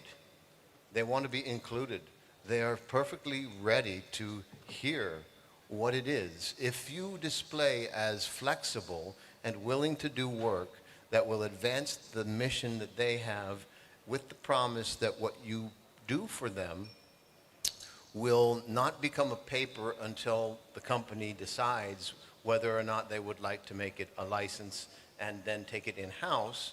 You can postpone the publication of that, or you can continue to do collaborative research. So there's many ways this can be structured. So Simon, one of Dr. Das has written, what is that which one can do to really attract the industry to sponsor a project? Is it the cost-benefit ratio, or the quality of research, or the requirement in the field? What is it? I think it would tend to be, uniqueness. No college or university is equally good at everything. The major universities will have, a wide number of areas where they are competitive, but there'll be, in some cases, very unique areas of science and technology that you can offer, and that gives you a lot of visibility, typically. Again, building on what Mike just said about the proportion of research in companies that's now external. Well, how do they learn about what's going on? Typically, they need and do go and perhaps send their younger researchers out to more and more earlier stage academic conferences to pick up the signs of interesting things happening. And then they'll arrange for a visit, early on to pick up on the signs of a new area. Okay. So, yeah. So I have two questions. One is from Arun Bandyopadhyay, which I can answer, that how much our government is supporting private partnership, specifically with the long-term incubation period. And I think this government is very much supportive. So we need not worry. We are free to do whatever kind of good research we want to do and transfer to industry. And the second question is related to what you were answering before, which Tarun has asked. And what he's asking is, sometimes industry would take their good project, take it, buy it, whichever way, and shelf it, and not allow it to go further because they have established market. How do you kind of tackle those situations? Well, that's interesting. So we've had a case of that in Edinburgh over the past few years, because big companies are notorious for, we're going through a new strategic evaluation of our priorities. So particularly if there's an area where the university does have unique expertise, then we're rarely prepared to give any industrial partner a completely open-ended, exclusive right to that project, because if they decided to shelve it, there would be nowhere else to go. So in the case that we did a long collaboration with the GSK on pancreatitis, the inflammation disease of the pancreas, and some novel routes for treating it, and it resulted in some new molecules being discovered and going into early clinical trials. And then GSK decided that it wasn't for them and they wanted to back out of it. And in our contracts, we always had a right to take things back if they weren't developed for more than a few months against an agreed project. Okay. So I think you actually have to build it into your deals, that they can't just sit on things that they kill. So I'll ask Mike, what are the tips you would like to give to this audience for convincing venture capitalists to take interest in one's project? So the tipping point, the point at which an investor tends to say, to put the green light and say, I will go with this, rather than I'm going to step back and I will take a pass. It's a very complex algorithm, and I think the two things that are most important is, depending on the appetite of the investor, we call it risk appetite, because there are some who are very happy with a high risk, high reward situation where a lot of the risk has not been taken out, and so they call that the de-risking period. And so I think the best way to get a venture firm to say yes to funding your project is to know what is the risk appetite of that particular venture firm. I'll also make sure that very few want to give money and then have nothing to do with the the management and the oversight. And so I think you really want to make sure you have a trusting relationship, and one where you are comfortable and have a healthy dynamic and a working relationship with the partners that will be involved with you as part of their portfolio, and you want to welcome them and you want to get more. There's an expression, if you want to get money, ask for advice, right? That's the best way to go. And so sometimes you can filter from all of the possible potential funding sources, not by asking them for money, but asking for advice as a means of screening to identify whether or not that is the right type of person that you believe would fit. Thanks, Mike. Now, Simon, at what stage of career one should institute entrepreneurship, ideally? Career? Yeah, what stage of career? School? Early college? Well, I can tell you, there is no right answer.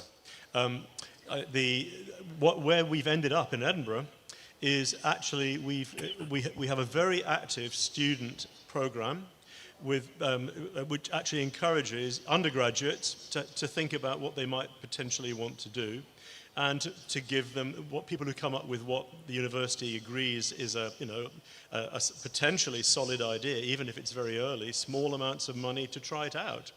And so we start with students.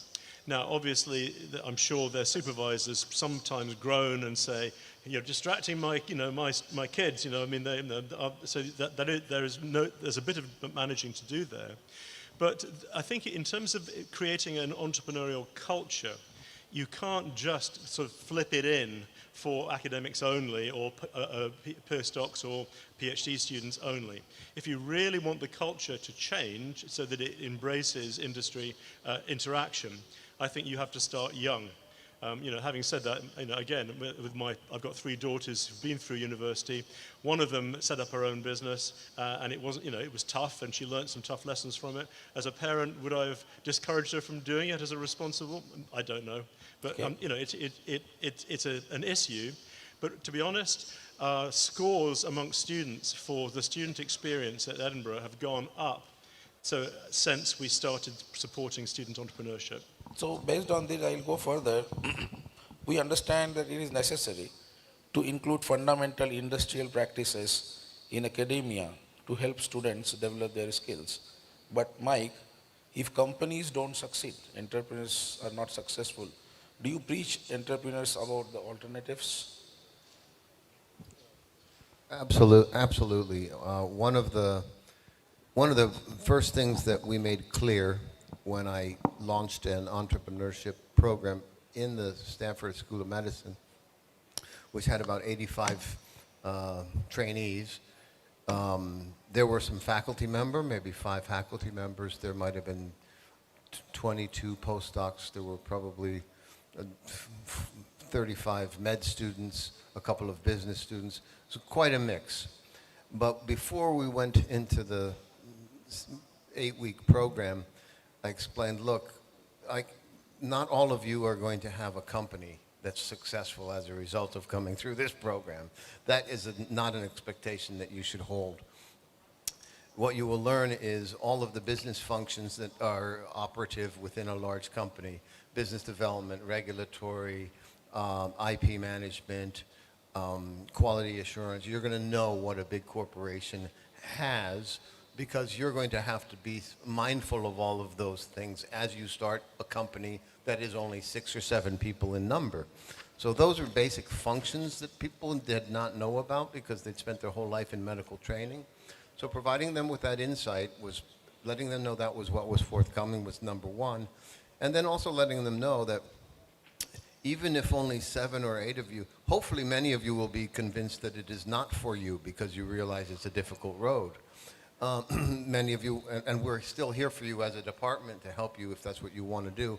But the pledge, our promise, is that at the end of this, even if you decide not to start a company, you will be far more competitive for a position in industry, because compared to the people who did not go through with this, you have been educated about what it will take to succeed in that next environment and can speak more powerfully to how you can contribute. So we'll have a last question for 1 minute, what are the common roadblocks, Simon, in setting up a business model in your experience? When it becomes zero, we'll stop.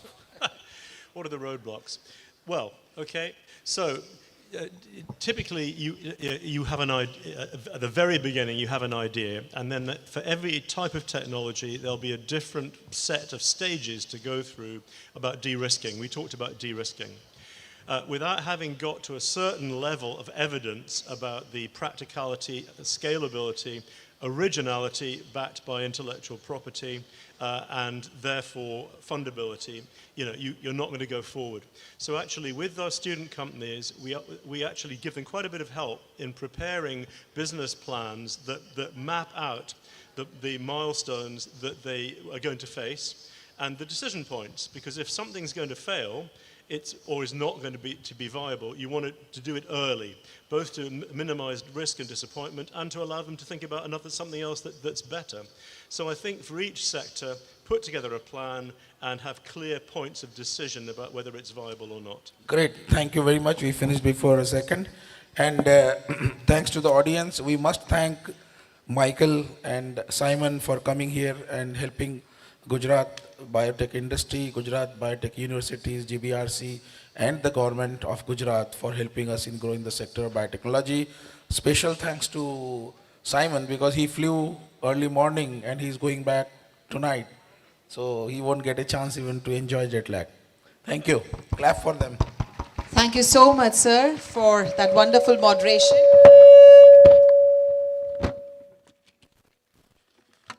And also, thank you so much, both the speakers. Would now request Shri Subodh Joshi, Deputy Secretary, BT, Department of Science and Technology, to hand over the memento and shawl to all the three wonderful gentlemen over here.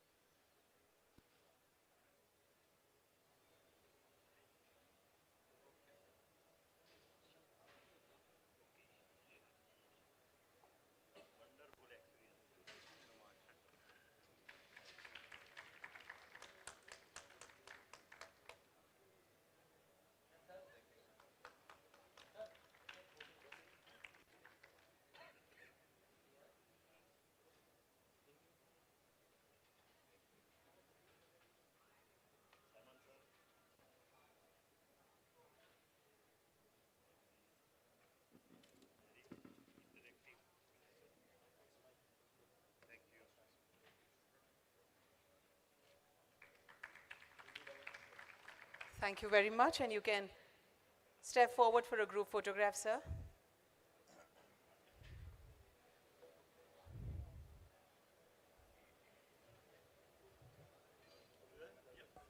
You can come in the front over here.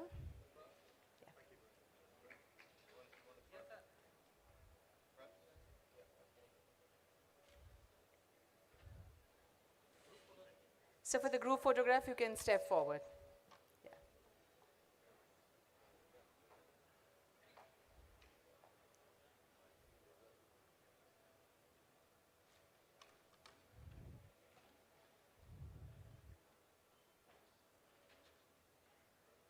Yeah.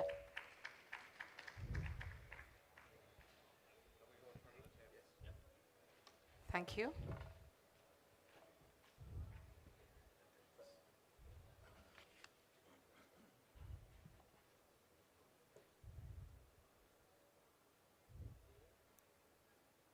Can we extend a big round of applause to all three of them?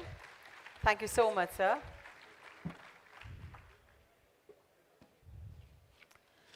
Without wasting a moment, we are now moving towards the panel discussion 2, which is on research and innovation commercialization.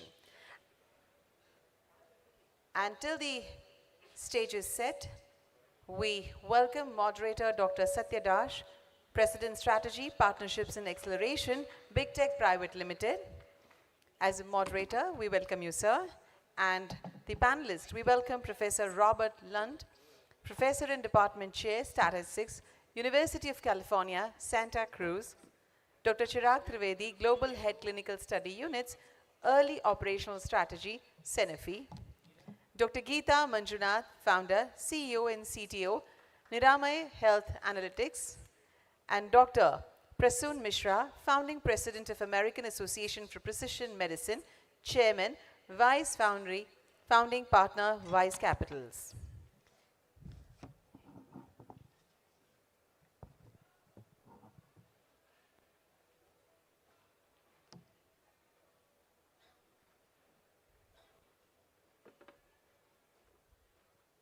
So you can use this podium as well. That's fine.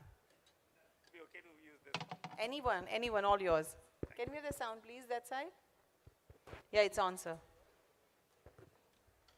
It is it?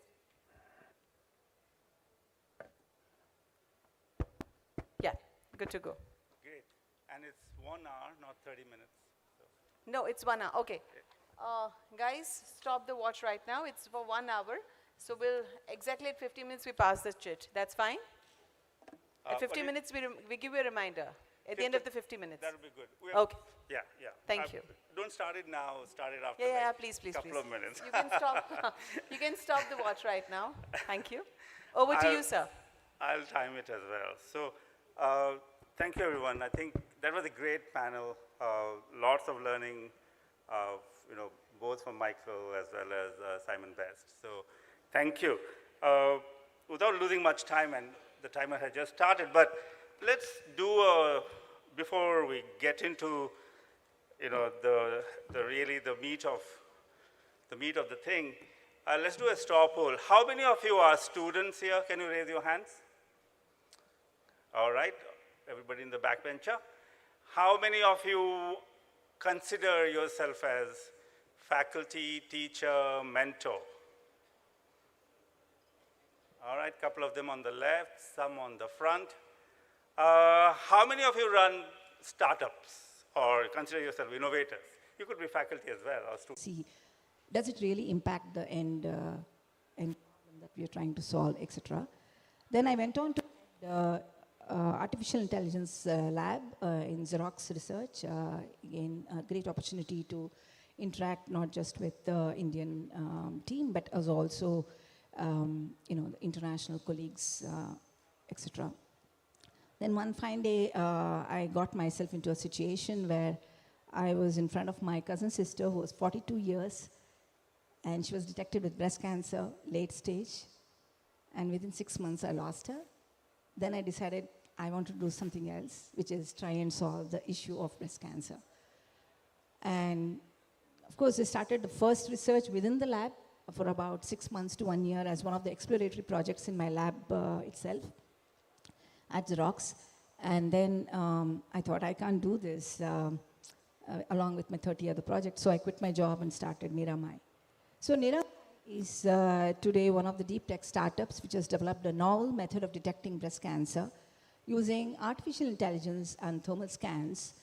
And I'm very proud to talk about my team, which has now developed probably a handful of startups who have been able to make in India an AI-driven software as a medical device and get both approval of Europe CE mark as well as US FDA. And of course, we have won many, many awards. So to just share some thoughts on the topic, the theme of today. First and foremost, I see a lot of students here.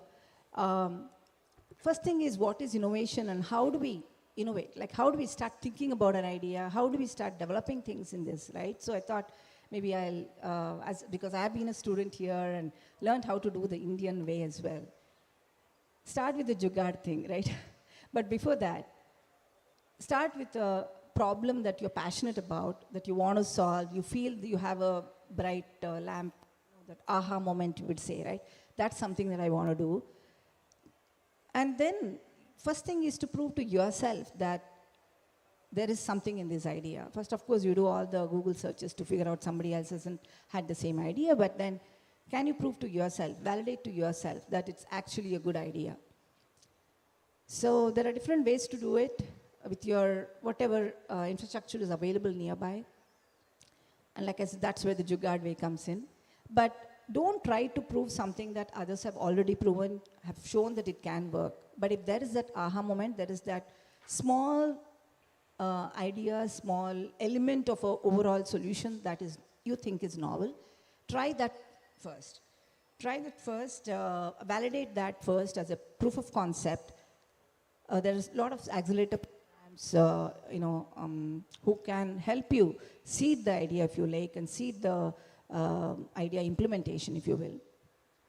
And then once you're sure that the core idea is validated to some extent, then you can start thinking about how can I use existing things to sort of build the overall solution and test it out. Then the testing and validation again has to be in the context of what you're going to propose as your solution is trying to address, the core problem itself, identifying the core problem and trying to address that itself. Then once that is there, of course, all this can be done as a startup or as a student, as a project of your final year, whatever. Then once it's there, obviously, you have to make money out of it, otherwise it's not sustainable. Here I'll just sort of take a little bit backtrack and say, innovation and research and innovation has become not just fun and good thing for students to do, but it's something that every company, be it a startup or a very big, huge company or government, everyone needs to do, because emerging technologies are coming from all over the place, like developing countries, developed countries, etc. So innovation is really, really core, and it needs to be there to be in the market, to be competitive, to keep the leadership, and so on and so forth. So, but how much do we invest so that we get something out of it? That what we call as return on investment, right? So how do we do this fast? So whatever I said so far to the student holds for you, for all of us as startups or companies, etc. You can have a small, ideation. We have done that in HP and Xerox as well. Idea, event, figure out what is the best idea, and then start investing in it, but doing it in an incremental fashion, proving the core point, etc. Maybe I'll talk about the challenges and so on in the next round. Yeah. So that was a great point, Geeta, thank you. So from that aha moment, but you may have many aha moments, and which one then you curate and triage and then take it forward, something we can then ask Geeta later, to ideation, to validation, to really what she said about innovation is at the core and you need to work. Discuss that, you had research happening in academia. It could be DNA being cut by, Robert Boyer and then Genentech happening out of it. Or you could be, Sankar Balasubramaniam and David Klinnerman looking at fluorescent probes, how, DNA polymerase works, and then thinking about next generation sequencing.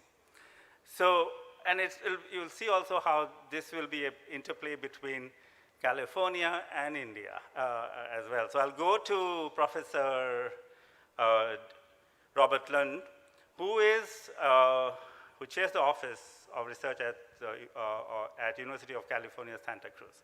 So Robert, your thoughts, and of course your background to begin with. Thank you for, is this on? This is not audible, yeah. Okay, we'll pause the timer there. We'll take our 1 hour, so, All right, you can take Hello? Yeah, that is better, yeah. It's working? Thank you all for inviting me here. I flew from a long way, San Francisco. Got here Sunday morning about 5 a.m., but thank you for inviting me here, and thank you for SETU for sponsoring my trip over here. I'm Robert Lund. I'm a statistician of all things, but I'm not going to talk to you about p-values or clinical trials or anything. I am a career academic. I study the laws of probability. I have by now graduated 26 PhDs, published 110 papers. I was a former chief editor of the Journal of the American Statistical Association, and perhaps most importantly for this venue, I am a former National Science Foundation program manager. So if anybody wants to pick my brain for what I look for on grants, even NIH, well, not that we're NIH over here, but types of research, please hit me up. My career has spanned covering the laws of risk, and particularly extreme events. how they impact us, what we can do to guard against them, and in some sense, how they're changing. Now, when I was young, I was really intrigued by records. How fast would someone run the mile? How high could the wind blow in a typhoon? How cold could it get on planet Earth? These type of things. I went to the University of North Carolina and I got a PhD in fields of probability that modeled extreme events. And this was quantified by things like return periods. What is a 100-year heat wave? How hot do you have to be? Things like that. I found myself at an early age, I was one of the first people to do catastrophe bond modeling for Standard & Poor's on Wall Street, which is essentially just people betting on the hurricane season in the North Atlantic Ocean, not Bay of Bengal, but we call them hurricanes over in the Atlantic. The phrase here is cyclone. Cyclone? Cyclones. Yeah. Okay, not typhoons, Australia, right? Not typhoons, yeah. Yeah. So I did that, and I am really have since then spent my life studying climate. I'm fascinated by climate, various aspects. And I'm also concerned because I see a world that is rapidly warming. Crunching the numbers, we don't believe that just as 10 years ago, we don't believe that there was a global warming pause. We do not believe there's a global warming surge, but let me tell you, we are still warming, and we are still warming quite rapidly. The next 50 years, you're projected to increase another degree Fahrenheit in the Indian subcontinent. Maybe I should convert that to centigrade over here. I think the point is that the next 10 years of research, especially coming out of the COVID pandemic, are going to be dominated by climate and COVID. And I think we need to position ourselves strategically for that. And particularly biotechnology has immense utility. In a warming world, we are going to have plants that can survive, animals, the plants and animals that we depend on. So it's not humans, that I'm worried about. We'll just go in an air-conditioned room. But what about the plants and the animals that we depend on? So this is where I see research headed, and also in a warmer world, it's stormier. There's going to be more droughts, more floods, and tropical diseases. We're going to have emergence. I mean, in a warmer world, you have more diseases. Diseases do best in the tropics. So we've got some challenges, and I hope that biotechnology can address some of these. Right, so thank you, Robert. There was a hopeful ending because he was narrating one after other scary situations. Well, pragmatically, that is true. I would, encourage our young Gen Z, as you call it, and in the US, to really look at the kind of epidemics heat map it over the world and where they are emerging, and we're able to control some. Hopefully we can control all.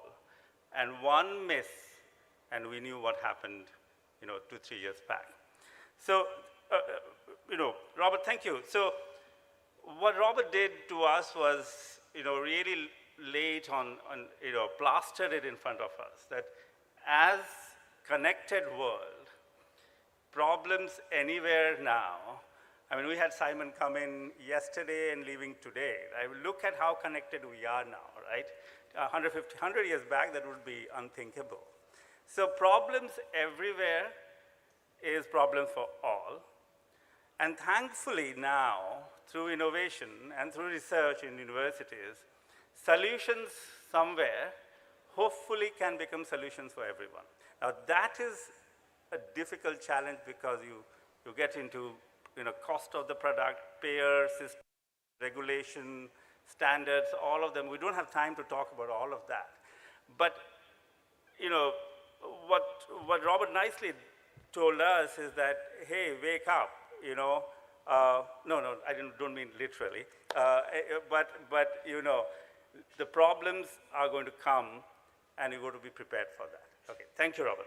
We'll move to India again, and I'll go to Dr. Chirag Trivedi on the rightmost corner to give his perspective. Chirag, 4 to 5 minutes starting now.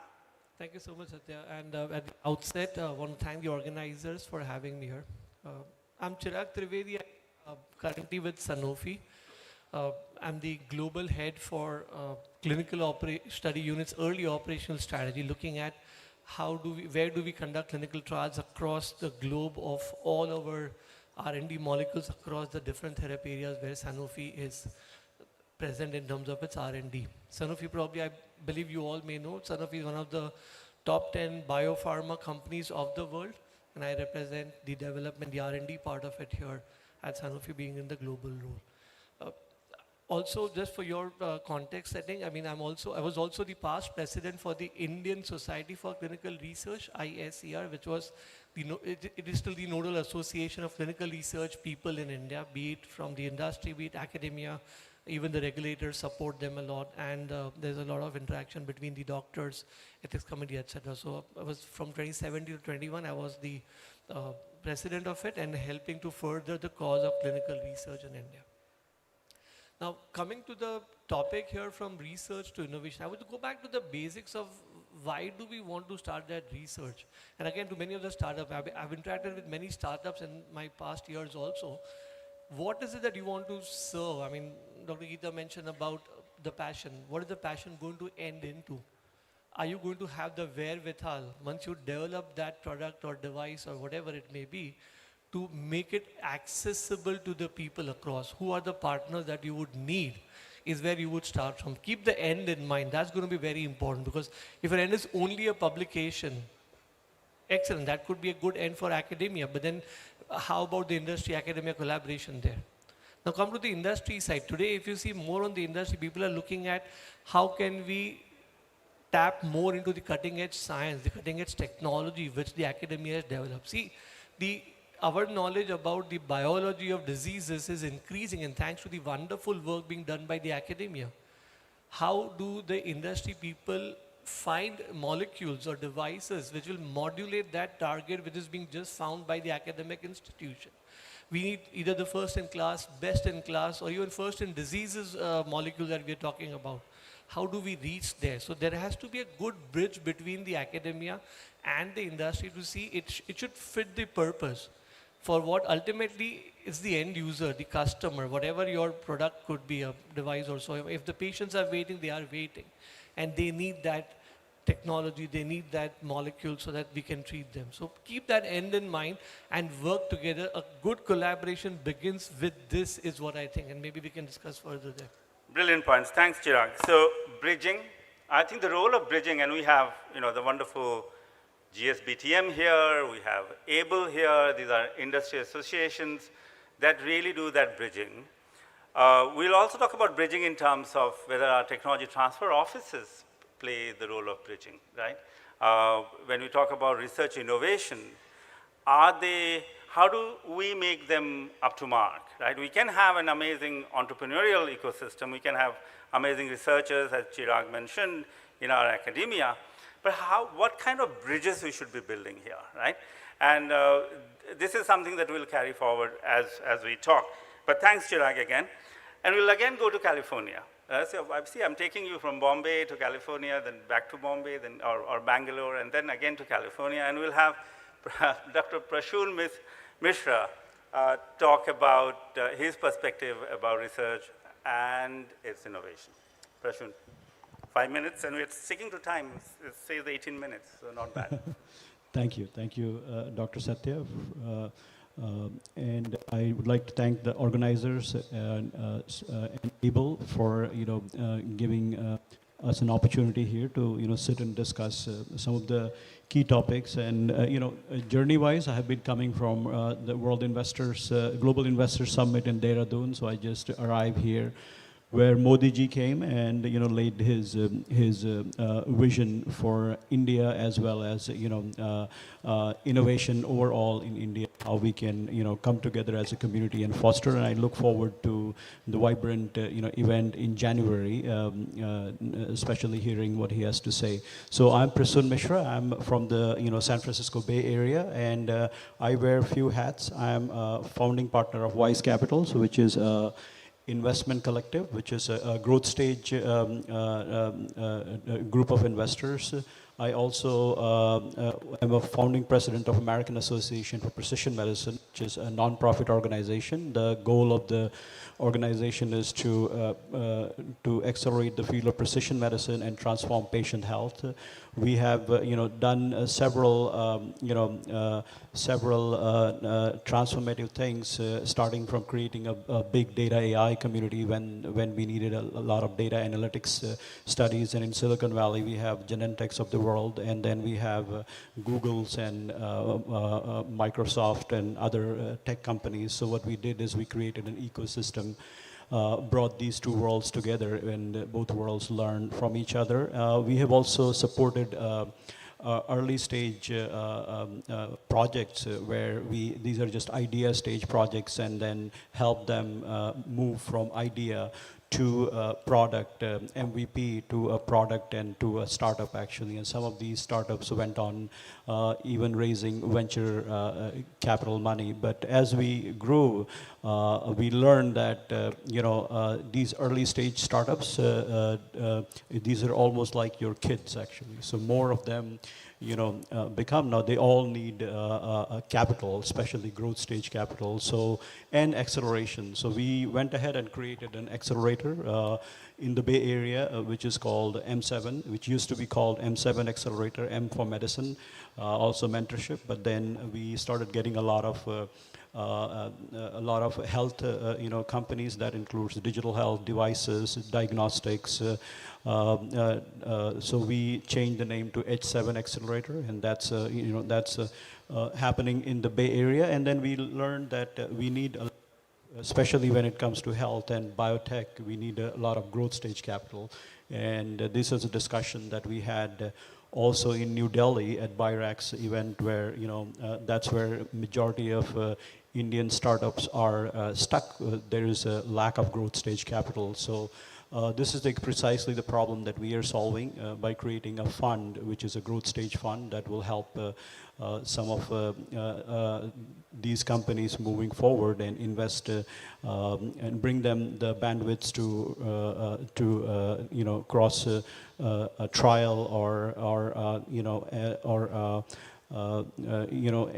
any clinical milestone to go to the clinic actually. And I think this is I had a leg in almost all fields actually. I have been a mentored several startups in the Bay Area to several startup accelerators. Some of them became unicorns actually. And I started my career as an academician. So I've been had a very illustrious career at Rutgers University in academia, where we also spun out company, stem cell company. I moved from there to National Institute of Health, National Cancer Institute, where I spent my next 7 years leading oncology, drug discovery, development, and then transitioned to Genentech Roche, which you were just mentioning. And those stories are our Bibles, used to be our Bibles. So Genentech is the mother of biotechnology in the world, and based in the Bay Area. So learned a lot. And then when I think it's good that you, Satya, you asked them to raise hands, and when I saw there is a ocean of students sitting in the back actually. So I think what if I have to say a few words to you, I think what I will say that I think what I learned in my career is it's not you who find an idea. It's an idea that finds you, actually. So we all are given, our own eyes, actually, and we have our own environment. So humans are very, very uniquely, positions around the world, and we all have our own problems, and then by seeing the problems, we get an idea. So, and it's our responsibility to act on these ideas. If you don't act on this idea, you're doing disservice to yourself and disservice to your society, actually, and the country and world potentially. So act on those ideas, and then there are enablers, there are folks who are there to help you, actually, and then in the panel itself, we'll learn how to become successful. And this is a call for the government. We have that, you know, in our education system, and not only our education system, global education system is based on just training the workers, actually. So how do we also include training the leaders of the next, you know, generation, actually? That would be, I think that's what I, for coming students. And so with that, I think I'll just rest. Thank you, Prashun. So, you know, you can have your aha moments, but you need some oxygen to push that. So funding is the oxygen to push your innovation forward. Even if you do blue sky research in an academia or industry, you know, if you're part of a big multinational company that allows you 20% of your time to do blue sky research, 20% time plus some money is just great. So funding is important, and you know, whether it's public funded projects or whether, as Prashun represents, really growth funding, right? You know, you have to pole vault across, well, pole vault is high, but maybe you have to long jump across valleys of death, right? And this is what people and funding will do to you, and we'll come back to that brilliant point. But he also mentioned is acceleration. Universities forming accelerators, right? And this is easier said than done. How do you do that? Unless you people it with, you know, with I'll use the very old terminology, personnel, who not only understand research, but also understands doing this jump across valleys of death. You know, it will be very difficult to run an accelerator. So we'll come to that as well. One very intriguing thing Prashun mentioned is whether we can teach entrepreneurship, right? I mean, that's the debate that I've been scratching my head for the last 10, 15 years, whether, you know, risk-taking behavior, but, you know, innovation is messy, research is also messy. So how do you teach people to become innovators? Is something we don't have time for that, but, you know, if we had a 90-minute session and you were all interested, we could go on, touch upon that. But thank you, Prashun, for that. So you step back and you saw in 30 minutes these amazing 4 leaders spanning, you know, different continents, have, you know, started looking at, you know, probability, climate change, clinical research in big multinational company, you know, a global clinical research infrastructure, building a product from scratch, and then, you know, somebody also starting a venture fund as well as looking at acceleration. So this is the admixture, perhaps representing the whole continuum. We may actually stop here now, but no, we will go ahead. The part B of, the part 2 of the next 15, 20 minutes, my clock says 27 minutes. I don't know what their clock says. 27 minutes, great. So we have still half an hour. So next 20 minutes is more of a direct. Sir, sorry to interrupt you. Yeah. We have another 10 minutes from now to go. But mine says 27 minutes. No, sir. We need to wrap up at 3:30. Okay. The reason behind is we need to have 2 more sessions ahead. Oh, but we started at 2:45. I give you a grace 5 minutes extra. Okay, 10 minutes extra, that's great, 20 minutes. So we will go through rapid. So Robert, tell us from Santa Cruz experience, UCSC, how do you do research? You know, how do you do research to innovation? What is it? What is the culture of that place? Is that culture extends all the way in the Bay Area? What are those markers of those culture? Quick 2 minutes, so that. Okay, and I think I can be quick here because at the University of California, Santa Cruz, particularly in the statistics department, we don't necessarily make a lot of startups, but we do results that help. things. In terms of particular programs that the university does, we of course have an Office of Research that will help you get funded, but now what that Office of Research really wants is the grant funding, which comes back to the university as support. If you have a really good idea that is patentable, we have a patent office. More in the last 20 years, the University of California system as a whole, which contains, I believe, 10, 11, 12 campuses like Berkeley, UCLA, and the likes, we actually now have a startup accelerator through the university system.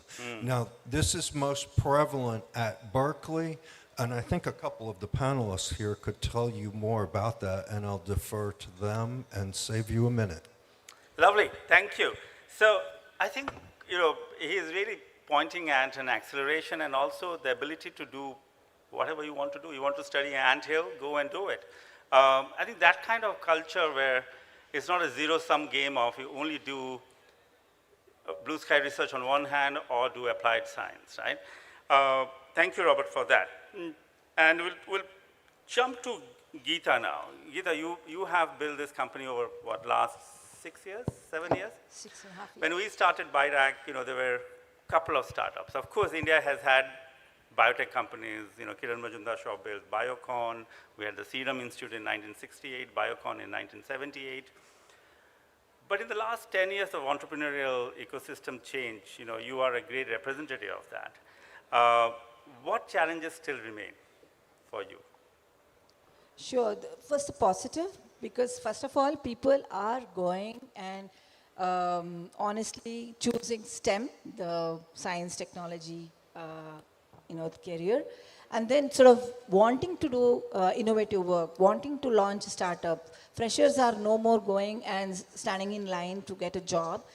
They're okay to experiment and experiment for 2 years and then, or 3 years, 4 years, and then. So that, I think, that itself is one big change we have seen over the last year when I was actually part of the enterprise employment ecosystem versus now. Second thing that we have seen is exactly, we've talked a lot about accelerator programs, the ecosystem change, support structures to help you, because a person can't be good in all aspects, and running a company means you need to know your tech, your product, your engineering, your sales, business development, marketing, of course finance, accounting, and all the, the different RBI and other regulations like compliances and so on and so forth. So it's not possible to do all of this and also raise money. So we do have a lot of accelerator programs which are helping that. And I think even in Indian government perspective, there's a lot of push to Startup India and Startup Karnataka and these kind of government, glamourifying the startup founders, which really helps. I remember, maybe I'll pass on after this, remember Dr. Sadgopan sir, who is the IIIT director, saying that 10 years back, if a boy, I'll say boy because very few lady founders, I think we should have more, but if a boy had to get married and he was a startup founder, there were not many people or parents agreeing, but now it's the glamour, and he was saying that shows how startup founders have become.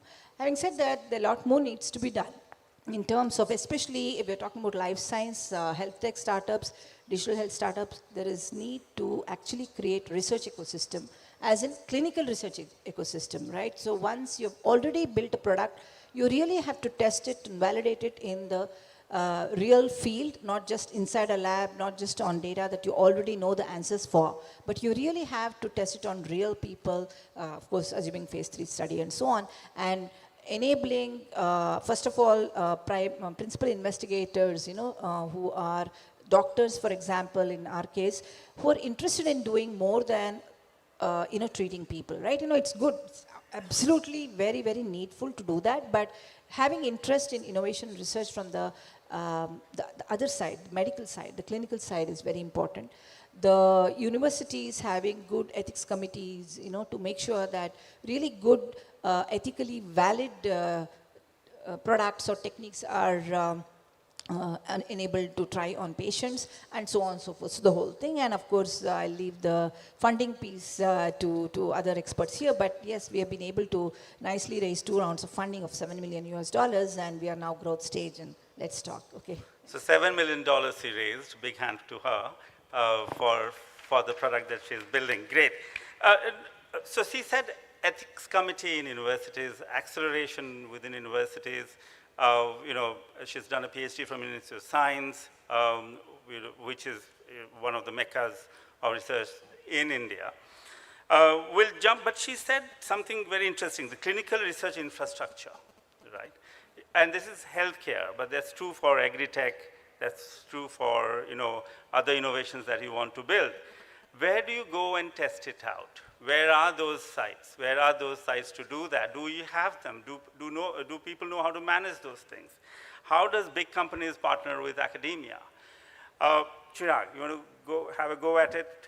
3 minutes before we go to Prashun, and maybe one rapid fire round, and we'll stop. Sure.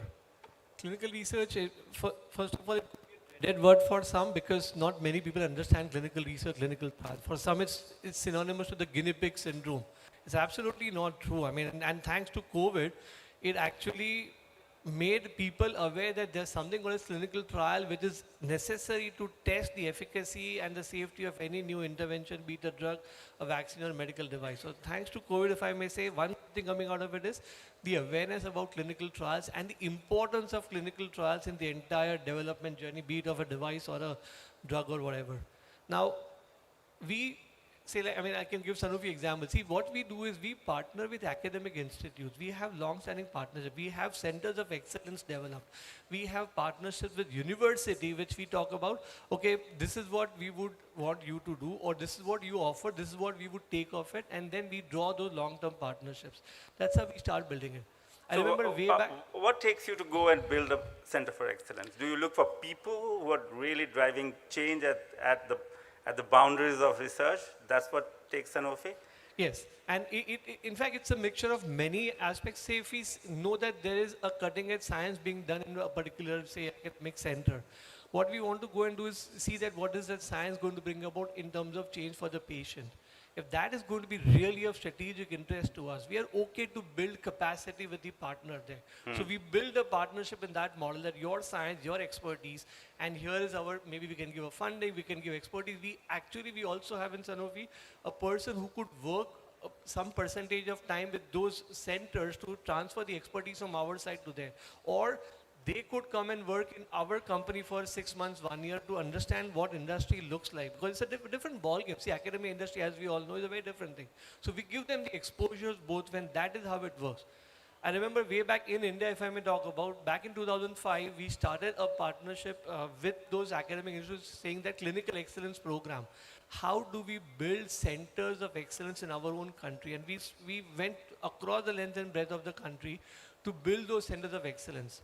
Government of India, BIRAC is doing something to build a clinical trial networks. They've done in 5, 6 therapy areas as of now, diseases as of now, but it's a good thing to do. So we build infrastructure, in fact, the capacity at the country, and that's how the way, because we get the expertise from both ways. Both sides. Could you also reflect that, and is it true, and Geeta, you may also go for 30 seconds before you go to Prashun for the last comments on this round.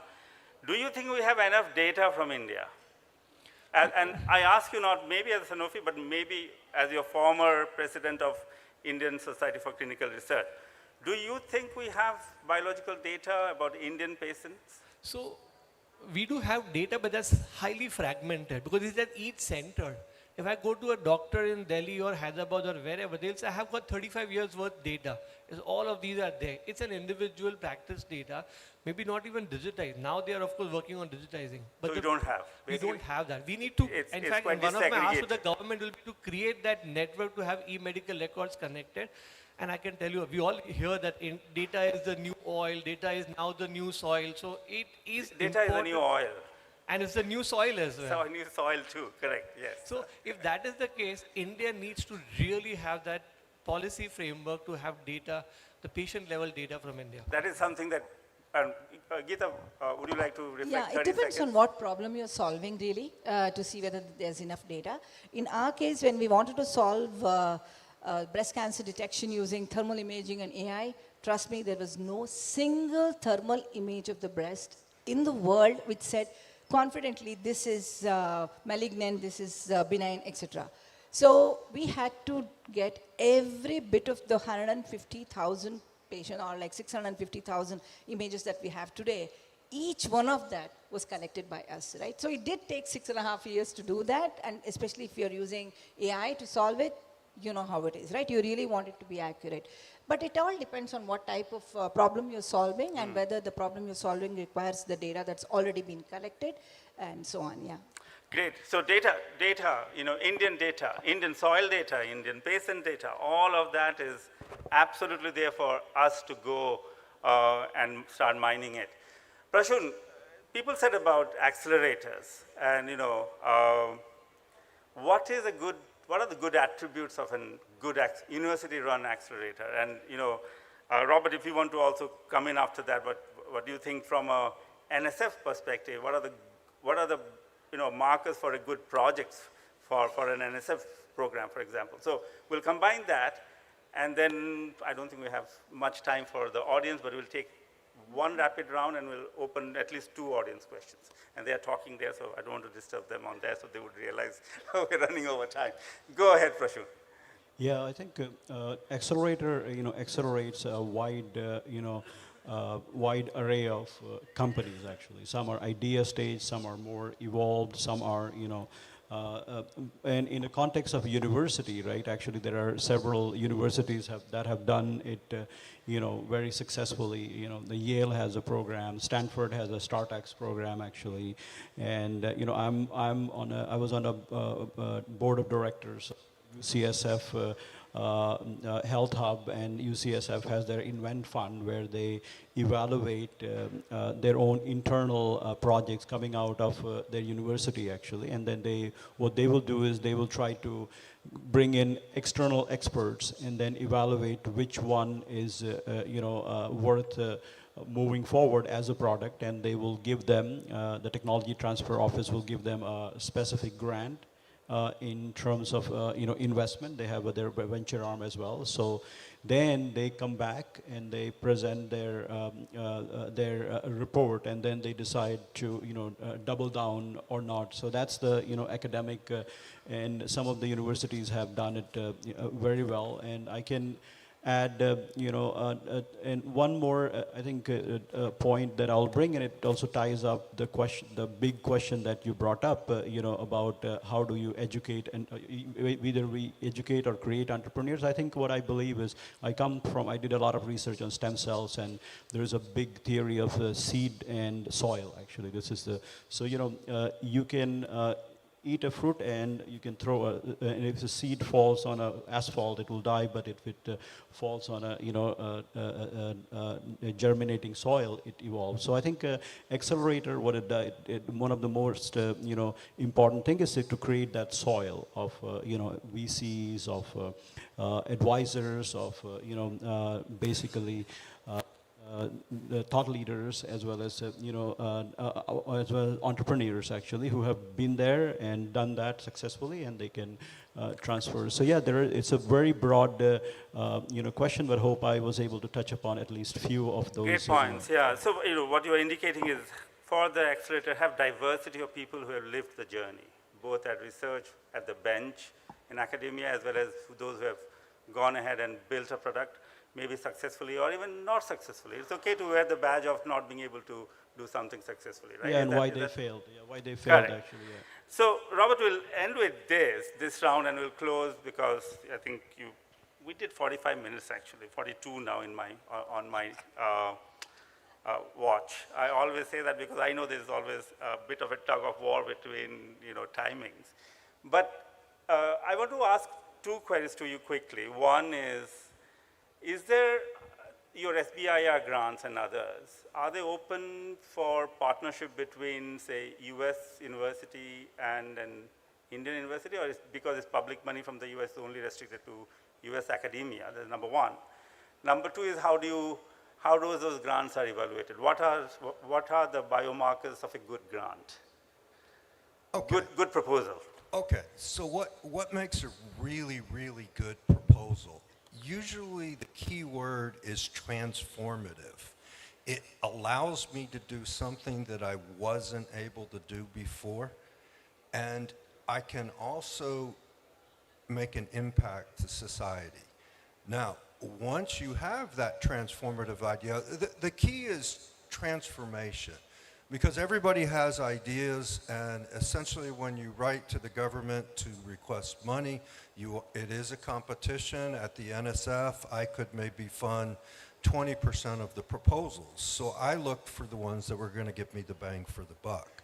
So after you have your transformative idea, you have to convince me that you will change the world, what benefits society will reap from this. And then the third thing is you have to convince me that you have the infrastructure to execute on the idea. Now, I think that's where this summit is so important, because, for example, an idea might be, all right, to combat global warming, we're going to shoot a bunch of aluminum foil shards up into the stratosphere and reflect sunlight.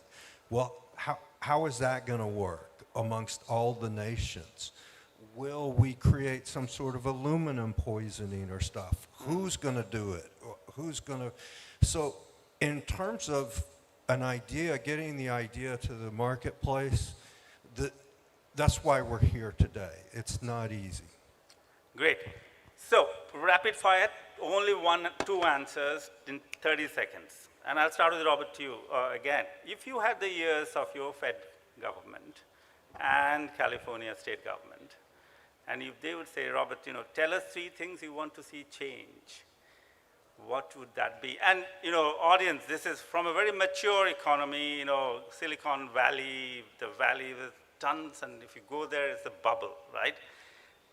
It'll be great for us to hear what more changes they want. And, I would have asked that to Peter and Michael there as well, but, let's hear from Robert. 3 things I could No, change? it can be 2, it can be just 1. Okay, let me give you 2. 1, I wish mankind would have paid attention to the environment long ago. Right. Long ago. We're in trouble. Number 2, I sure wish I was a better golfer. Okay, but a sustainable golf area, right, where it doesn't take a lot of chemicals to grow the grass and things like that. Good point, Robert, I like it. But go ahead and read The Silent Spring to all the students if you haven't done that, and go and see how in 1960s and 70s Rachel Carson saw the chemicals being poured into rivers in the US and what happened to that. But thank you. Geeta. Okay, I'll say 2 things. One related to Niramai, essentially related to women health. I think government should enable breast screening or cancer screening for everyone for free. And it's possible using technologies like what we have done at Niramai with a fraction of a cost and doing it anytime, anywhere, portable, affordable, radiation-free and all that stuff. And we can really stop deaths due to breast cancer. If I were the government, I will say tathastu, but... Definitely. That is something I think government should do it. The second one is related to the innovation commercialization. I think we celebrate a lot of successful entrepreneurs, as Prasun was earlier referring to, right? Failure is also, is a learning. So I was just telling, a startup founder is always successful, right? The day you decide I'm going to quit and sort of do this, you've already done the 50% of the job, and you run it for 1 or 2 years. Also, you're successful because they at least tried instead of saying no. I'm going to sit back and watch what others have done. So these are the 2 things I would. Thank you, Geeta. Celebrate And remember, failure. thanks, Geeta. Remember that Steve Jobs had to come to India and roam around, and then went back and did what he did, right? So, but we are already in India, so inspiration is here. Thanks, Geeta, for that. Let's jump to Chirag. 2 things. One, we have a very good vision for biotechnology in India. By 2047, a huge jump. Let's have the legal, regulatory, intellectual property, the right framework in place, and more importantly, the implementation of that framework should be done really well, because we do face issues in the practical day-to-day working. So if that goes away, India becomes a really attractive place, number one. Number two is going to be the government needs to ensure the pathway to access to innovation to the people. So the regulatory part of it. No, the market. The market See, part. if the market is not there, who's going to innovate? And why would be incentivized to innovate? So we Correct. need to have a pathway from the government. Here's your market, come and innovate. Great. Thank you. Prashun, you have the last words. Yeah, I think Indian government is doing a lot of things, especially center is doing a lot, has taken a lot of initiative that's, propelling, propelling the field forward. But I think I would like to add, I think we cannot, emphasize more on how the government should increase investments in, R&D actually, where you see majority of private sector in India have either turned to CROs and, or, change their business model. So I think there more, government funding has to come to R&D actually. And then, I know that the government has a funding crunch, but, there are other ecosystems like Silicon Valley has done it, where they have bring in PPP, like a public-private partnership or investor and government model. So that's one. Number two is, which India does very well, is focus on STEM education. Indian CEOs are leading the world, and then continue doing that. And the last is, I think, simplify regulations. We as a VCs, prefer places to operate where regulation, less bureaucracy, more action and more delivery. Less bureaucracy, more action. Famous last words. Thank you very much. Big round of applause for the panel. No, this is not big, really big. Yes, thank you. I have one question from the audience. Sir, kindly wrap up the session. Okay, we did it in 50 minutes, but we started late, but that's okay. But if you step back, you could see all those points. And to the students here, please Google and find them on LinkedIn, plus others like Michael and Peter and David. And connect with them, talk to them. Just don't talk to about, this is the place to go and do the connection. So with that, thank you everyone. Thank you so much, sir, for moderating that session so well. And it is now a time to give away the goodies for the gestures. I request Dr. Anand Bhadalkar, Director, STBI, to kindly hand over the mementos and shawl to the respective panelists and moderator. And for the August crowd over here, we take a 10 minutes break for tea. I am precisely telling 10 minutes means 10 minutes. We'll start another session.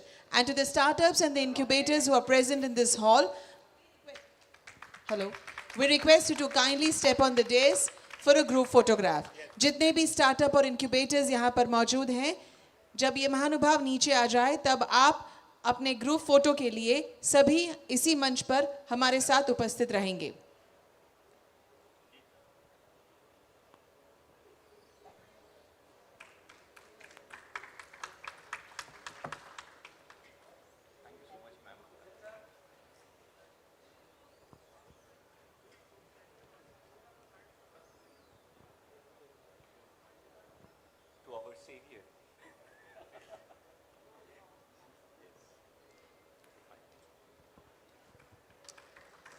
The tea is being served in the lunch area.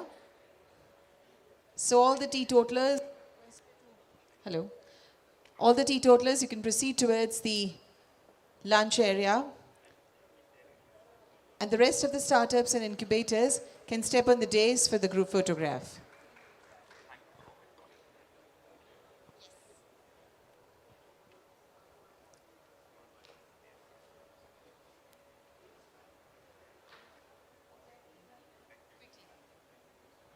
I will request Mona Kandar ma'am, can you come down for the group photograph, please? Mona ma'am. You can step forward for the group photograph. Mona ma'am, can you join them for the group photograph, please? Yeah.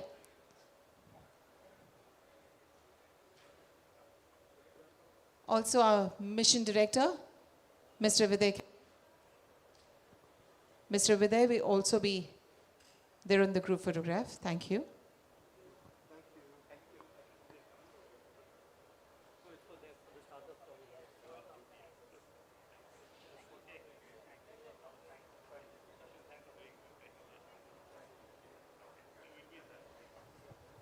Once again, a roll call for all these startups and incubators to step on the dais for a group photograph.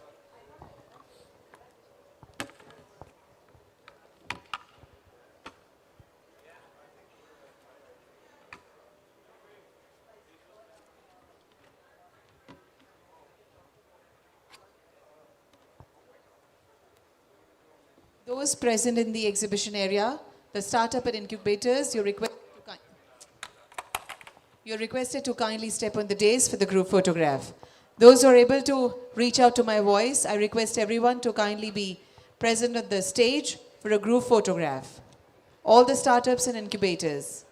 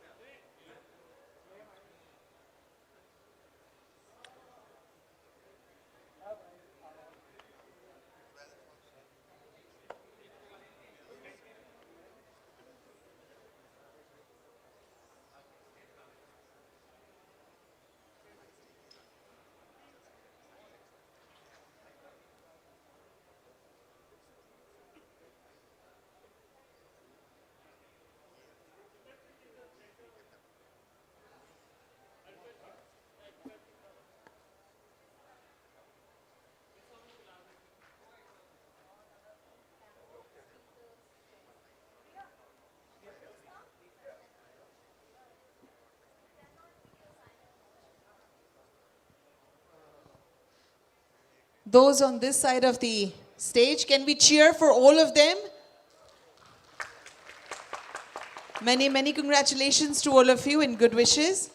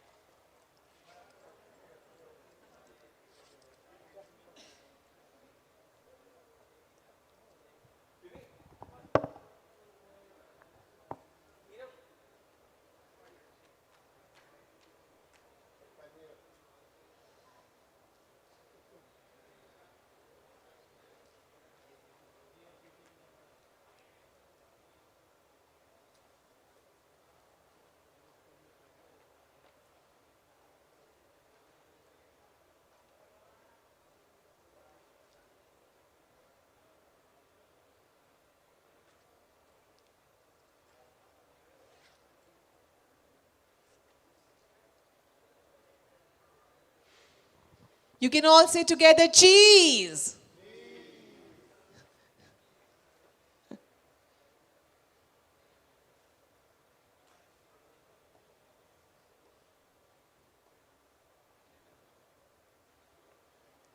Thank you so much, everyone. One more time, good luck.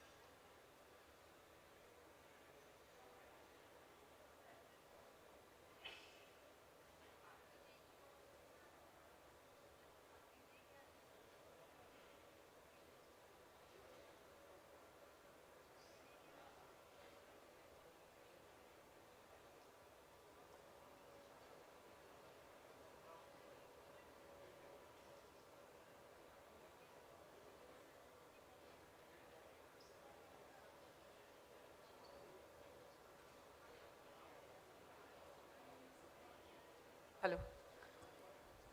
Ladies and gentlemen, I now request you to kindly take up your seats, please. Those who can hear my voice at the end of this hall in the tea area are requested to kindly assemble back because we are starting up with the Fireside Chat 3, which is on Startup and Research Ecosystem.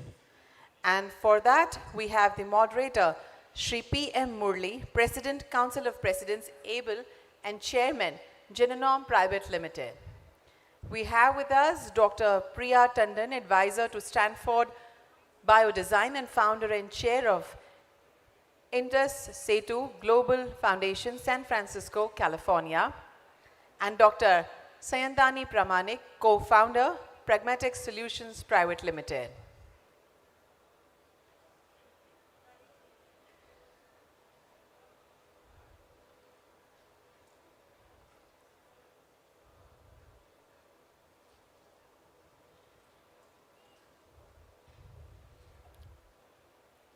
Ladies and gentlemen who are at the end of this hall, we request you to kindly come in the forward and take up your seats, please, as we begin the fireside chat on startup and research ecosystem. For that, we have three great personalities with us, Shri P.M. Murli, Dr. Priya Tandon, and Dr. Sayantani Pramanik.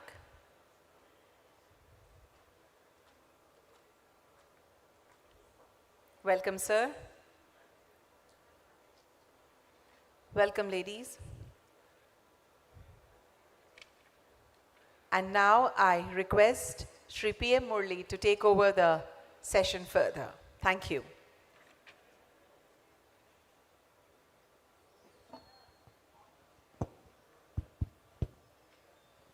Thank you all. I think it's a tough job to get back people from the tea area. I think we broke a bit late there. But nevertheless, I'm really grateful to the organizers here, particularly Gujarat cadre of all the officials who have been extremely kind and they have been following up very regularly. I think this pre-vibrant summit has gone very well, and I wish them the very best for the one which is going to happen in January. So I have about 25 minutes, if assuming I have to stop at 4:30, because originally it was supposed to stop at 4:15. But in any case, I will try to see as quickly as possible. Let me complete the task. So I have two ladies here. One, a very seasoned and experienced person with a lot of, I would say, building bridges for several countries. She is Priya Tandon. She is also the founder and CEO of the Indus Setu Global Foundation. This is both based in Silicon Valley as well as in Mumbai. And talking to her earlier and in this morning's breakfast table, I was able to see that she is very heavily connected with Israel, which is another place where a lot of technology actually does happen. And this gives her the expertise in terms of understanding research, startup, ecosystems across the globe. And so my questions to her will always be on those lines, on what is that she has done, what is that we can learn as a best practice from those areas where she has been working all through her life of 20 years in this capacity.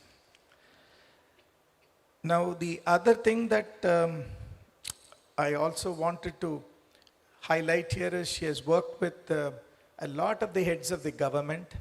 So she's aware of how governments work and how things do happen. So it is also part of the advocacy that associations like us at ABLE do.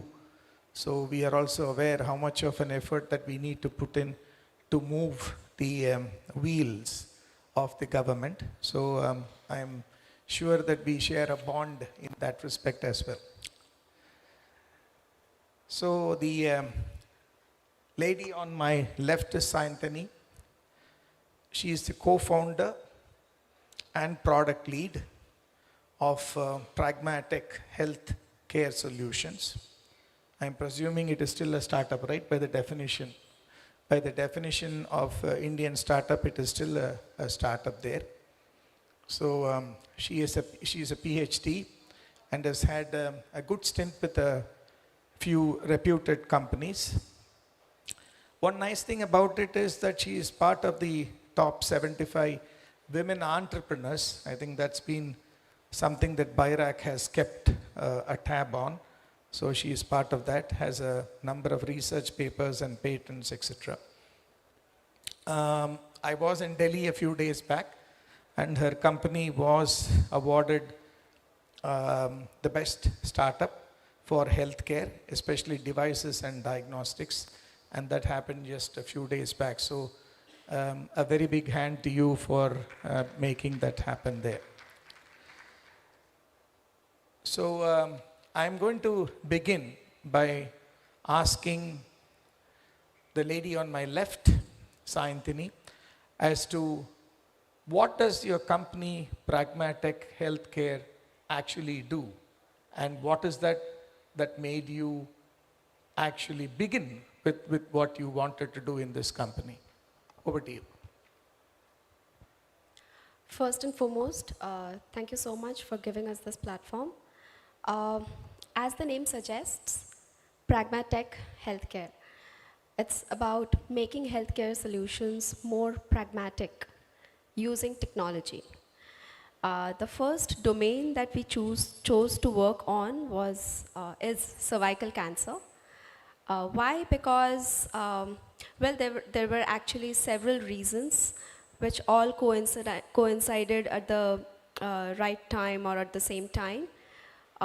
Two of them are maybe the most important and worth mentioning. First being my maid who passed away to cancer, and it was much later that we came to know that it was cervical cancer. So such is the taboo that families do not even want to openly talk about the precise cancer which led to her passing on. Secondly was our other co-founder, Mr. Anirban Palit, who was working at a globally renowned MNC in the diagnostics division, and he was particularly handling the HPV portfolio, and he could really see that there is a lot of gap in terms of accessibility and adoption to a periodic pap test, in spite of having the best technologies in India that are present in other parts of the country as well. So these two things were the most important incidences that happened parallelly, which made us to think about how to bridge this gap.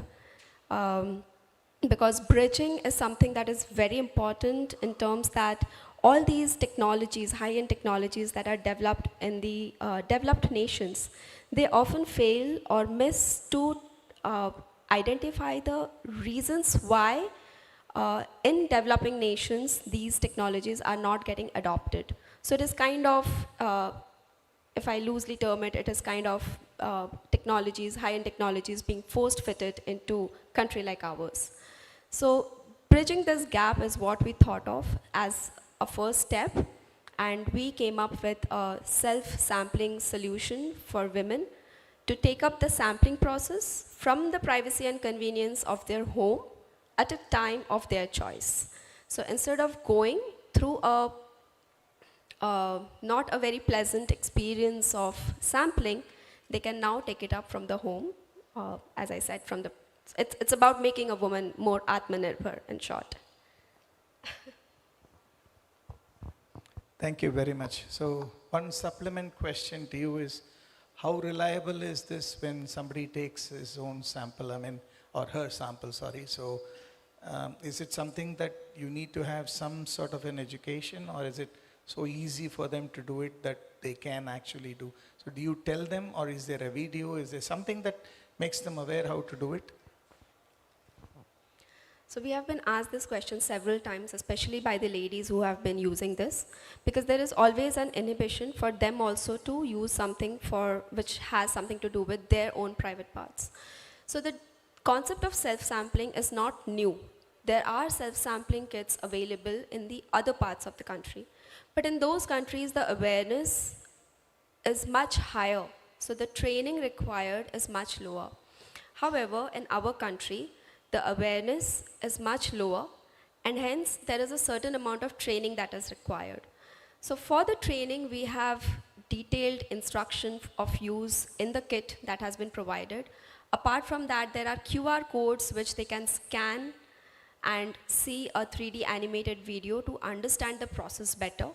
And in a mass screening camp, it can always be explained by a lady, or the 3D animated video can be projected on a bigger screen so that they all can sit together and have a look and discuss and understand how exactly the process is to be carried out. Now, having taken these measures, we also ensured that the device is made in such a simple manner that one can just see and understand how it is to be used. Plus, with the COVID, the self-testing, a lot of people have now got a hang of how a self-testing is supposed to be done or what exactly happens in it. So all these things put together makes the device, the kit, to be used in the most easy format ever possible. And as a matter of fact, right now as we speak, in Chennai there is a user trial that is currently ongoing, where we are going to screen 3,000 women, out of whom 600 have already been tested, and we found quite a few of them to be positive. That means that they are all caught at the early stages of developing a cancer, which means again that those lives, those precious lives of women have been saved. Super, thank you very much. So I was waiting for Dr. Manish Diwan to return to the room. That's one of the reasons why I didn't give an introduction. So he's going to chair the next session. He's from the government, from the central government, and also part of BIRAC. So Priya, to just put the context in, BIRAC is one of the agencies which supports most of the biotech startups.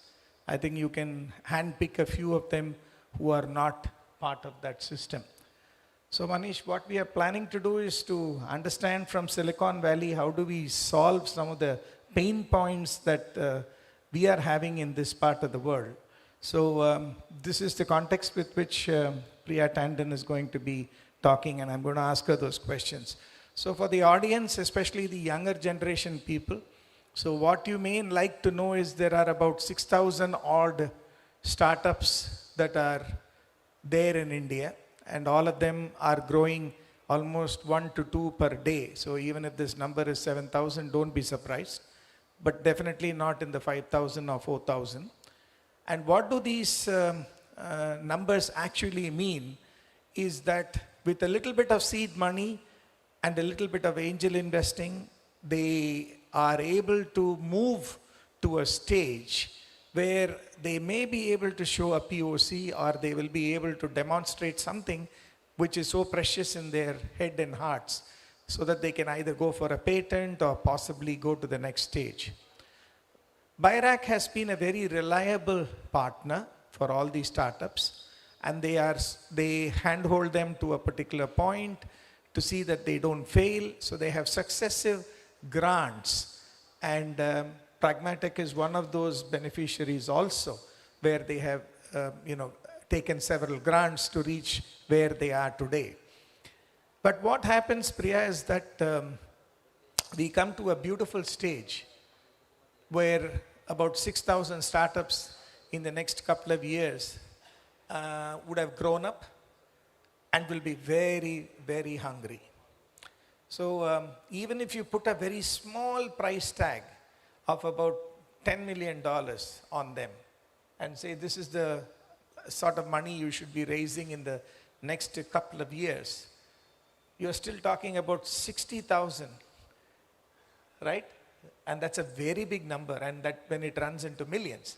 So you're talking about $60,000 million that needs to be available in the capital market here. So Mishra ji has promised that he will give some money here, but there must be several other people from California who should be in a position to understand that you are going to have a great deal flow in the coming years.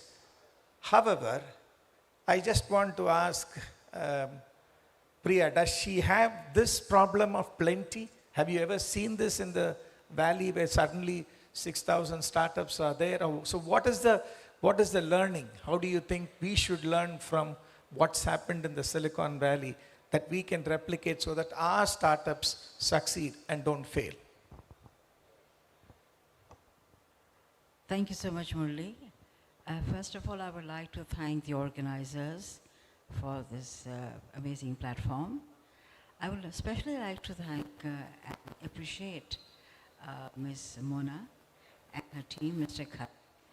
Talking about Silicon Valley, the way they have organized this conference, it's as effective and impactful as any other program, event in Silicon Valley. So huge congratulations and thank you so much. And I think, and being a lady and efficient lady, I think it calls for a round of applause. Thank you. Murli, regarding your question, what is it that Silicon Valley provides? How does it react? And how does it function? I think it is important to understand why is Silicon Valley so effective. The way it is placed, the way they function, it's so uniquely different from the whole world, different parts of the world, that anything in Silicon Valley, it's difficult to replicate Silicon Valley until you understand what is Silicon Valley all about. And second close to Silicon Valley is also Israel, which is another base for startups. And they keep springing startups on regular basis. What is it that helps them capture those particular setups? First of all, in Silicon Valley, it is okay if you fail. Not once, not twice, not thrice, many times. You fail, you don't do well, you fall.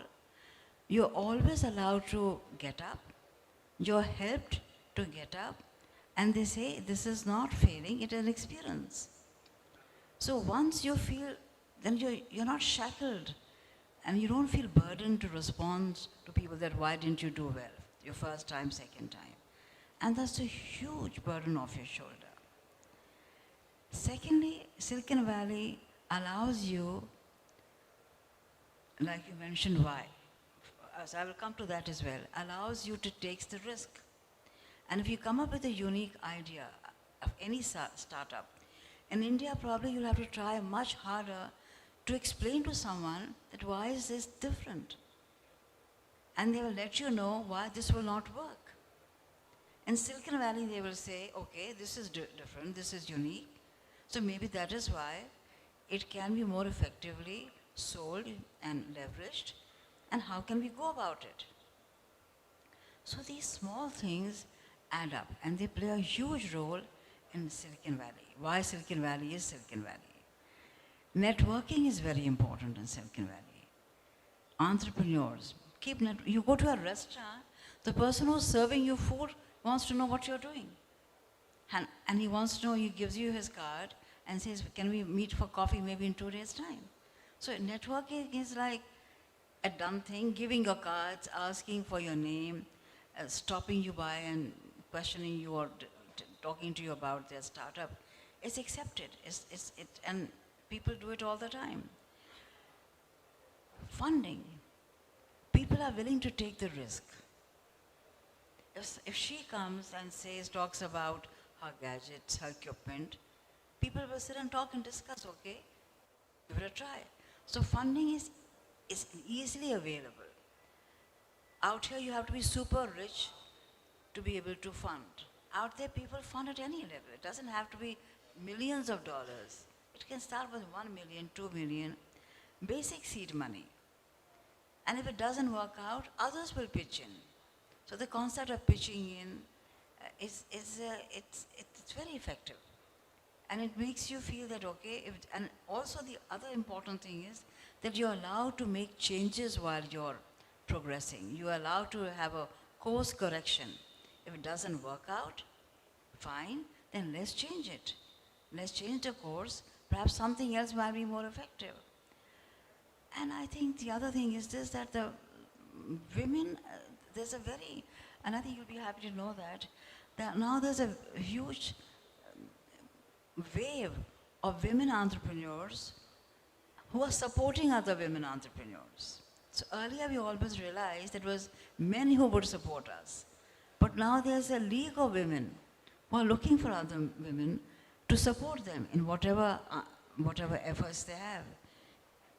Now we have offices where there are separate rooms where the children can be kept there for a while, meals are served, so that the women is allowed to take care of a business. The environment, and the good thing about Silicon Valley is it changes very fast. It's nimble. If something doesn't work, change it, and if it works, make it even better. So I think that that entire combination of things is what Silicon Valley is all about. Thank you. Yeah, I know you can't simply juxtapose two different ecosystems, but very nice to know this. So, purpose of the audience here, the association of which I'm one of the presidents of the council, we have been associated with a number of state governments on their roadmaps and policies and the document that they put out to the public in terms of what they do. I have never had so much of interest, people asking me, writing to me from different parts of the world. And this is the first time I have seen that. I think Gujarat has done something really well. And I think if there are going to be so many inquiries, I'm sure there must be a reason for all of them to ask. And I think one of the things that I'm also trying to understand is that gift city concept that they are trying to put in. And I think some of the investors in this room may like to learn more about it from the officers here, because I understand there is a value proposition that is unprecedented in this country, which I think some of the investors may like to know. So I'll start with you and we'll stick to time. So the one last question I want to ask you is, what is your plan for the future? How do you, which is roughly talking about $500,000, is that right? Yeah. So one question to you is, we have never understood, at least I have never been through an accelerator in my life. So I have really no idea what does it do. But I know that there are some brilliant accelerators in the Silicon Valley. So once the incubation is done in a place, and that there is an accelerator. So true to the word of accelerator, how much of a horizon do they look at? Do they look at in 6 months they graduate through the accelerator? Is it 1 year through the accelerator? Or what do they actually help in terms of growing up these babies from the incubator? You have any idea how those things work? Also, I have one question. How you are tackling the challenge of making Indian women more aware, or in the developing countries, women more aware about how to use, this kind of sample test kit? So if you can just throw the light. So the startups that we have been working closely with,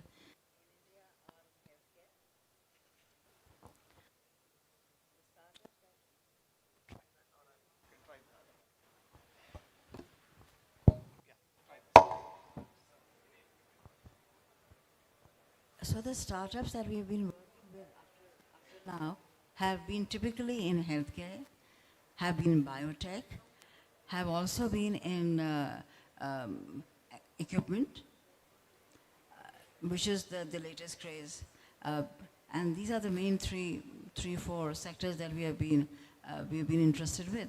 But we have always, but we still feel that if there's something new comes up, we'll be happy to work with that as well. But basically healthcare, equipments, biotech, medtech, ISET, all of that. Thank you. So actually, answering one query, madam, before I give it to her. So I was part of the jury that actually awarded, you would have seen the previous panel, I don't know if she's still around, from Niramai. So I was part of the jury that looked into this non-invasive testing for breast cancer. So her device is very similar to that, brings in a lot of dignity to a woman And I think those things that are done for maintaining the privacy and dignity of women, I think is going to be a bestseller any day, because that's something that can never go wrong in the concept. So you would like to take her question? So, I mean, going about increasing the awareness is something that we cannot do, to be frank. But then with the recent HPV vaccine that came up, the indigenously made HPV vaccine that came up, a lot of people are talking about HPV and cervical cancer. So we already see the wave being generated, and we do plan to ride this exact same wave. Apart from that, I feel, as Geeta ma'am also mentioned previously, I feel it is high time that Indian government should include the immunization program for HPV in the national portfolio. So, yeah. I think they're looking at some of those because the Indian equivalents have come. So thank you very much, audience, and please a big hand for these two ladies who have been here. And I would like to hand over the mic to the organizers, please. Thank you so much, sir, and thank you, ladies, for that wonderful talk of yours. And now I request Dr. Anasuya Bhadalkar, Joint Director, GSBTM, to kindly hand over the mementos to moderator and both the speakers.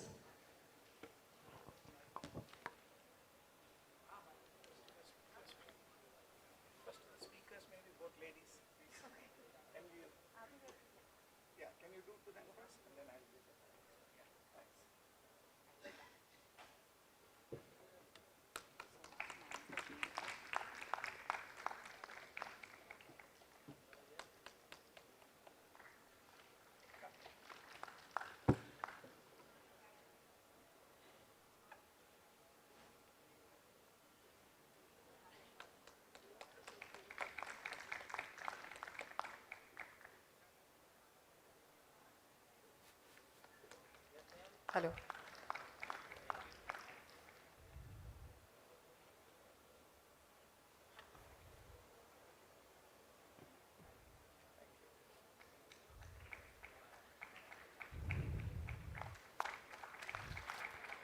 Thank you very much. And I now request you to step forward for the group photograph.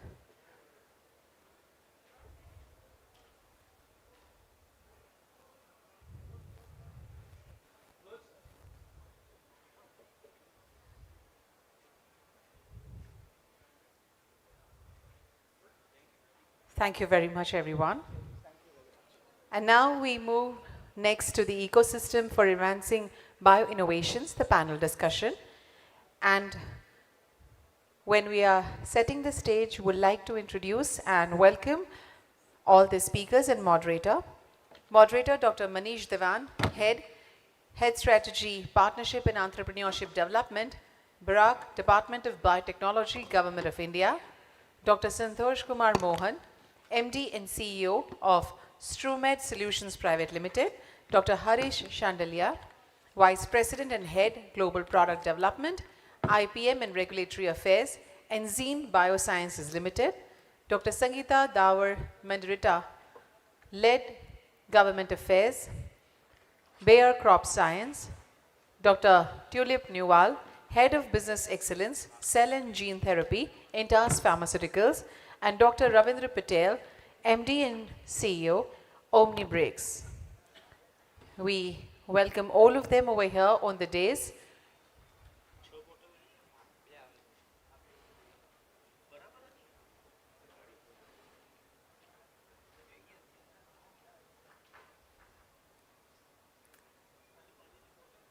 Welcome, everyone.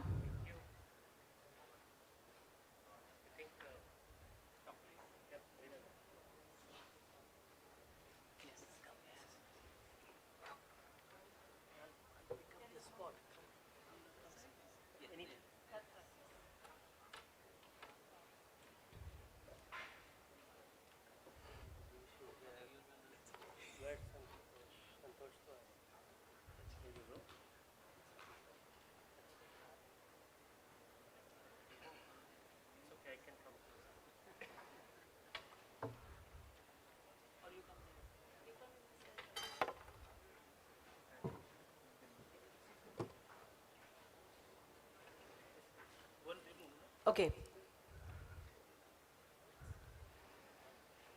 Fine. Can we extend a warm welcome with a big round of applause for all the speakers and the moderator? And I now request Dr. Manish Devan to take over the session further. Over to you, sir. Thank you very much.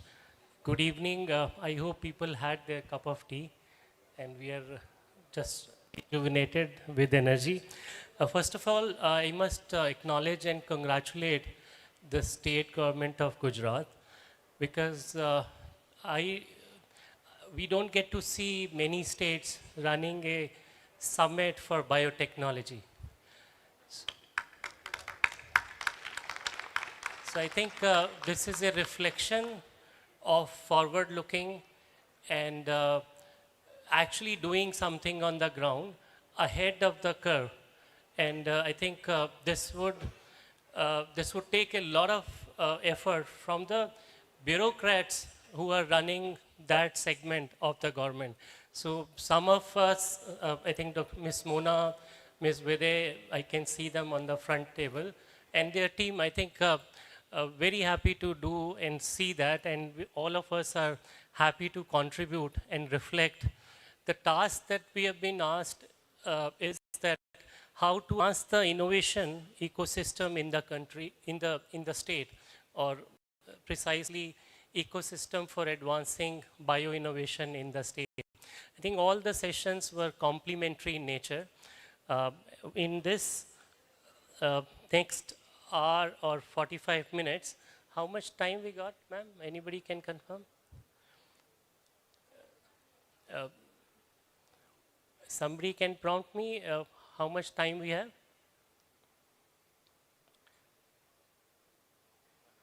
So we have 45 minutes to go, almost 45 to 50 minutes. So you can take over that way, please. Fine, thank you, thank you. So in next 45 minutes or so, we will try to address or touch some aspects from that task. With me, we have a representation from large industry buyer from Dr. Sangeeta. We have a large industry from which is biopharma and gene. We have two homegrown local startups which have moved up the value chain towards SME. One, Dr. Ravendra from OmniBRX and Dr. Santosh from StruMed. So I think it would give you which is medical devices and diagnostics. So it will give us a flavor of different subsectors of biotechnology and what would it take to build that ecosystem in the state and of course with a reflection pan-India. I represent BIRAC, which is the central enabling body for pan-India, which looks over all the states and the entire biotech innovation ecosystem in the country. So any state doing well, it's a bonus for India. Any state doing better, it is a step forward so that the peer states who haven't done enough can learn the best practices and then can follow. So either way, it is the nation at large which wins and gains. So very happy to be here and see the growth which is happening. When we look at all over India, we get to see, as highlighted in the morning, the number of startups in the biotech sectors. It has been increasing since last 11 years or so, since BIRAC's inception. So today we have about close to 7,000 biotech startups. These are IP-led, innovation-driven, compared to 95,000 plus startups that India as a whole boasts, and that is the third largest startup innovation ecosystem. We also got to see that the manufacturing, the biomanufacturing in the country, that is also advancing. And we are talking about bioeconomy of the country, which has already breached 100 billion milestone, and it is looking to progress to $300 billion by year 2030. So there's a lot of headroom to grow and get prepared so that the next wave of development and preparation for that development, when it comes, I think the state of Gujarat can be in the forefront to receive the benefits of that wave. So may I request from my panelists one by one, maybe we can begin with Dr. Harish, with you. You come with a lot of technical understanding of the biopharma side, and you lead Engine. Maybe you introduce the company, the strength of the company, the size of the company, where you're largely located, and then we can maybe build an understanding what your views on the innovation ecosystem and the biotech innovation in particular, that can be seen from the state enablers perspective, and to take a corrective action or a forward-looking action in that domain. Thank you, Manish. Thanks for the intro of the panel and the session. Let me start with thanking the organizers, Mona Madam, her team. Wonderful event. I always love to come back to Gujarat. It's my favorite state. I started my career in India from Ahmedabad in TAS. That is where I got started.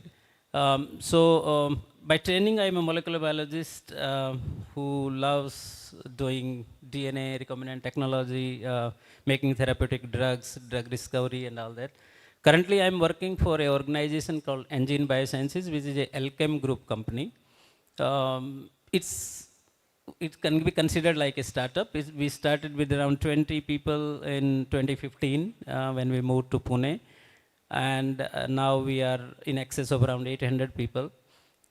We have successfully launched 7 products now in India, commercial products. The one thing what we realize, one thing what we realize that being in India, it is very important to have affordable drugs.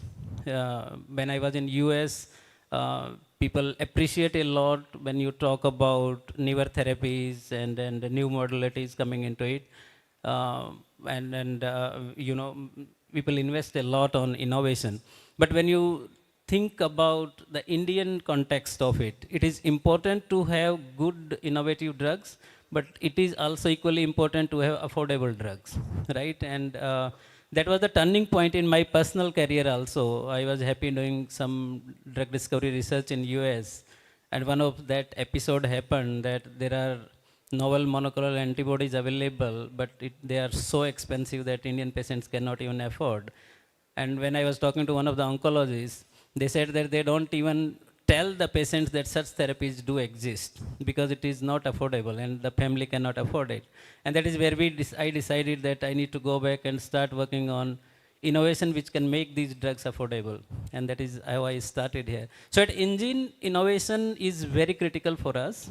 We have, just to make impact on the product development part of it, we have come up with this continuous manufacturing platform for monoclonal antibodies.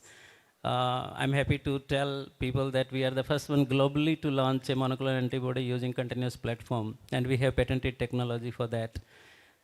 So you have to do those kind of innovations. It need not to be really only the innovation in the molecules or therapies, but whatever you do, if you find ways to innovate and make it affordable to the public, that helps. And I think that is now we are venturing into novel modalities, gene therapy, cell therapy, and those kind of areas where, because one of the belief we have at Engine is that obviously we are a global company, we have presence in US now, but if the local companies don't think about local problems, then who will think it, right? And that is the genesis where we are entering into therapeutic areas which are very unique for India. And, talking about those disease like thalassemia, which is very, peculiar in some part of India. It's not like a global problem and not many people are working on it. So you have to find those solutions being local. And that can be done as a innovative program, what we are doing here. Just for the understanding of the audience, could you also tell us where the company is located and the size of the company?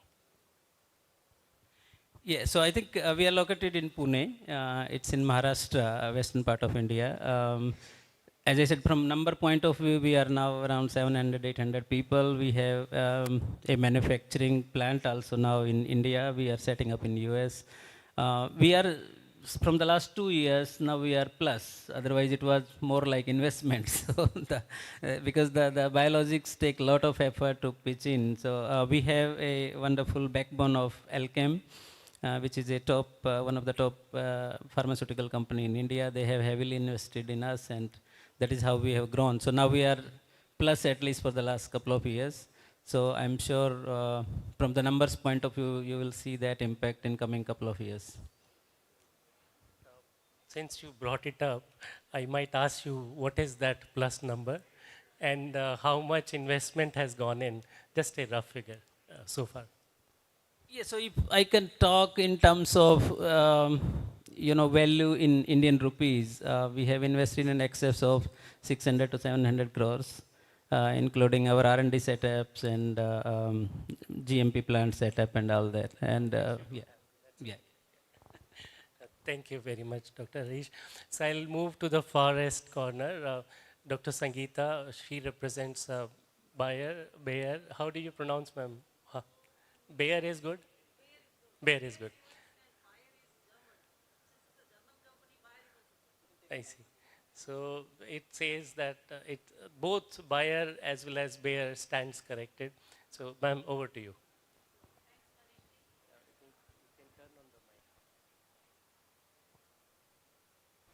Can we get some help with the mic? Yeah, sure, sir.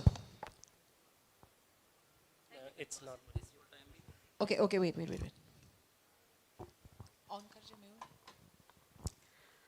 Thanks, Manishji, and I also start with thanking and also congratulating GSBTM, also BIRAC, ABLE, for organizing such a splendid event today and having a brainstorming and collecting all the experts of, I would say, innovation in wellness, as well as, since I represent majorly bio-agri part in my role in Bayer. So a huge round of probably congratulations goes to all the organizers is doing such a big event.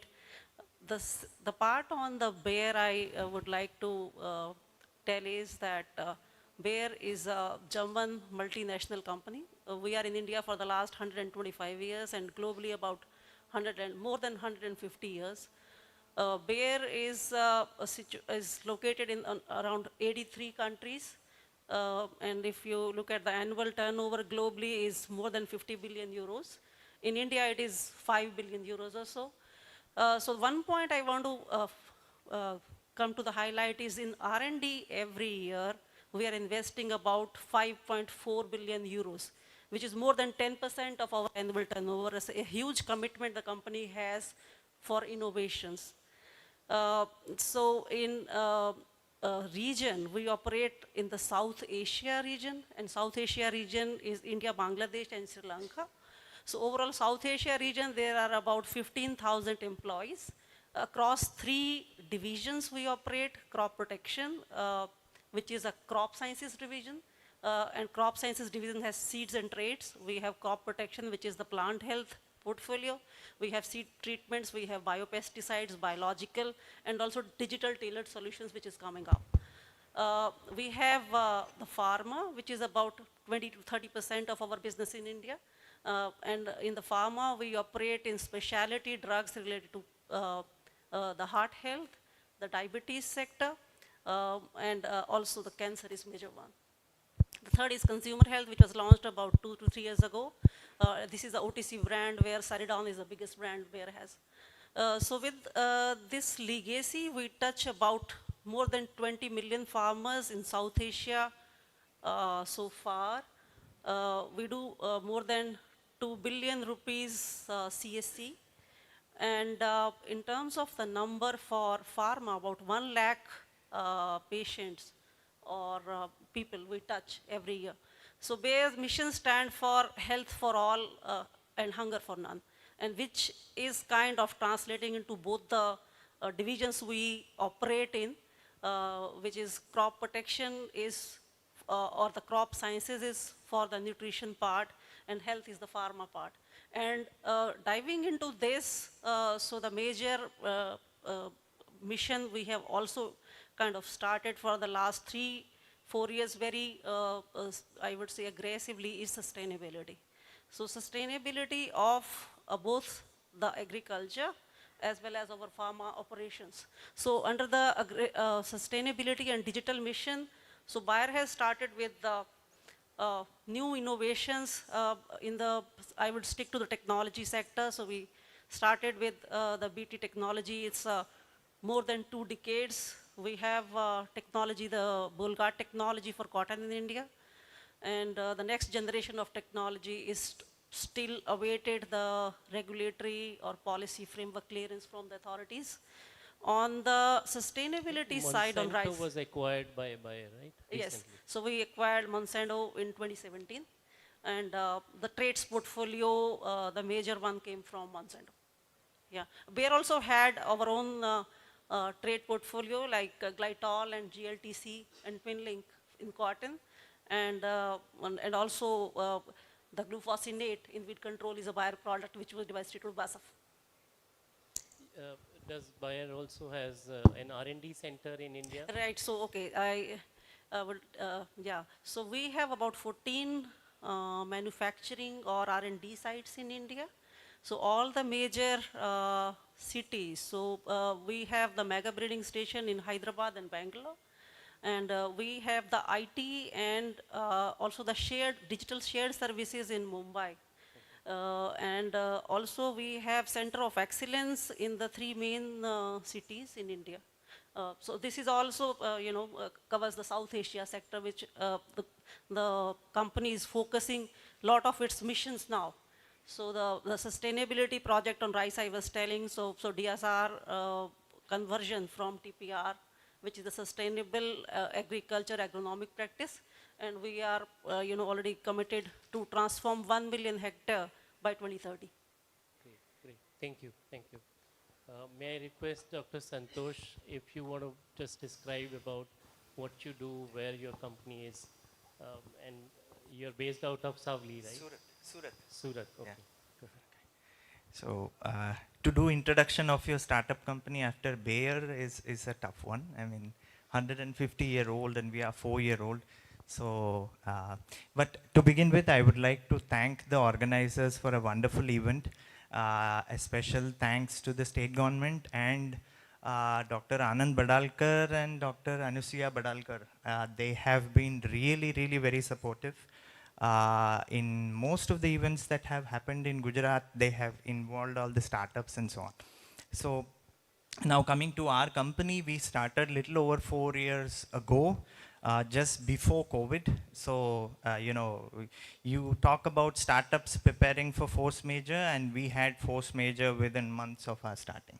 But we hedged ourselves by supporting the government by producing some COVID products, COVID antigen test and VTM and nucleic acid extraction kits and so on, which at that time were a big necessity. We were the youngest company to get ICMR approval for the COVID rapid antigen test in 2020. So post-COVID, yes, of course, we got back to our original business plan, which is to make indigenous medical devices for in vitro diagnostics. So in vitro diagnostics means all tests that you do with patient samples. So could be urine samples, blood samples, swab samples, stool samples, and so on. And we have launched, the 4th equipment was actually launched today by the Honorable CM of Gujarat. We again very grateful and thankful to the Congratulations on that. government for that. Thank you. Audience also join us to congratulate Yes, Santosh. Thank you, thank you. So in terms of size, we are about 45 people now. We are based in Surat, so we have a 12,000 square feet facility. These are still early days, so it's, we need time to scale, but our dreams are big. So we did about 6 crores last year, but Our target is to get to, let's say, 500 crores in 5 years. So the team has tremendous background. We have capabilities both in terms of engineering as well as biochemistry, biotechnology, and reagent manufacturing, quality regulatory, even for international US FDA or CE marking or WHO pre-qualification and so on. So it's a very well capable team. We are lucky and fortunate to have it, and that's why we are aiming to do big. So that's about our company. I mean, about the views on the ecosystem, I think, sir, we'll come back. Yeah. Thank you, Dr. Santosh. Dr. Ravindra, if you want to describe what do you do, what kind of problem statement that your company is addressing, and is it knowledge-based, or is it some technology that has been in-licensed? How are you filling up that space? Yeah, sure. Thank you, Dr. Diwan. Hi, I'm Ravindra Patel, and I'm a founder and chief technology officer at OmniBRX Biotechnologies Private Limited. We are very proud that we are from Ahmedabad itself, so really homegrown company. And thank you for inviting us here on this very prominent, energetic stage. As a company, OmniBRX is a bioprocess engineering company. We invent new technologies, develop new biotech devices for large-scale manufacturing of biologics. Biologics in terms of vaccines, viral vectors, cell and gene therapies, stem cells, as well as the monoclonal antibodies, we call it biosimilars. So in all the segments of the biologics manufacturing, we are inventing new technologies, discovering new ways how the manufacturing capabilities can be increased by increasing the scale up, putting more efficient bioprocessing methodologies in the devices, and making it very, very cost effective. That is also one of the major agenda for us, to bring down the cost of the biologics at the level where Indian people can afford it from the middle class. So our breakthrough product today is the CellBRX bioreactor platform, which we take a pride that this is the world's first and only platform for integrated, automated, and closed-loop manufacturing of viral vectors and vaccines. This is the only platform where we can, without any manual intervention, you can manufacture the vaccines and viral vectors in full recipe-based automation, and this has not been done ever before in the entire bio industry of the globe. So That's great. Yeah. Thank you, sir. Nice. And you have protected it in terms of? Yeah, we have 28 patents across the globe. And in fact, all of our products are having the patent at its base. So we start our product planning by putting a patent at the starting point. So the first we file the patent, and then we start thinking of designing and developing the prototype from that. So that's the very basic theme for OmniBRX. Apart from CellBRX, we have also different products in the biosimilars and viral vector manufacturing. So mini-BRX, PERF-BRX, and we are also coming up with a very innovative technology for CAR T therapy manufacturing, because this is also one of the major area or most happening area in the medical world, which is coming up. And the India is also it has a huge potential of these kind of technologies, if that technology is affordable for the normal Indian people in the scale where we are. So in that range also, we are coming up with a very nice platform for CAR T manufacturing. We are very sure that it will bring down the cost in the range of 20-30 lakhs per patient per treatment. Great. And you are located close by? Yeah, we are here in Ahmedabad, in a Changodar area, just opposite to Zydus. So one thing, if you notice, I think all four of our panelists are serving a client or customer base which is not local, right? Which is pan-India and global. So with that kind of a client base or customer base, when you want to set up the R&D or the manufacturing facilities, what comes in your mind? Which place to go and seed that unit? And what,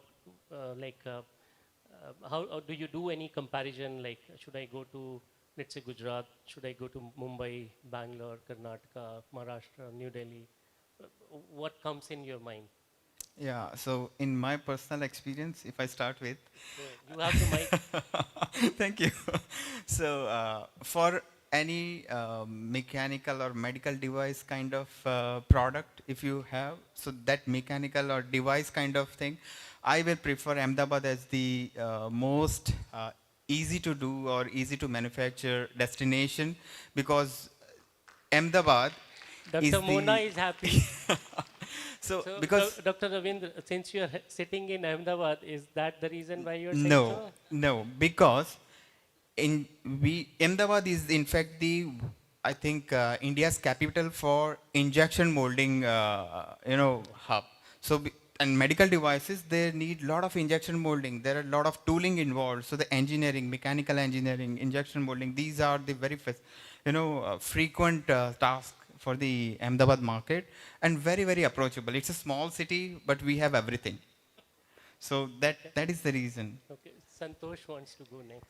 Yeah, because we had, the founding team members of our company, majority of them are from south of India. And none of us were in Gujarat before we started our company. There were people in Mysore, there were people in Chennai. I was in Europe. I relocated just before COVID. So the entire India, we had the choice to go anywhere we would like to go. And we had approached it in a little scientific manner, saying we'll choose only a tier 2 city, so it is affordable for a startup. But the ecosystem should be there, like a co-panelist just mentioned, that the supply chain of vendors and this should be very good, and the infrastructure should be good. And after all our efforts, I mean, through a process of elimination, we arrived at Surat, and we are very happy with the decision that we made. So the last competition was between Coimbatore and Surat, and we chose Surat. So we took a drive from Bombay to Ahmedabad, and we said we'll choose, because this is the most fertile business belt, fantastic supply chain. Anything you have to import or anything that you have to source locally for our industry, everything is available here. And then Surat was something that we all liked the most. Infrastructure is superb. The GIDC is just located, we are in a clean GIDC called Ichapur GIDC, which is just 2 kilometers what from is GIDC? Gujarat Industrial Development Corporation. So we chose the one which is clean, because for our industry we don't want a polluting GIDC, which are there also. And this GIDC is very close to the premium residential area called Vesu, and it is 3 kilometers or 4 kilometers from the airport. So fantastic choice. We are happy so far. Yeah. Great. Thank you, Dr. Santosh. Dr. Harish, if you want to describe the journey, and the same question to you, how would you choose the location? What would have gone in at the time when you were choosing the first location to begin with? Okay. I don't know if I have a choice to flip the question, because I am not in Ahmedabad. Yeah, I think regardless, so we heard that for equipment and for injection molding, that supply chain, Ahmedabad offers a ready advantage. But we want to hear from the other side, from the biopharma. Don't worry, nobody is going to ask you to step down from the... No, I think, so when I was moving back from US, the choice came out was Ahmedabad, because the kind of infrastructure and the kind of support industry has here, means while I was in India and before going to US, I never thought of that I will be coming to Gujarat at some point of time. But when the choice came, I have a couple of means offers when I was planning to come back, and that is the time I made a choice to come to Ahmedabad. And this is as an my individual, as an individual, and that's my favorite city still. But I think when we were exploring, so just to give you a background, Engine was based out of Bangalore. It was a small startup, and then Elchem acquired it.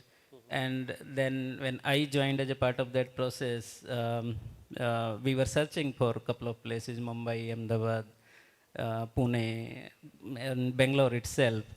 And I think lot of homework was gone into it. And one of the points what we thought went into favor of Pune at that point of time was the education system. Because see, when you build a technically very challenging industry kind of a thing, like biotech is a very, still very technologically driven industry. Generics, India is very strong and we are doing very good progress there.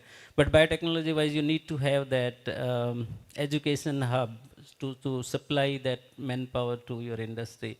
So I think it is important. Good to hear in the morning sessions that Gujarat Biotechnology University has come up now. The research center, Gujarat Biotech Research Center is there. So I think that is where that ecosystem is required. You have to have, so nobody wants to come to a place where there is only one option to work, right? You have to have 10 places to work. You have to have a ecosystem where the new talent is coming and looking for job opportunities or talent and so forth. So good to see that Gujarat is doing very well now, trying to bring in biotechnology as a core subject, and institutes are coming to offer talent into biotechnology. So definitely that is one of the criteria which one should want to have. I think Ms. Mona is taking note of that, right? Okay, thank you, Dr. Harish. Dr. Sangeeta, what would it take for you to decide which place to seed? Yeah, so I mean, I would really like to reiterate that Gujarat had been in our hearts, because you talked about the bioeconomy report, and out of 16% of the bioagri economy, so 11% comes from cotton, and 53% of this share is in the central India, and majorly Gujarat. So the first biotechnology disruption in agri sector in the BT cotton launch was done by the state of Gujarat. Ms. Mona is here. So our, heart goes out for Gujarat. Second point is about the state licensing system. So somebody was talking about the market access. So the licensing system in Gujarat is the most simplest across all the states. I can vouch for it. So all the administrative process is highly streamlined and industry friendly. I think I have a good platform to also now request that for the next generation of biotechnology innovation in crop sciences. So Gujarat should lead that way, ma'am. And we are here to collaborate with you to take it forward. So this 16% in bioagri, they said 11% is simply cotton. And the textile industry is looking for it. Which so is the a next, huge proportion. It's a huge proportion, right? So out of the 11 billion, this thing is cotton only. So that is there. But otherwise, seed industry for the production part majorly is situated in South India because of several reasons. There is a seed hub, which is Telangana and Hyderabad. So that is something we are also, for the production, we are locating to Hyderabad. So staying with you for some time, since Gujarat, that's a large customer base and also demonstrated evidence of contribution. So for example, if you were to prepare for the next leap in terms of more R&D for cotton-based products and that build, would you, in case hypothetically, if you were to set up an R&D center in Gujarat, what points would come to your mind? What would you require to choose Gujarat out of all 29 states, for instance? So, as I mentioned, since the production and the ecosystem for starting with cotton, and that is placed in Gujarat, I would see that if we can go in some kind of, and this is also hypothetical, we are still, synthesizing. If we can start some kind of an accelerators or incubators for some time with GBU and GSBTM, do some 6 months yearly project, and then bring it to the market. We support it collaboratively with, we have association here, we have support of BIREC, we have GSBTM, and let us curate accelerator for getting this new generation of technology to the farmers of India. This will help both, the mission which Modi ji is looking for, doubling farmers' income, and also this is for the sustainable productivity we are looking for. So I think all of us are aware that we were importing cotton before the BT cotton era.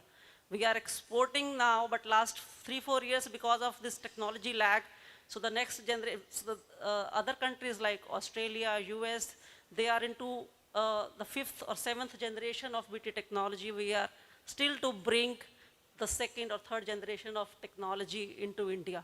And without it, the next level of productivity is possibly, is very far away. So this service to the farmers of India, to our society at large, and also the industry, because there are a lot of sub-licenses which are based out of Gujarat, the cotton sub-licenses. So I think this is also for the well-being of the industry, the cotton industry and the textile industry. We are supporting all of us in that way. So if the 5th generation BT cotton has to come here, and let's say in Gujarat, what is your ask from the government? Okay, so good ones. The major challenge we are facing at this point is the regulatory and policy framework. Just tell what is your ask. Okay, the ask is specifically to allow the R&D. At this point, there is NOC which is required even to do the trials. And most of the states are even denying the basic research to do studies for the next generation of crops. So if Gujarat government can be supportive of doing the R&D for new technologies, I think this will move the way for getting that data at least compiled and submitted and for scrutiny. Wonderful. I think somewhere somebody is noting, I guess. Dr. Harish, if you were to set up or expand the R&D base or manufacturing base, let's say in Gujarat, what would be your ask? No, I think, see, infrastructure-wise, Gujarat is one of the top state in India. So definitely, it's, as I said, given the choice, we would have set up in Ahmedabad. There is a huge ecosystem for pharmaceutical industry. There are 6-7 biopharmaceutical and major companies in Gujarat. So that whole system is there. I think one of the points what I mentioned earlier also, that having top class government institutes to support biotechnology or life sciences could be a one place where the Gujarat government can give a little more focus. Good to know that there are a couple of institutes already come in the last couple of years. So yeah. So just to add and move forward in the same domain, with the moving in of, let's say, innovative companies like OmniBRX and StruMed, do you think that while you build your businesses from here, do you also think that because of you, there is something happening, some impact being made to the ecosystem? Could you just decipher out and highlight what could be those impacts that you are bringing back to the state? Okay. Maybe one by one. Okay. From our perspective, I think in vitro diagnostics, the key problem that the country faces is, more than 85% of the equipments are imported, like in the case of medtech. But in IVD specifically, even the simplest of equipments are not manufactured in India. They are imported from China. What we have shown in the limited period of our existence is that Indian companies can compete with Chinese companies on price as well as quality. And we have demonstrated that to to our channel partners. We have won tenders against, Chinese products or Chinese sourced products. So I think that belief should come into the industry, and we feel we can be one of the catalysts who can show that this is possible. So that I think is. So import substitution is kind of. Is the key. See, we talk about innovation, invention, and all that. But if you look at our medtech industry, the primary problem is lack of indigenization. The pharma industry has grown big. How many inventions or innovative drugs are made? Majority of them are formulations. And so. Yes, it's catching up now that the industry has scaled to some level. But you look at the largest medtech company in India is barely 1,200 crores. That dwarfs in comparison to pharma. And that is largely because Indian companies have not indigenized. And unless you indigenize, you cannot export. Because from the company from whom you are importing is going to export directly to those markets. So that's the reason the scale has not come in. So I think indigenization is the key. And somewhere if, this funding supports and all those BIREC and other agencies, I know innovation is heavily supported. If there is a way, indigenization can also be supported, I think that would be great, at least for the medtech industry. I think biomanufacturing has been identified as one of the major priorities to boost the bioeconomy. So sure. I think together with state governments and center interventions, I think we will roll out, DBT, BIREC will roll out a policy in this direction soon to build it up and then followed by some specific programs and schemes to support that. That is in motion. Great, yeah, thanks. Yeah. Thanks. Great to hear. Ravindra, would you like to also reflect that if you bring innovative companies, innovations to a region, what is the ripple effect? Like, does it have any effect because of you around the surroundings or building the ecosystem? How does it pan out? Yeah, surely I think the way the biomanufacturing suppliers has been now considered by the government of India and by the state governments also, it has been topic of discussion. It should be a topic of discussion because any biopharma, Dr. Harish would be knowing that biopharma industry were mostly relying on the imports of all the consumables, all the equipments. For us, fortunately, China is not the competing market. For us, it's the US and European companies, those who were, importing, major biopharma equipments and the consumables. But, we broke that change at certain extent by putting our innovative technologies, which are equally competing and not equally, I would say, more effective and efficient than those US and Europe-based companies. And that's where it's very important to have innovation and the invention, both things together in your product lines, in the indigenously developed product lines. And that's where you will be having an upper edge globally by competing these companies. And in the all around the biomanufacturing space, if you see the media manufacturing, the bag manufacturing, the bioreactor systems, the downstream equipments, the entire supply chain is getting revamped, and BIRAC is supporting very well. Everybody knows that. So that I think this is going to change the scenario of indigenous biomanufacturing capabilities of India in next 2-5 years of time. Since we are sitting very close to state government, excellent opportunity to reflect what state government can do. Yes. So Gujarat itself, it's a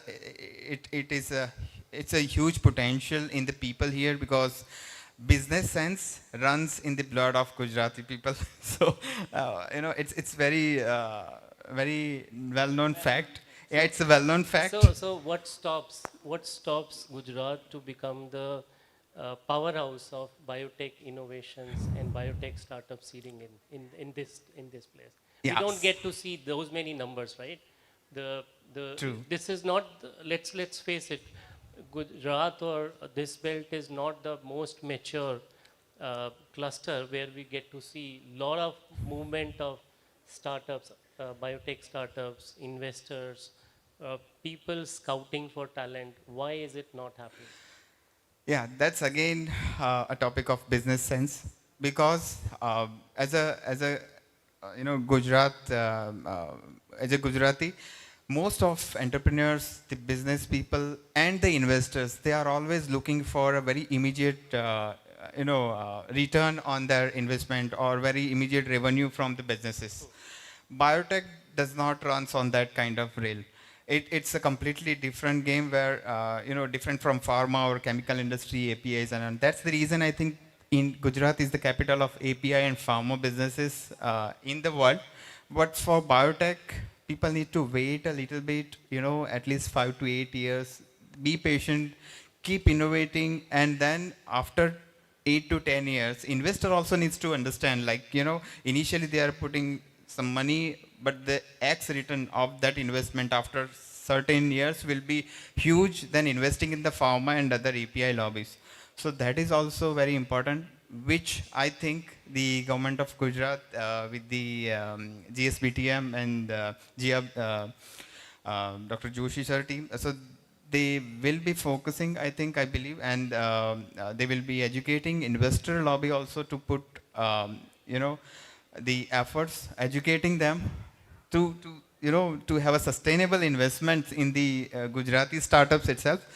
And the other major lacking thing, what I have seen personally, is the academia on the spin-offs in the Gujarat cities. It is not often coming up very well. So that also needs to be promoted and motivated. Basically, the students needs to be motivated so that more and more innovation based and inventions should come up from the academic institutes itself. Let's kind of accept, if that is the nature of the state and people over here, that the early stage patience, perseverance for a new idea to mature before it proof of concept is demonstrated. So let that part happen elsewhere. And the startup students, if they are sitting here, they develop that part elsewhere, then bring it up here, because there is a capital access, there is a business sense which is sitting. Hawa mein hai business entrepreneurship. So let that happen. We have 5 incubation centers, bio incubation centers seeded in Gujarat, and I think compared, if you look at the entire landscape, so the occupancy rate is like at best 75% and then much lower. So I think let those incubation center act as accelerator, for example, source in innovation from across the country, bring it here, because here's the business sense which is sitting, and some supply chain, as you are mentioning. Yeah, absolutely agree with yours. And that would be great thing if a matured, pre-nurtured and supported startups come to Gujarat. And Gujarat is also known for funding. It's a huge capital, money So capital. you will get angels, HNIs sitting next doors, right? Yes, absolutely. So if that is the, Harish wants to add. Yeah, if I can add one more point. See, so far, if you see Indian industry in pharma and biopharma, it is driven by generics and biosimilar business. And Indian regulators, including the state regulators and the central government regulators, they have done an excellent job creating a framework to govern those developments and approvals. Now, India is entering into an area where we are looking for innovation and new therapies. So I think one of the areas I may request to the state government and the central government also is to getting very quickly ready for that kind of infrastructure or framework of regulatory where you support innovation, because that I see is a gap. That anything related to generics business or biosimilar business, you know how to do and how to govern it. But newer therapies, that infrastructure is not, the framework of regulatory is not there. So I think that the governments needs to take a note of it, that the novel therapies or novel drugs, you cannot keep the innovators or the manufacturers, be in confusing state that what to do and what not to do. There has to be a good framework in place. So since we are coming to towards the end of this session, let me add two more things here before we close. Uh, we get to see a lot of solutions by startups which are developed, and they have commercialized it. A couple of them we heard from this stage, Niramai, Pragmatech. There are several which are displaying at the back end, OrthoHeal, OmniBRX, TrueMed, Bioscan. So these are solutions which are already ready and they have entered into the market.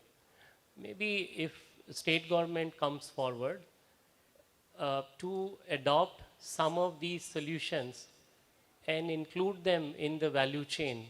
For example, in the healthcare delivery, mass screening, no, those kind of priority issues which are already identified by state as priority issues, and allow these startups to engage with the state and make that technology intervention.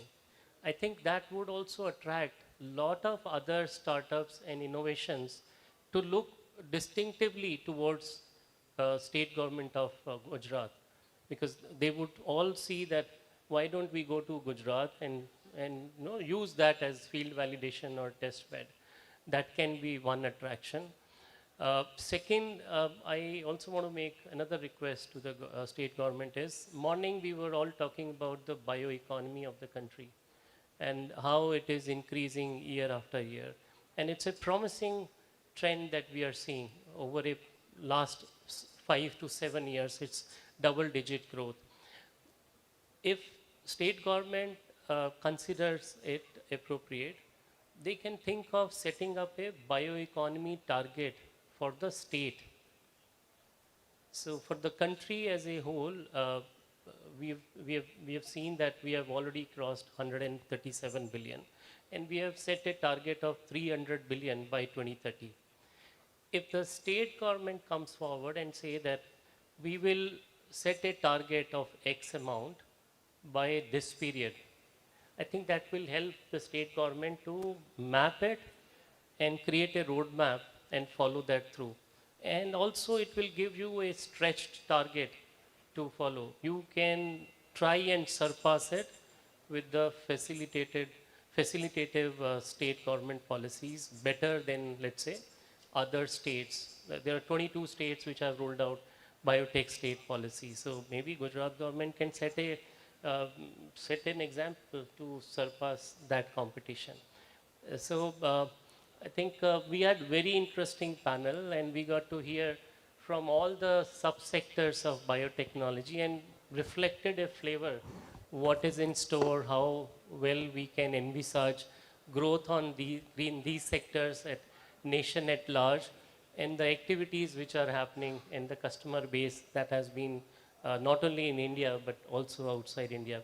So kindly join me in appreciating and acknowledging the panelists, and we had a great discussion. Thank you so much. I was told to finish by 5:30. I think we were okay. Great. Thank you guys. Thank you so much, sir. It was indeed pleasure gaining knowledge from all of you, and I humbly request Dr. Anand Bhadlakar to kindly step on the dais, please. The Director, SDBI, to hand over the mementos to moderator and all the panelists.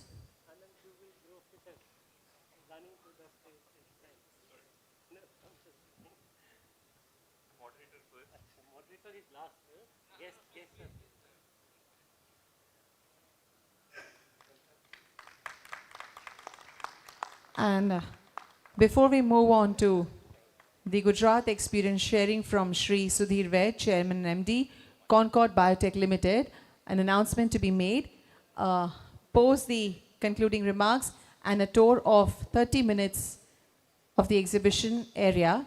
We have arranged for cultural evening and gala dinner, so every one of you are requested to join us for that.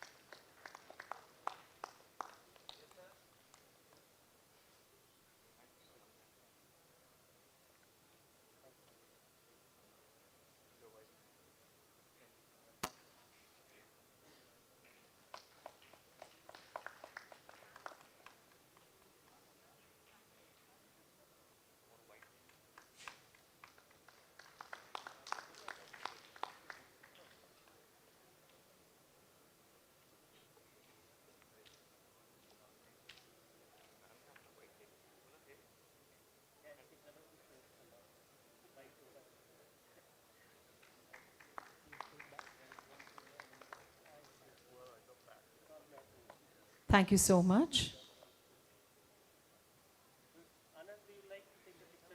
We request you to kindly step forward for a group photograph, please.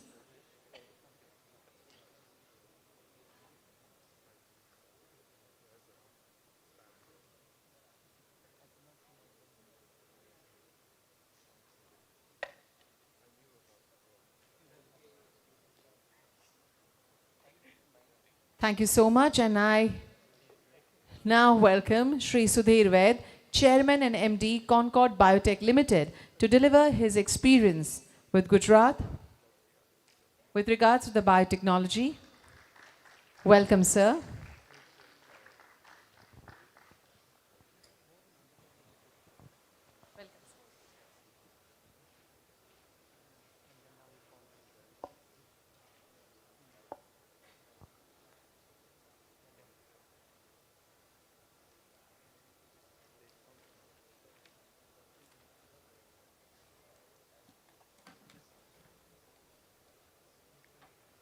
Good evening. Respected Secretary Science and Technology, Mona Madam, Mr. Videk Khare, my friends from the industry and invitees. I'm happy to be here to share my experience. Last 22 years I have been, or rather 23 years, I have been in the industry here in Gujarat. To start with, actually, we acquired this Concord facility from a multinational company called Max GB and in 2000 and started commercial production in October 2001. That was the time when our Honorable Prime Minister started his first term here as a CM of Gujarat. So I remember those days. You know, he was so focused on biotechnology, and I remember attending many meetings of biotechnology. He was, personally taking care and, talking about the biotechnology. So from the beginning only, I can say from 2002, so there has been a focus on biotechnology. And GSBTM is the result. In 2004, the GSBTM came into existence. And I'm very happy that from the beginning only, I am also associated with GSBTM. And today we can say that this was the only, I think, independent department in India which was started. And now we can say that how the wonders GSBTM has done and holding such type of summit and exhibition. The focus actually from the beginning only is in the fermentation and biopharmaceutical. It has been there. Gujarat state recognized biotechnology much earlier, and the whole world came to know exactly that how much they are dependent after the COVID-19. So people started thinking in 2020, which our state thought much earlier, and that is the reason that in biopharmaceutical, Gujarat is the #1 state, and they are having the maximum fermentation capacity in India. And number of units in biopharmaceutical manufacturing are the highest in Gujarat, which actually we have not advertised, but today I was just sitting with somebody here. He said, I'm also having 350 meter cubes of fermentation capacity. So you can imagine how much fermentation capacity we have in Gujarat. Concord is very lucky to have its all facilities in Gujarat with the progressive and forward-looking biotechnology policies, and due to which we have from 3 people, I can say, we have grown to 3,000 people in just 20 years. And a loss-making company in 2000 has converted itself into with a market cap of $1.5 billion at present. So this is the achievement which we have done it. It is not due to only Concord, but it is with the help of the bureaucrats and the political system and the policies which Gujarat has given. I was very happy when the 4 people sitting here, actually I was to make these statements, they already has validated all these statements which I am making here. So I'm thankful to the earlier group that Gujarat is the best state to do business. So many people have started fermentation in different states, and they always used to ask me that how Concord is successful. I said, come to Gujarat, you will also be successful. So that is what I can say Gujarat has in its, in the soil. So actually, the fermentation pharmaceutical manufacturing needs, it is the technology which is more important in biopharmaceuticals. These biopharmaceutical API needs a very capital intensive infrastructure. Power intensive, it is very power intensive. I can say Gujarat is the only state which gives quality power. Because in fermentation, if you don't get the power, your batch will be drained without any production. So that is why you need power. So here Gujarat has got the 66 kVA power station where you get uninterrupted power supply. It has got a very good infrastructure. You need good infrastructure, and because the raw materials which are required for the biomanufacturing are huge in quantity. It has to be, in tons it has to be used. And I can say that in Gujarat and around Gujarat, you have all the raw materials available. Then it is the trained manpower, I can say. The trained manpower we have in Vallabh because we are located in Dholka, we are located in Kheda, where we get the manpower from Vallabh even in Ahmedabad and Baroda MS University. So I can say you have good manpower, trained manpower, skilled manpower from all these universities. Regarding our new fermentation plant which we started in 2019, I can share my experience. This is spread over 160 acres of land, and our aim was to construct this facility in 2021. We wanted to commission it. But this, due to COVID, everything was stopped. But I can say the hand-holding which we got from the Gujarat bureaucrats and the Gujarat political system, it was tremendous. I can say that we were allowed to continue the construction with a limited area, and the Kheda administration was personally coming almost every week, and they were checking the medical checkup and all that it was going on. And I can say that due to our Gujarat government, we could finish our facility in 2021, and we started the commercial production. This is the help which we got from the Gujarat government. And I can say that nobody could have done it to commercialize this such a facility which is spread over 160 acres of land. We could do it due to the help of this government. So I can say it was like a hand holding for us by the Gujarat government.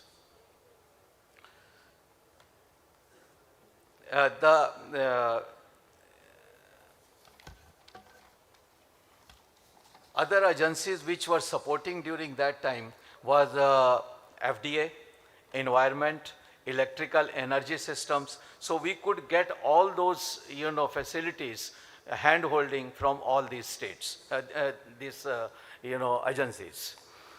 I can say after the PLI scheme, from the COVID, after the COVID-19, there was a focus on the biopharmaceutical productions, API, because it was a shared dream of our Prime Minister that we have to make India Atmanirbhar for the biopharmaceutical APIs, which was totally dependent on China. And that is where Concord started now making more than 35 APIs, and we can say that we have stopped the import of 35 APIs, and we are continuously producing more number of APIs, pharmaceutical APIs. And most of the stats, I can say, Now they have started thinking into going into fermentation. I can say Gujarat government, or rather the Concord, due to help of the Gujarat government, has given a vision to the other industry, because the fermentation industry, when it was started, many companies in other states closed the facilities. If you see, there were number of penicillin production units, number of cephalosporin production units, they all were closed, and people were reluctant to go into biopharmaceutical fermentation. This is in the Gujarat state, Concord, when it started, that 35 fermentation products, we continuously started producing those. And now I can say Gujarat has become a motivation for the other states to manufacture biopharmaceuticals and starts fermentation units. I can say now in other states also, people have started producing fermentation products, like in Andhra Pradesh and all that. But it is a motivation from the Gujarat state which the people have got it.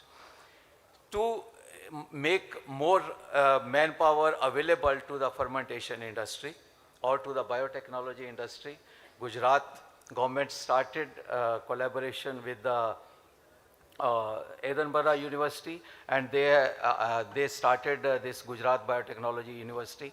I was a part of groundbreaking ceremony, and I am very thankful to Government of Gujarat for making me a chairman for the Scientific Advisory Committee, and I am thankful to you for this, providing me this opportunity. And I am sure this Gujarat Biotechnology University will create a good talent so that we can, have more startups in the biotechnology industry.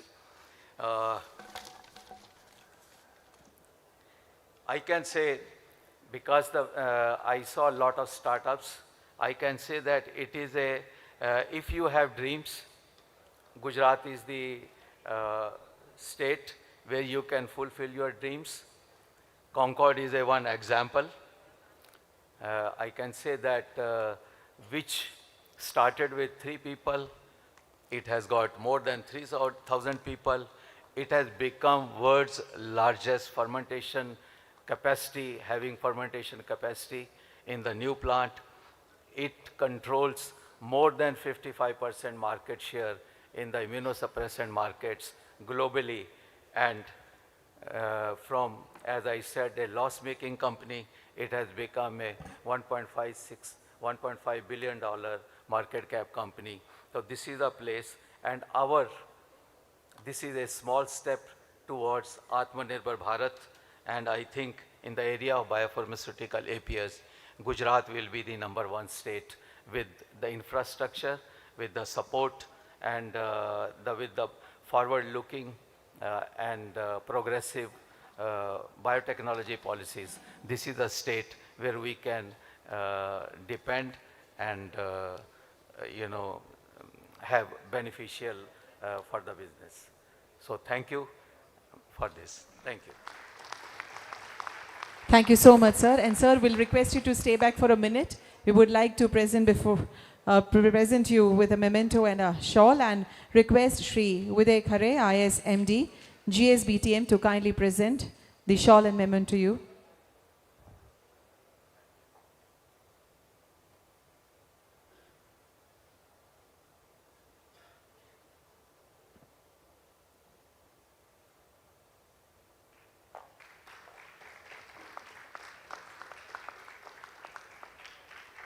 Was done, which has thrown the light on the use of deep tech, artificial intelligence, data mining, and other newer techniques in the future biotechnology.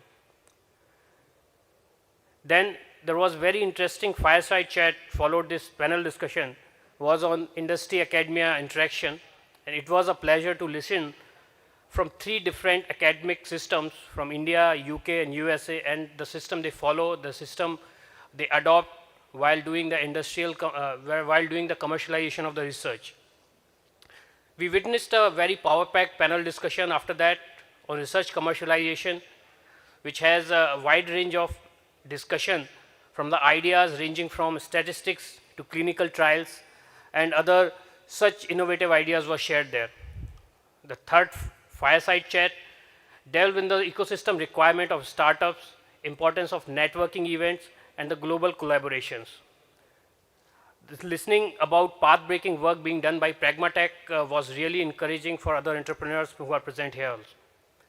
The final panel discussion brought up the viewpoints of venture capitalists and the funds, the supply chain and the ecosystem of Gujarat for biotech and medtech sector was the highlight of that session. The final talk by Mr. Sudhir Ved was a testimony of the infrastructure and support government of Gujarat is providing to the industries in biotechnology sector. Apart from that, a parallel boot camp and live pitching session was going on, which has received a tremendous response from startups, and I hope that it would make a substantial impact on their growth and their future path. Again, I would like to use this opportunity to extend our sincere vote of thanks. Firstly, I would extend my sincere gratitude and thanks to Honorable Chief Minister, sir, for gracing the inaugural session and his continuous support for policy formulation and encouragement in this sector. We are thankful to our Chief Secretary, sir, for his regular guidance and support in policy implementation. I would like to thank our Principal Secretary, ma'am, for effective planning and executing this great summit. Ma'am has personally reached out to many of the esteemed speakers and discussed the context, formats, and contents for this program. Her continuous encouragement has made it possible to conduct the excellent boot camps, live pitching sessions for startups, and one-on-one B2B, B2G discussions. I would like to extend my sincere gratitude to our esteemed speakers. They took a lot of effort to join us from different part of the country and different part of the globe, and shared their excellent insights on the future of biotechnology sector in Gujarat, in the country, and on whole planet. I am sure the participants from industry, academia, and startup must have taken lots of great insights, great points from their sessions. A big thank to all the startups and the companies who have participated in the exhibition. They have really added a great vibrancy to this event. I thank all the delegates and participants who have been part of this event today. My heartfelt thanks to the GSBTM team, our joint directors, general managers, deputy managers for their untiring efforts in organizing this event. I thank GBU, GBRC, STBI for their regular and continuous support. My sincere gratitude to ABLE team and its leadership for helping us to reach various biosector companies from all over the country to participate in this event. I thank ESCOM team for the arrangement and all the installation being done here. I sincerely thank Science City team for their support in organizing this event. I thank our media friends who are present here, and our Master of Ceremony, Ms. Dhwani Dalalji also. So I thank you everyone, and have a nice evening. Thank you. Thank you very. Hello. Hello. Hello. Hello. Hello. Hello. Hello. Hello. Hello. Hello. Thank you very much, sir, for your warm thank you note. And indeed, a very knowledgeable day and eventful day today. I now request those who have not visited the exhibition to take a tour, because within half an hour of time, we will close down the exhibition, and request everyone to kindly join us for the gala dinner and the cultural evening. And those who haven't received their kit, hello, can collect from us. Thank you. This is Dhwani signing off. Bye-bye. Good night. Stay safe, stay healthy. Meet next. Bye-bye.